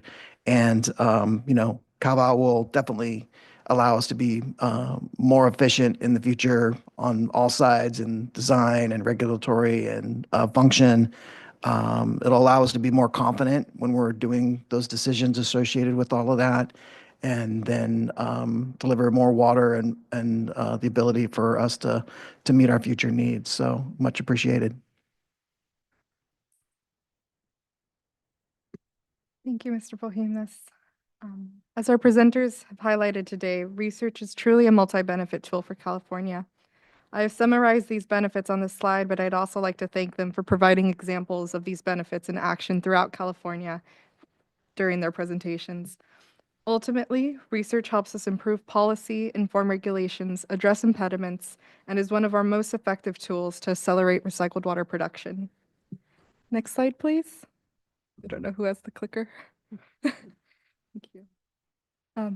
Moving forward, the water boards will continue to advance recycled water research and implementation in the following ways. For our research program, we will continue to collaborate with our grantees on their individual research activities. We'll manage our grants to ensure timely progress, and we'll engage interested parties to continue to identify high-priority research needs for our remaining program funds. To advance recycled water more broadly, the State Water Board will continue funding recycled water construction and planning projects through grants and loans. address impediments to project development, and resolve permitting and funding challenges through internal and external methods. These efforts work together to close knowledge gaps, support innovation, and help California meet our ambitious 2030 and 2040 recycled water goals. Final slide, please. I've added my contact information to this final slide for everyone's convenience, and please feel free to reach out to me if you would like support or assistance in contacting any of our co-presenters today. This concludes our presentation. Thank you for your time, and we are happy to answer any questions. Thank you incredibly, Ms. Figueroa, Ms. McClellan, our entire panel here of experts and leaders. This is an exciting time in water. It's certainly an anxious time as well, as we all well know, and a sense of urgency.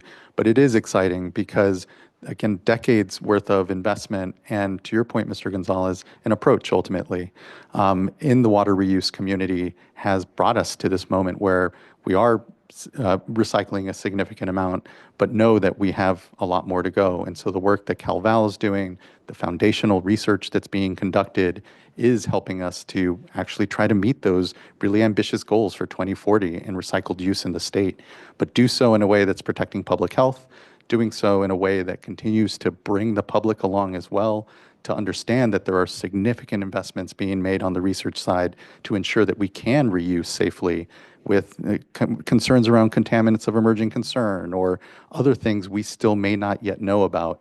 And I think that this approach, the synthesis that's happened, not just between the leadership here in the state of California, but nationally as well and internationally, gives me incredible hope because this is the work that is building 21st century water systems that are acknowledging the need to think differently about water.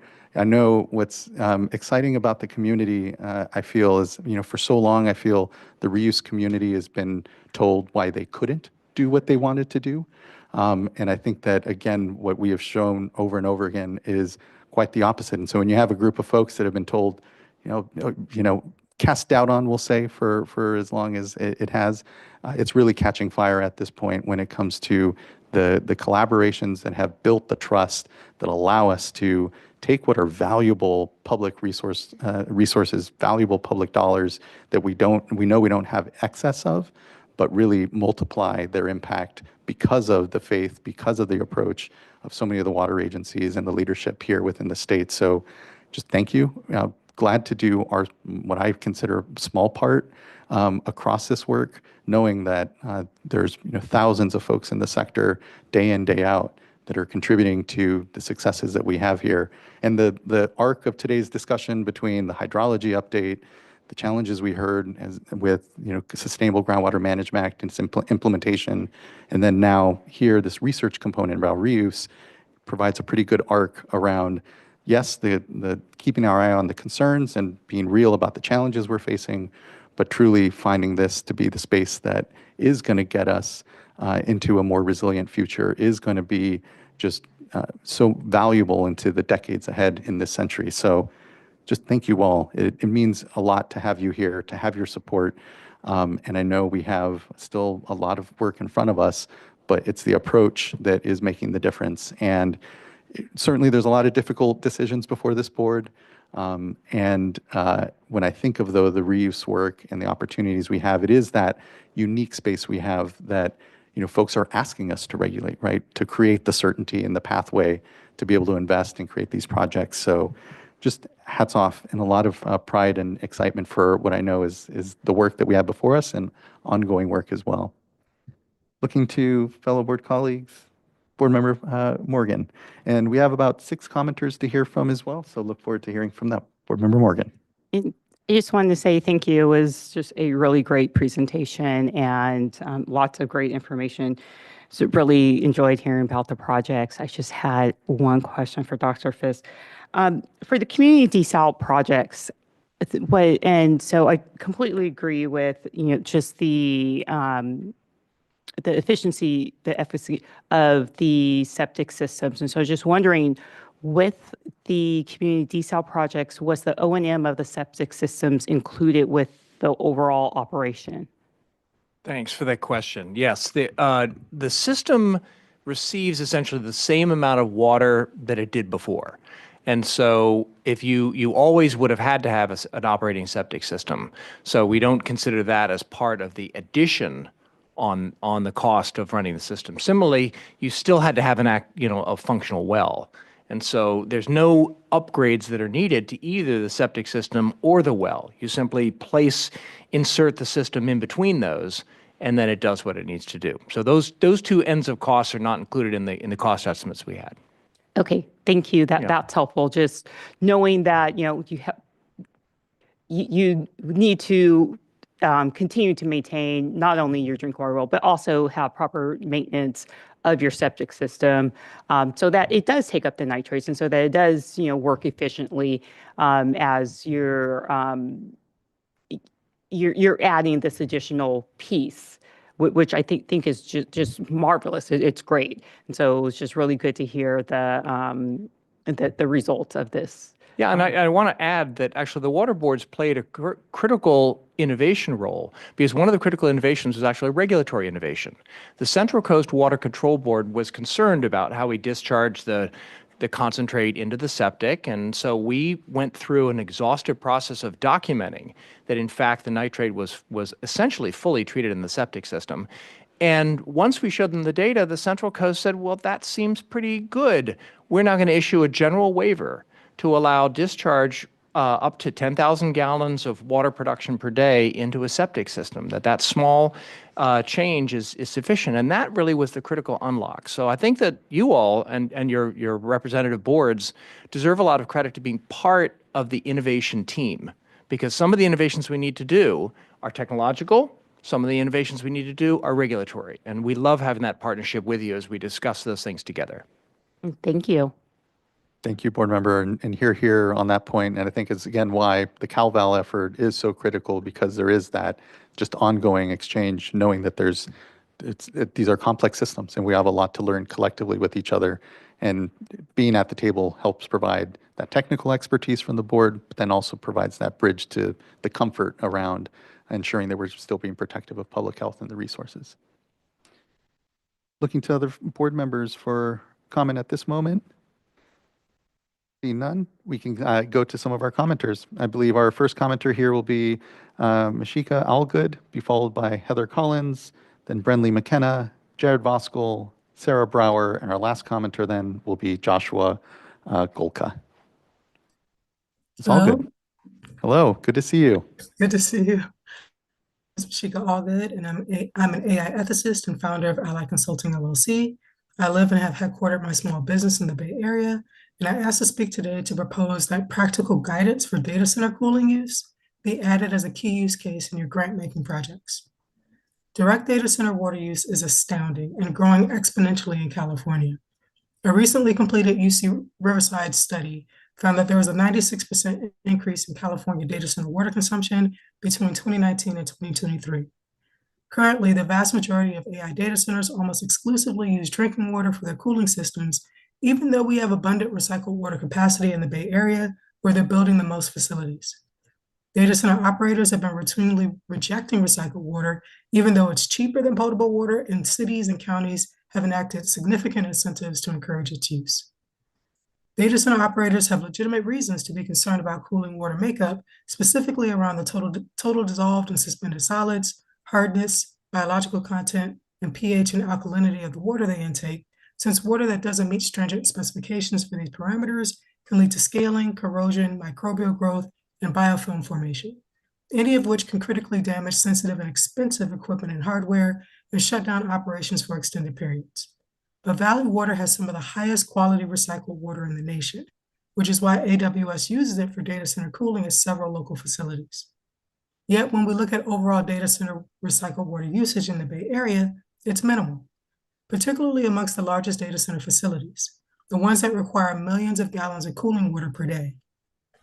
Ally Consulting has partnered with the UC Berkeley Human Rights Center Investigations Lab in a project to map out the processes for how data centers are developed in California.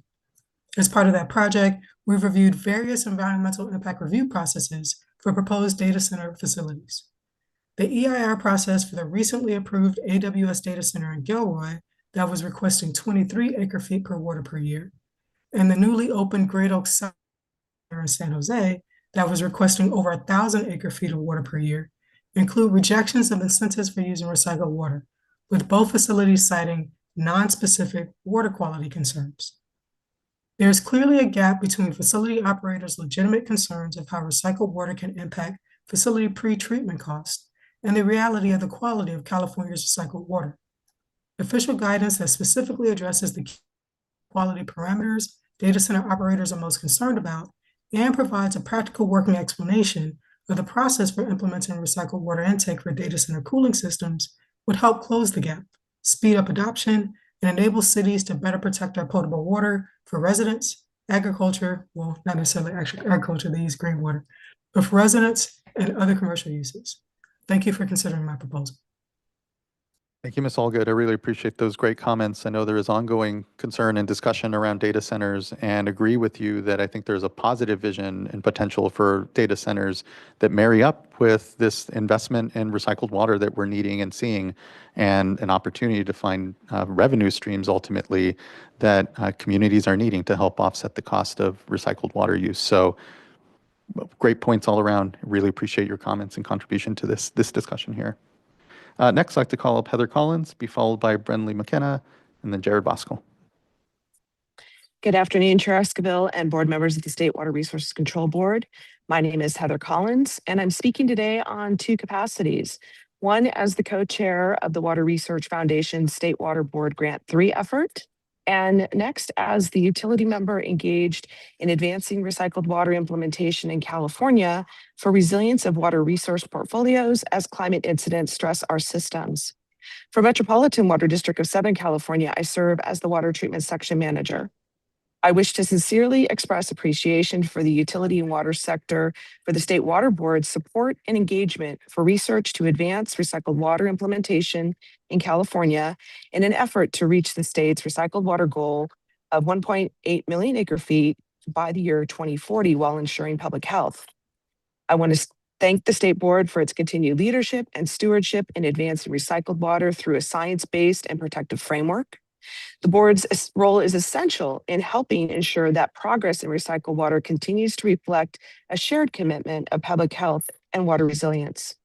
The State Water Board Grant 3 effort reflects that same commitment. The process was established to identify and prioritize research that can meaningfully support in the advancement of recycled water in California.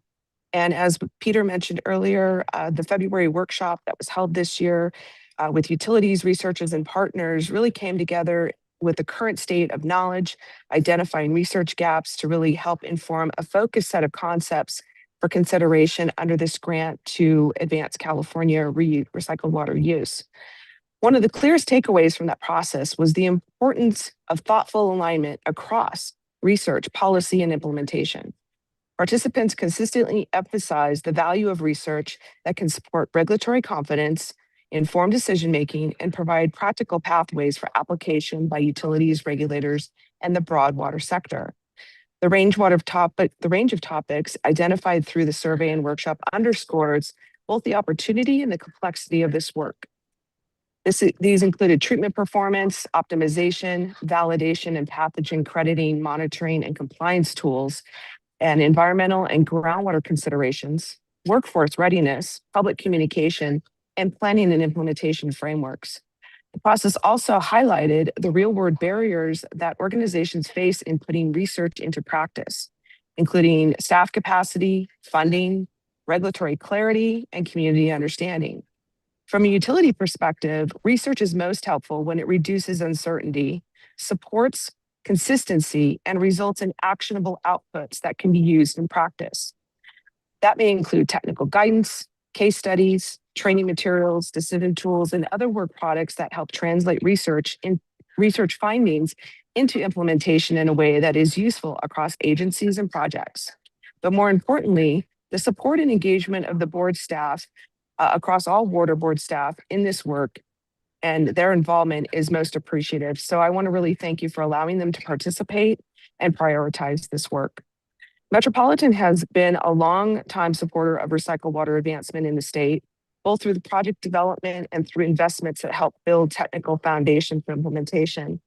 Metropolitan and our partner, the Los Angeles County Sanitation Districts, have been operating the Grace F. Napolitano Pure Water Southern California Innovation Center since 2019 as a 500,000 gallon per day demonstration plant, whose purpose is to test innovative purification technologies, facilitate regulatory approval, and generate information to support the design and the operation of a full-scale advanced water purification facility.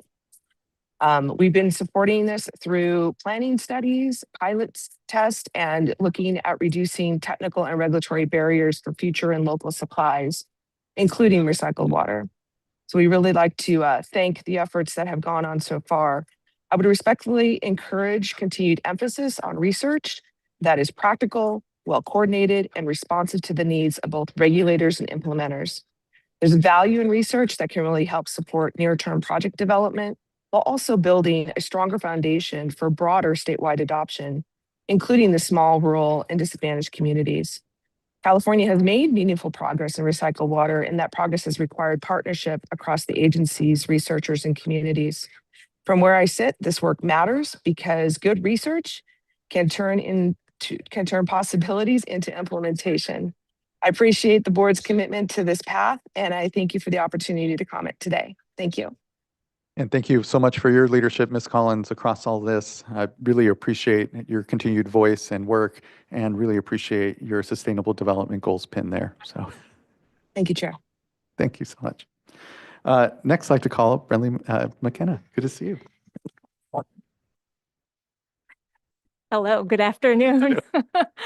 Chair Esquivel and members of the board, it's an honor to be with you here today in person. My name is Brenly McKenna. I'm the Managing Director for Water Reuse California.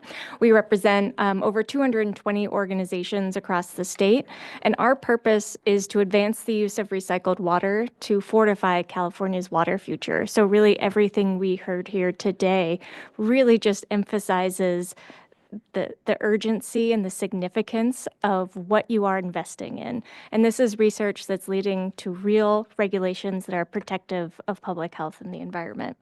And I'm really here today to express our strong support for your investment in research.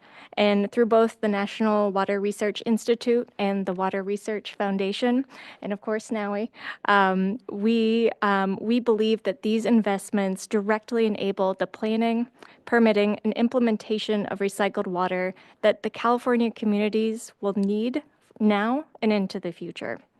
As reflected in recent collaboration efforts, including the CalVal initiative, we are seeing a new model emerge, one where utilities, regulators, and researchers work together to solve complex problems. And we do this proactively, rather than project by project. This approach is already delivering real value and setting the stage for the future. It's helping to streamline regulatory pathways, reduce uncertainty, and create efficiencies that will benefit the entire recycled water community. Continued investments in these efforts ensures that California remains a national and global leader in water reuse, while maintaining the highest standards of public health protection. On behalf of Water Reuse California and our members, I'd like to thank the board for its leadership and partnership in these initiatives. I'd also like to take this moment to thank your staff, Laura, Cindy, and Darren, for your continued partnership and collaboration, because without their dedication, these projects and initiatives would not be as successful as they are.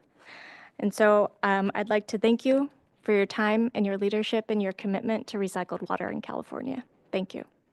Thank you as well. Equally, Ms. McKenna, really appreciate your leadership across this, the acknowledgement of our folks, but being able to have an institution and organization like yours here in the state to be able to bring folks together, be able to convene and synthesize here along with us is just really appreciated. And so your mark is definitely on this and across this work, and just really thankful for it. So thank you. Next, I'd like to call up Jared Voskuhl, be followed by Sarah Brower, and our last commenter here will be Joshua Golka. Hi, good afternoon. Jared Voskuhl, Director of Regulatory Affairs for the California Association of Sanitation Agencies, or CASA. CASA represents over 150 municipalities and agencies that engage in the collection, treatment, recycling, and resource recovery of wastewater.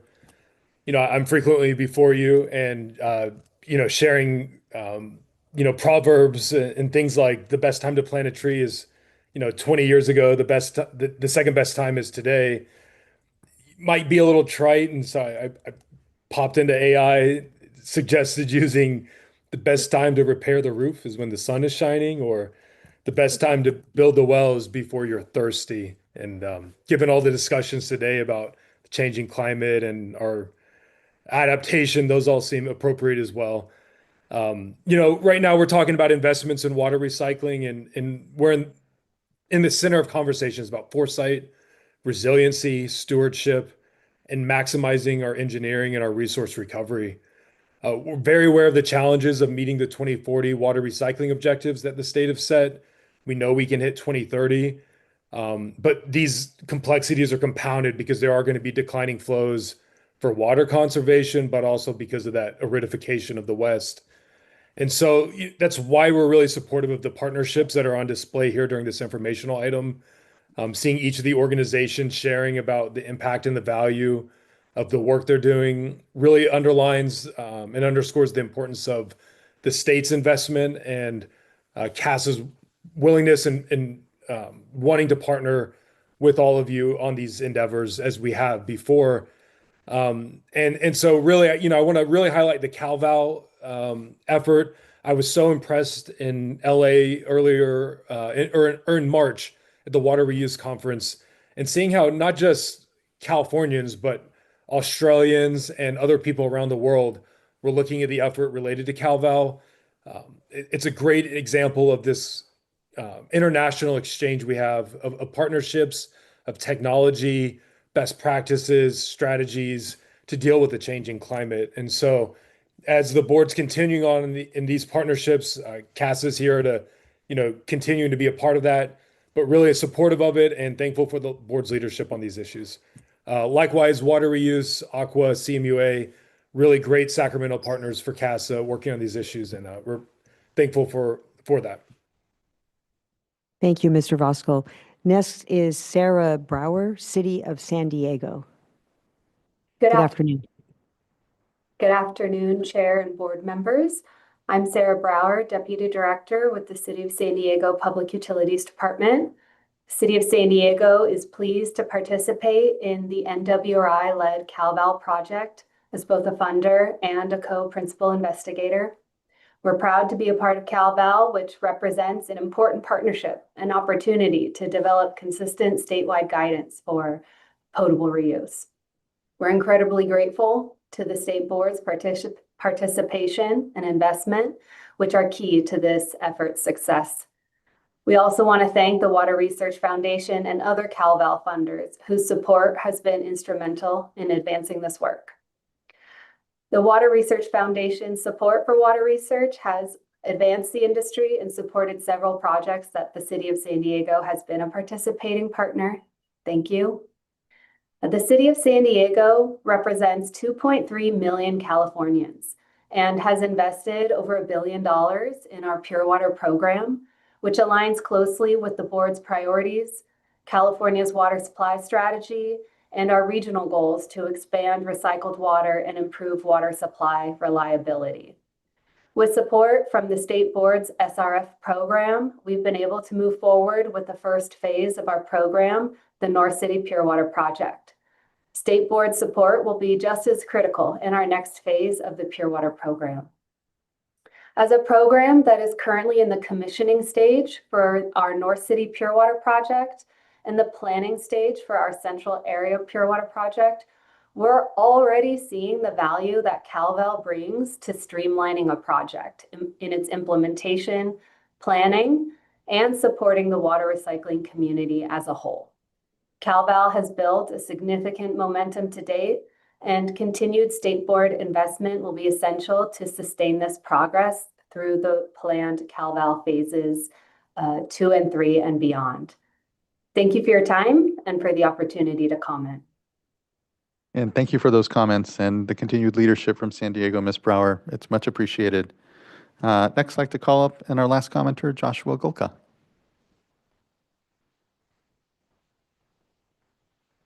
Great to see you.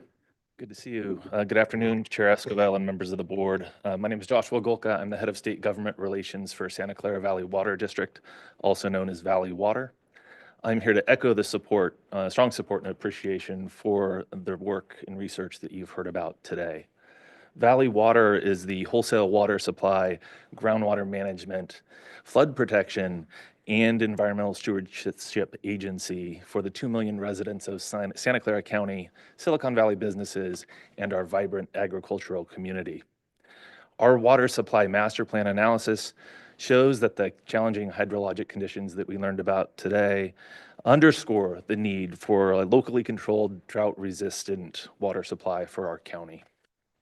Over the past decades, Valley Water has advanced water reuse in the county by leading planning efforts, providing funding for system expansion, developing wholesale recycled water programs, and constructing new infrastructure.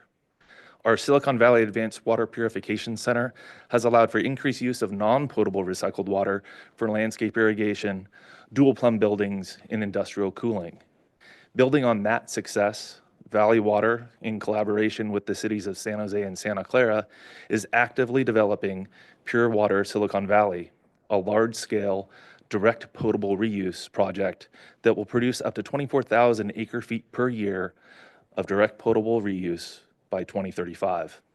Initiatives such as CalVal help agencies throughout California pursuing potable reuse projects reduce uncertainty by developing standard guidance and streamlining permitting. We would like to thank you, your staff, and your research partners for your leadership on this issue. Thank you. Thank you incredibly. And again, thank you to all the partners here and folks that have commented. It is an impressive effort that we all have collectively in front of us, and it's just with a lot of appreciation that I certainly am here. Looking to other colleagues for comment and questions here. That wraps up our commenters, publicly at least, and now just leaves us on the steam of our own discussion. Board Member McGuire. Well, thank you all. Really appreciate you being here. As there's two of us engineers on the board, I am one of them.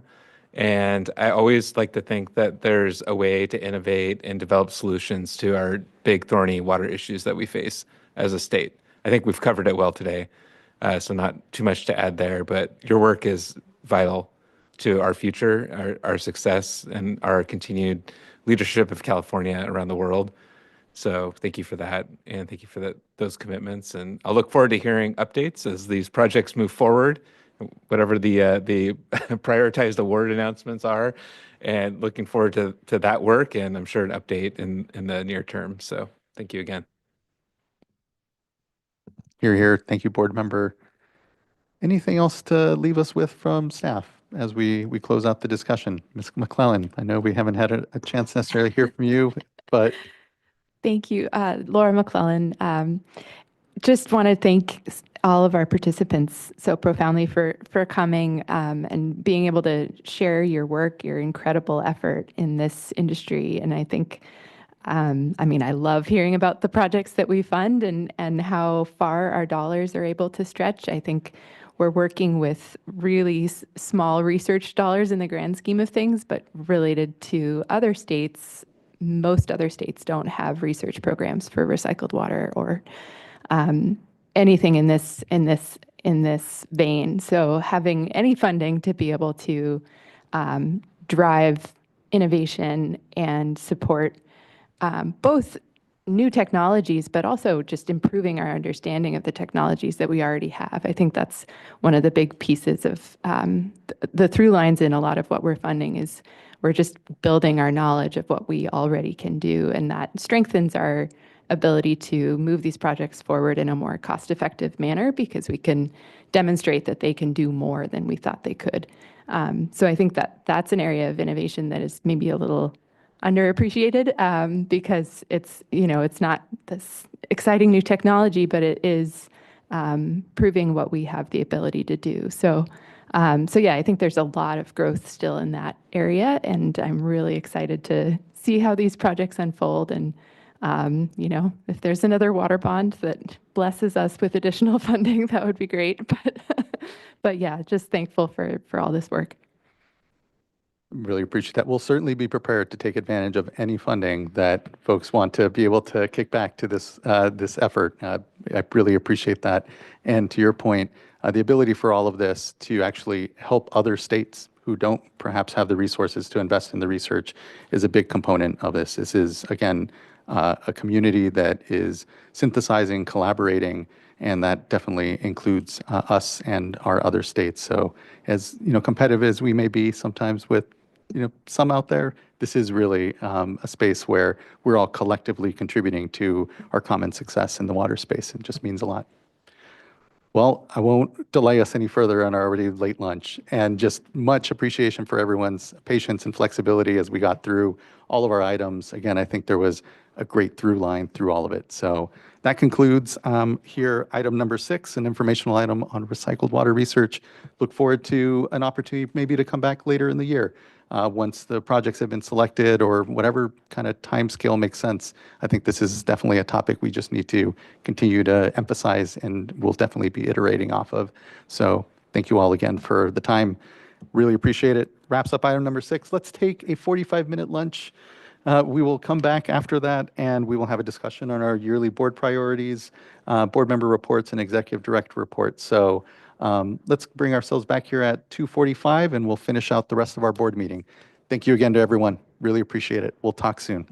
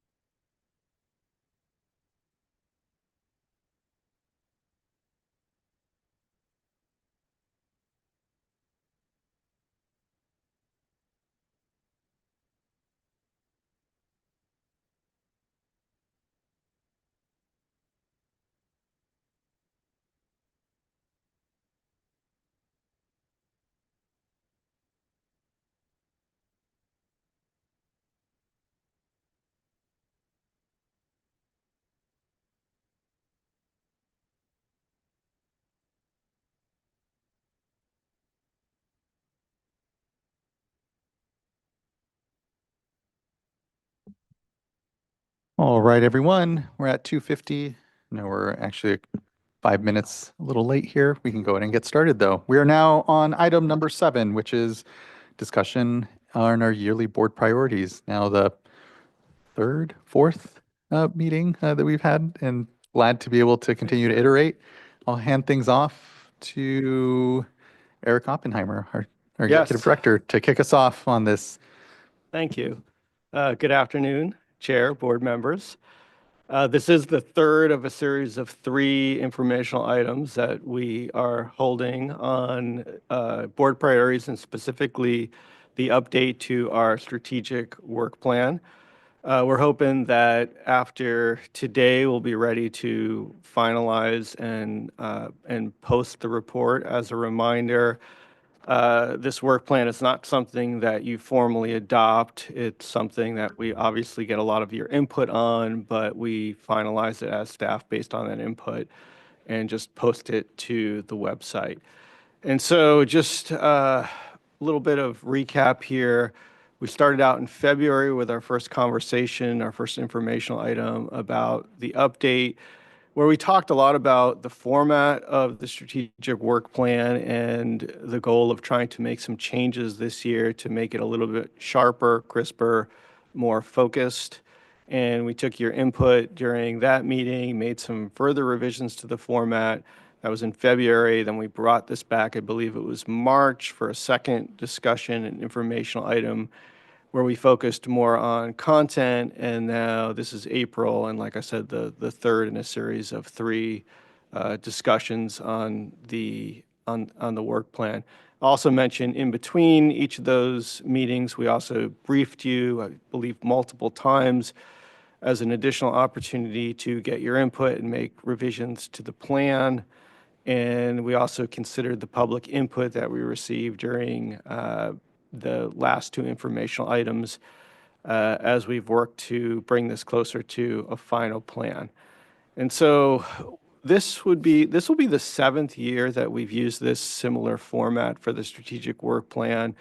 It's a format that I think has served us well over the years, but this year we definitely made some revisions that I think improved the report. I don't think it's really a wholesale change to the approach, but I think it is a fairly substantial refresh of the report that we've been using for the previous 6 years. And so we don't have a formal presentation. We have the work plan that we can bring up if needed in real time and make any, hopefully final revisions today. I know we have some public commenters. Before we jump into that, I thought I would just talk a little bit about the changes that we've made this year and what I think are some good improvements to the plan. And so, we continue to organize around 4 themes as we have been doing the last several years, the last 6 years. And those themes, in a nutshell, are protecting public health, protecting ecosystems, increasing water supply resilience in the face of climate change, and then strengthening organizational capacity. And so those 4 themes remain. They've been there all along. What we changed this year and what we added was organizing the actions under those 4 themes, and then further organizing under various levels of priorities. And so we added programmatic priorities, what we're calling immediate priorities, and then ongoing priorities. We also added a series of appendices that I can review in just in a minute. But what we also did that I think was a huge help this year was for each action in the plan, and there are many, I didn't count them this year, but in previous years are something like 50 total actions, again, organized around these 4 themes, and then now these different priority types: programmatic, immediate, ongoing. We went through each action and we tried to make the description of the actions more consistent in level of detail and to make them more concise. And then the other thing we did that I think is a big improvement is for the immediate priorities, the things that we're going to focus on and hopefully make serious, either complete or make serious progress on in the next couple of years. We added a milestone for the immediate priority, so a 2026 milestone. The appendices we added, there were 4 of them. The first one identifies what we're calling capacity constrained actions. These are essentially actions that we're not currently devoting a lot of resources or any resources to, but they are important actions and priorities for the board where we just don't have the bandwidth or resources to focus on them right now, but at the same time, we don't want to lose sight of them. And so this Appendix A is a way just to keep track of them, memorialize them, and with the goal of being able to eventually, as we complete other actions, move them on to either an immediate or ongoing priority. We have a second appendix, Appendix B, which really just documents the actions that we completed from last year. And then Appendix C, which is a list of all of the informational items that are recurring that come back to the board so that we can keep track of those. And that was something that you all had specifically asked for. And then Appendix D, the final appendix, is a description of the board's core workload. And that, frankly, is where we spend the majority of our resources is on core workload, which previously wasn't really well reflected in the strategic work plan. But these are really ongoing activities like permitting, compliance, enforcement, many other things that are more routine, but require a lot of work. And so we wanted to document those in some way. And so I think, that sums up my introductory remarks. I think I'll just conclude what I want to say by just saying that, we really view this as a living document. I think we'll probably make updates to those appendices intermittently over the year. And certainly we'll be updating this strategic work plan next year, which is only, 8-9 months away now. Plus, we intend to do our summer meeting. I think it's scheduled for August to meet with all of you, meet with the board members and update you on the status and to get your input on future updates to the work plan as we look to finalize the next version, hopefully earlier in 2027. And so I'll leave it there. We've got, I think, 4 public commenters, maybe more now. But would love to hear any thoughts that you have. I think where we're at a point now, I think hopefully we're there or very close to finalizing this. I think we have done the best that we could in capturing all of your collective input and trying to have this plan reflect that input. Thank you, Director Oppenheimer. I agree that it's a really good synthesis of what, the discussions we've had here over the course of, these 3 meetings, but then also just over the last years. I think these are really good improvements ultimately to the structure, being able to more flesh out our ongoing activities so that they're not, not listed, but really being able to focus in on what priorities we've identified here as a board. And there's a lot. There's a lot in there, and I do appreciate even the, the kind of formatting changes that have been made. They've helped make it far more, I feel, an accessible document, an understandable one, and just really supportive. I don't have, actually, at this moment, any further adjustment I would propose. Again, I think to your point, we're really rounding on a complete document. But I know we have some commenters to hear from. Importantly, want to hear from other board members on how they feel the document currently does or doesn't reflect what has been, again, a lot of good discussion I feel we've had here at the dais. If we don't have any initial thoughts here from board members, we can go to our commenters. First commenter we'll call up is Carmel Brown, be followed by Nathaniel Kane, Marty Farrell, and then our last commenter is Jared Boskel. Good afternoon, Chair Esquivel and members of the board. My name is Carmel Kinsella Brown. I'm the Assistant Executive Director of the California Stormwater Quality Association. I'm here today on behalf of our Executive Director, Karen Cowan, who unfortunately could not join us today. I want to thank you for the opportunity to comment on the strategic work plan on behalf of over 2,000 CASCO members, including stormwater permittees across the state. We conduct work on a diverse portfolio of efforts in support of our mission to advance sustainable stormwater management. I want to start by expressing appreciation for both developing this comprehensive plan and providing the public the opportunity to review and comment on it. The structure around the 4 thematic areas is clear, it's helpful, and it reflects the complexity of California's water challenges. It's also extremely valuable to provide the water community in California with your vision and priorities for the work that you endeavor to complete this year. We strongly support the board's integrated approach, particularly connections between water quality, water supply, and climate resilience. And we also appreciate the recognition that stormwater is not just a compliance issue. It's also a critical resource that can support many statewide goals. We're especially encouraged by 3 of your 5 programmatic priorities. First of all, continued efforts to implement the governor's water supply strategy, including engaging with DWR's process to update the California Water Plan in compliance with SB 72. We're really closely following DWR's process ourselves, and we've been having discussions with their executive team about the importance of stormwater capture in helping the state meet its 9 million acre-feet a year target for new water supply. We also are encouraged by your programmatic priority to advance the Storms Initiative, which is critical to continuing the evolution towards valuing stormwater as a resource and not a waste stream.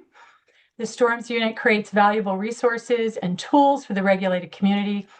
And as we saw with the Stormwater Capture Workshop last November, hosted by the Storms team, it's been instrumental in bringing voices together to collaborate on solutions to real-world challenges and problems. And I'd be remiss not to take a moment here to thank Amanda and her team in Storms for their partnership and support over the years. The third programmatic priority we're encouraged by is this continued administration of financial assistance programs, including Proposition 4 and the Clean Water Revolving Fund, both of which are critical resources for our resource-limited stormwater agencies. As you know from listening to Karen many, many times, these agencies lack dedicated funding streams for critical on-the-ground stormwater projects. Many of these provide a wide array of benefits beyond stormwater quality, such as reduced flooding risk and enhanced green spaces and recreational opportunities in underserved communities. There's several immediate and ongoing priorities that are of interest to our members. Most importantly, the release of the draft Phase 2 MS4 permit and the informal draft of the Industrial Stormwater General Permit. You probably know that our Phase 2 MS4 and industrial permittees are eager to see the drafts of these 2 permits. And we've been very active in these spaces over the last 2 decades, closely watching your processes, providing forums to share information and gather feedback from our members, and submitting comments on the draft permits on behalf of our members. We've also hosted the State Water Board staff at our annual conferences to provide opportunities for presentations and engagement with the regulated community. And in fact, plans are underway now to submit some abstracts for presentations for this year's conference, which will be held October 26th through 28th there in Sacramento.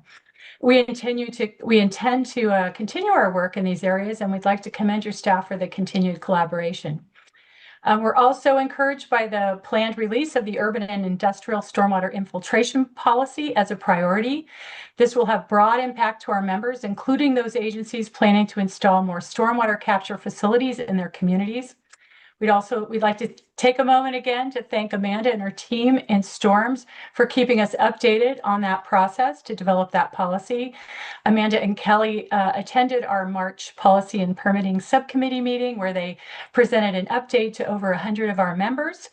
And they've also agreed to come on April 23rd to our seminar and do another update. We'll have a lot more people at that event. Encouraged to see progress on copper and zinc objectives, where clear science-based guidance will help provide regulatory certainty, and also efforts related to harmful algal blooms, including both strategy development and implementation planning. One priority we did not see included in your work plan is the completion of several important tasks to implement the January 2025 cost reporting policy for MS4 permittees. That work includes issuing 13,383 orders, finalizing guidance, and hosting a new data portal to start receiving the data next year. We've been collaborating with the Storms Unit on this work since we developed a new cost reporting tool for our members to use, which will help them compile the data and get it ready for uploading to your new portal. ensuring consistency with our new tool and the state's guidance and data portal are really paramount. So that's why we collaborated closely. Perhaps those tasks are covered under the programmatic priority for storms, which is listed earlier in your plan, but we wanted to just point that out and stress the critical and time-sensitive nature of that work. And looking ahead, we encourage continued engagement with CASQA and stormwater agencies as these policies and permits are developed. A focus on regulatory clarity, feasibility, and alignment across your programs, and then attention to those capacity constraints, which are listed in Appendix A. And in closing, we appreciate the board's leadership and thoughtful development of this strategic work plan. We look forward to continuing our collaboration to implement these priorities and achieve shared goals for sustainable stormwater management. And thank you for your time and consideration.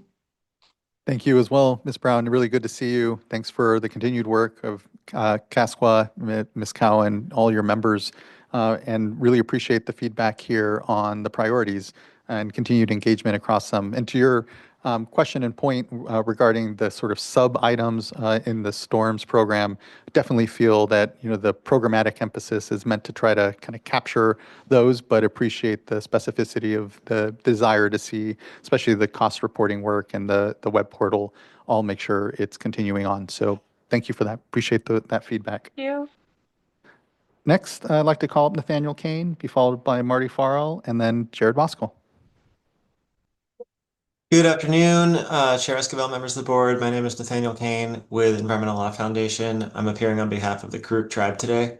I'm just here today to advocate for the in-stream flow efforts in the Scott and Shasta to be placed into the highest priority category for 2026. I noted that this is very improved from the early iterations of this plan, but I just want to be really explicit. This has to be a high priority for the board. The legislature last fall in AB 263 gave us 5 years to get a permanent solution done in these basins, and the clock is ticking. We're already seeing the benefits of a few years of emergency regs in these basins. We're seeing the benefits of dam removal. We're seeing flows and we're seeing fish in these rivers, and some of this is a direct result of the board's actions so far. But we're also seeing this year the effect, as we heard in great detail earlier this morning, the effects of climate change and the unpredictability of the weather. There's almost no snow. It's been a very strange, warm winter with not a lot of precip, and flows are dropping fast. So if these fish are going to survive, if we're going to have a thriving fishery going through the rest of the 21st century, we need to put the work in now to make this 2031 deadline. We cannot return to a pre-2021 status quo where every year was a drought year in the Scott and the Shasta, and those rivers went dry or nearly dry almost every summer. So I really want to encourage the board to put this effort on the fast track. Thank you again. Thank you as well, Mr. Kane. It's good to see you here and appreciate those comments here on behalf of the Karuk, and agree that it is a priority here amongst our priorities, and we'll give it some thought, not perhaps elevating it further. So thank you. Next, I'd like to call up Marty Farrell, be followed by our last commenter, Jared Voskuhl. Good afternoon, Chair Esquivel, members of the board. My name is Marty Farrell, and I'm a staff attorney for California Coastkeeper Alliance. I want to thank you, as always, for the opportunity to provide public comment today. And I also want to thank staff for their work in identifying and setting priorities for 2026. We know that the board has many issues in its purview, and that setting priorities is not an easy task. So we want to thank you for that. There's 3 main points that I'd like to make today. The first is related to the agricultural expert panel. So we'd like to emphasize that in addition to finalizing and releasing the agricultural expert panel report and presenting the panel's recommendations to the board should not delay in using those recommendations to develop regulations that meaningfully address nitrate pollution through enforceable limits on nitrate application and discharge that become progressively more stringent over time. Drinking water quality continues to suffer, and communities have waited long enough for protections. We really urge the board to not delay in taking action once that report is finalized. The next is related to the adoption of the Phase 2 permit and the looming trash amendments deadline. It's critical that the phase 2 permit gets adopted as soon as possible, but at this point in the year, it seems highly unlikely that the permit will get adopted by the end of the year. It's been 14 years since the permit was last issued, and so it has now been 8 years past its expiration date. Most importantly, the trash amendments that were adopted in 2015 do not become enforceable until they're incorporated into the appropriate stormwater permit. The trash amendments provided a 10-year compliance schedule, but stated that the final compliance deadlines would be no later than 2030. We are just 4 years away from that deadline, and although the release of a formal draft of the phase 2 permit is prioritized for 2026, we will end 2026 1 year closer to that 2030 deadline without a formal adoption. And then finally, related to the OAH water quality objective, while we appreciate the focus on evaluating an OAH water quality objective, these priorities do not include the release of any draft for stakeholder engagement. This has been a State Water Board priority since the 2019 Ocean Plan Triennial Review, and it is important for the State Water Board to move forward with that rulemaking process. As we said in our comments at the March meeting, we are reaching the point where potable reuse projects in Southern California are in the planning phases and making nutrient removal commitments. Those commitments are not enough based on the science to prevent degradation of the ocean's beneficial uses. If the state board waits too long to adopt OAH water quality objectives, then these potable reuse projects will be too far down the planning stages to hold them to the necessary standards. As we said when the potable reuse regulations were adopted, these projects need to know the appropriate standards they must achieve for their new receiving water discharges before the recycling projects themselves are planned and constructed. I want to thank you again for your time and consideration. We really appreciate staff's work and the board's commitment to all these important issues. Thank you. Appreciation is shared back, Mr. Farrell. Appreciate the continued engagement across all of this and noted on the concerns and items. Next, I'd like to call up Jared Voskuhl. Again, Chair and board members, good afternoon. Welcome to the very end of the meeting. Happy to join you all here again. Jared Voskuhl, Director of Regulatory Affairs, on behalf of CASA, the California Association of Sanitation Agencies. CASA represents over 150 municipalities and agencies that engage in the collection, treatment, recycling, and resource recovery of wastewater. You know, today's been a great meeting kind of around the world of California water, with all this rich discussion in the morning about hydrologic conditions, Sigma implementation, you know, going into the afternoon with water recycling, research investments, and then the board priorities across all of the other programs. And it really instills and engenders in the public a trust and a confidence in the work that you all are committing to here in the years ahead. You know, these aren't just the priorities for 2026. You know, in another way, they're also kind of the last years of the priorities as the current governor's term is coming to an end. And a lot of, you know, members of the water community have been, you know, reflecting on just how great you all have been as partners, as board members, and as board managers and as staff, working over the last almost decade on water issues and water quality issues. And the unity and the solidarity, the collaboration is all very, very much appreciated. And so these priorities kind of have this year in 2026 a punctuation mark aspect to them, because they're going to be handed off into, you know, another phase of implementation and how do we execute and carry these out. And so, you know, just wanted to pause to reflect and, you know, kind of impart that and share that, but convey our appreciation for the work that you all do on a daily basis. And then, you know, really no surprise, priority 1.1 and 2.1 for you all are also ours. And that's the wastewater needs assessment. And that's a harmful algal bloom strategy, you know, statewide. On the needs assessment, we really appreciate the engagement as this 4-year project is continuing to roll out and meet its milestones. And so we had submitted a comment letter on the last phase of kind of the work product that came out on some draft list, and really appreciated the response and the ongoing dialogue on that. Likewise, with the statewide strategy for our, you know, harmful algal blooms, both in inland waters and in marine waters, we understand the complexities of evaluating this, but also the need to respond, as it is your prerogative to protect water quality, to protect public health. And so, we are supportive of these priorities. I think our one, kind of request, if we could just kind of relate here quickly, would be with regards to, I think it's 2.18 in this one, and the approach that regional water quality control boards take to ocean acidification and hypoxia, and it talked about requiring nutrient upgrades. I think the 2025 work plan had this maybe worded more that kind of threaded the needle for us. It was in 2.24 then, but in short, it said collaborate with regional boards, other state agencies, and external stakeholders to identify effective land-based nutrient interventions and management strategies, including opportunities to accelerate solutions where feasible.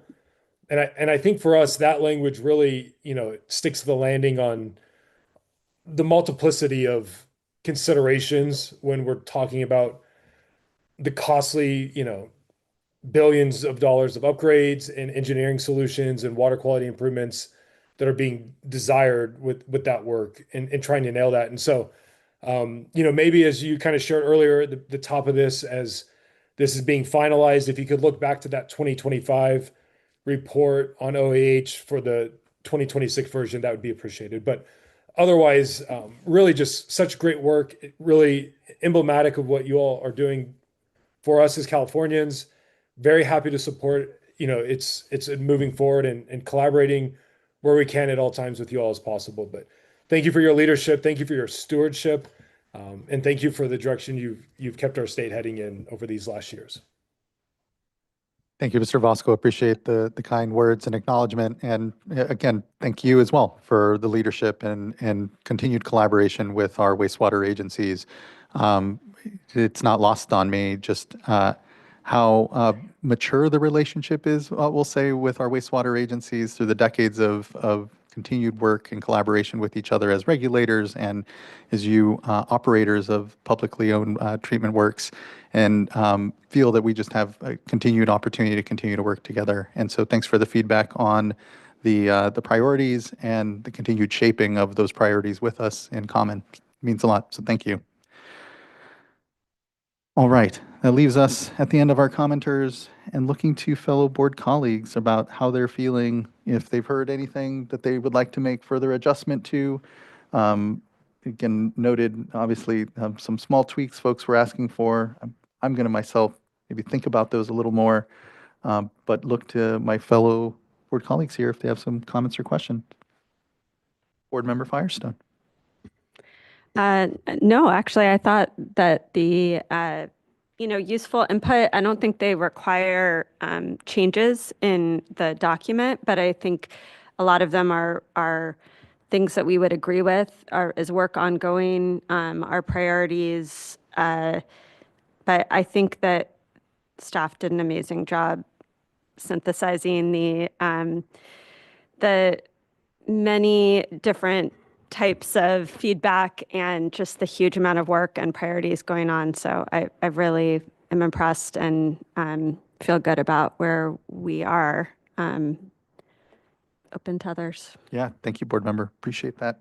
Vice Chair and Board Member McGuire. Yeah, I agree. I think that, we have been focused on the format. And so I think that we're much more familiar with it in terms of the priority with respect to action this year. That doesn't mean if something's not on that list that it's not a priority.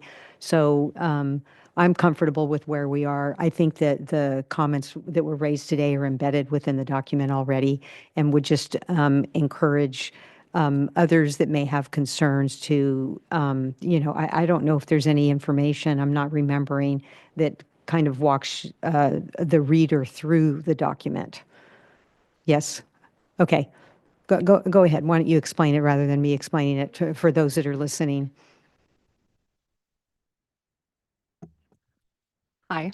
Yeah, there is an about the work plan section in the first few pages of the draft document that was posted online, in which we describe how the document is organized and provide definitions for the programmatic priorities, the immediate priorities, describe what the themes are, and then what is in each of the appendices. So yeah, interested parties can look to that to get a sort of detailed understanding of how we're defining things and where they can find information. Yeah, thank you for that. And thank you all for your really good work on this. I think it was time well spent. Here. Thank you, Vice Chair. Board Member McGuire, and then Board Member Morgan. Yeah, I really appreciate all the work that's been done on the plan this year. It is a lot more clear to me exactly where the priorities fall, and I appreciate it's more readable and just easier to follow along. That said, I appreciated Nat Kane's comment and concerns about the Scott and Shasta item that we have here. And I think just noting that I had to pull it up here. It's under the ongoing priorities, but that doesn't mean it's not these are all high priorities for us, including the Scott and Shasta work. And I hear what he's saying on the 5-year clock on getting that work completed.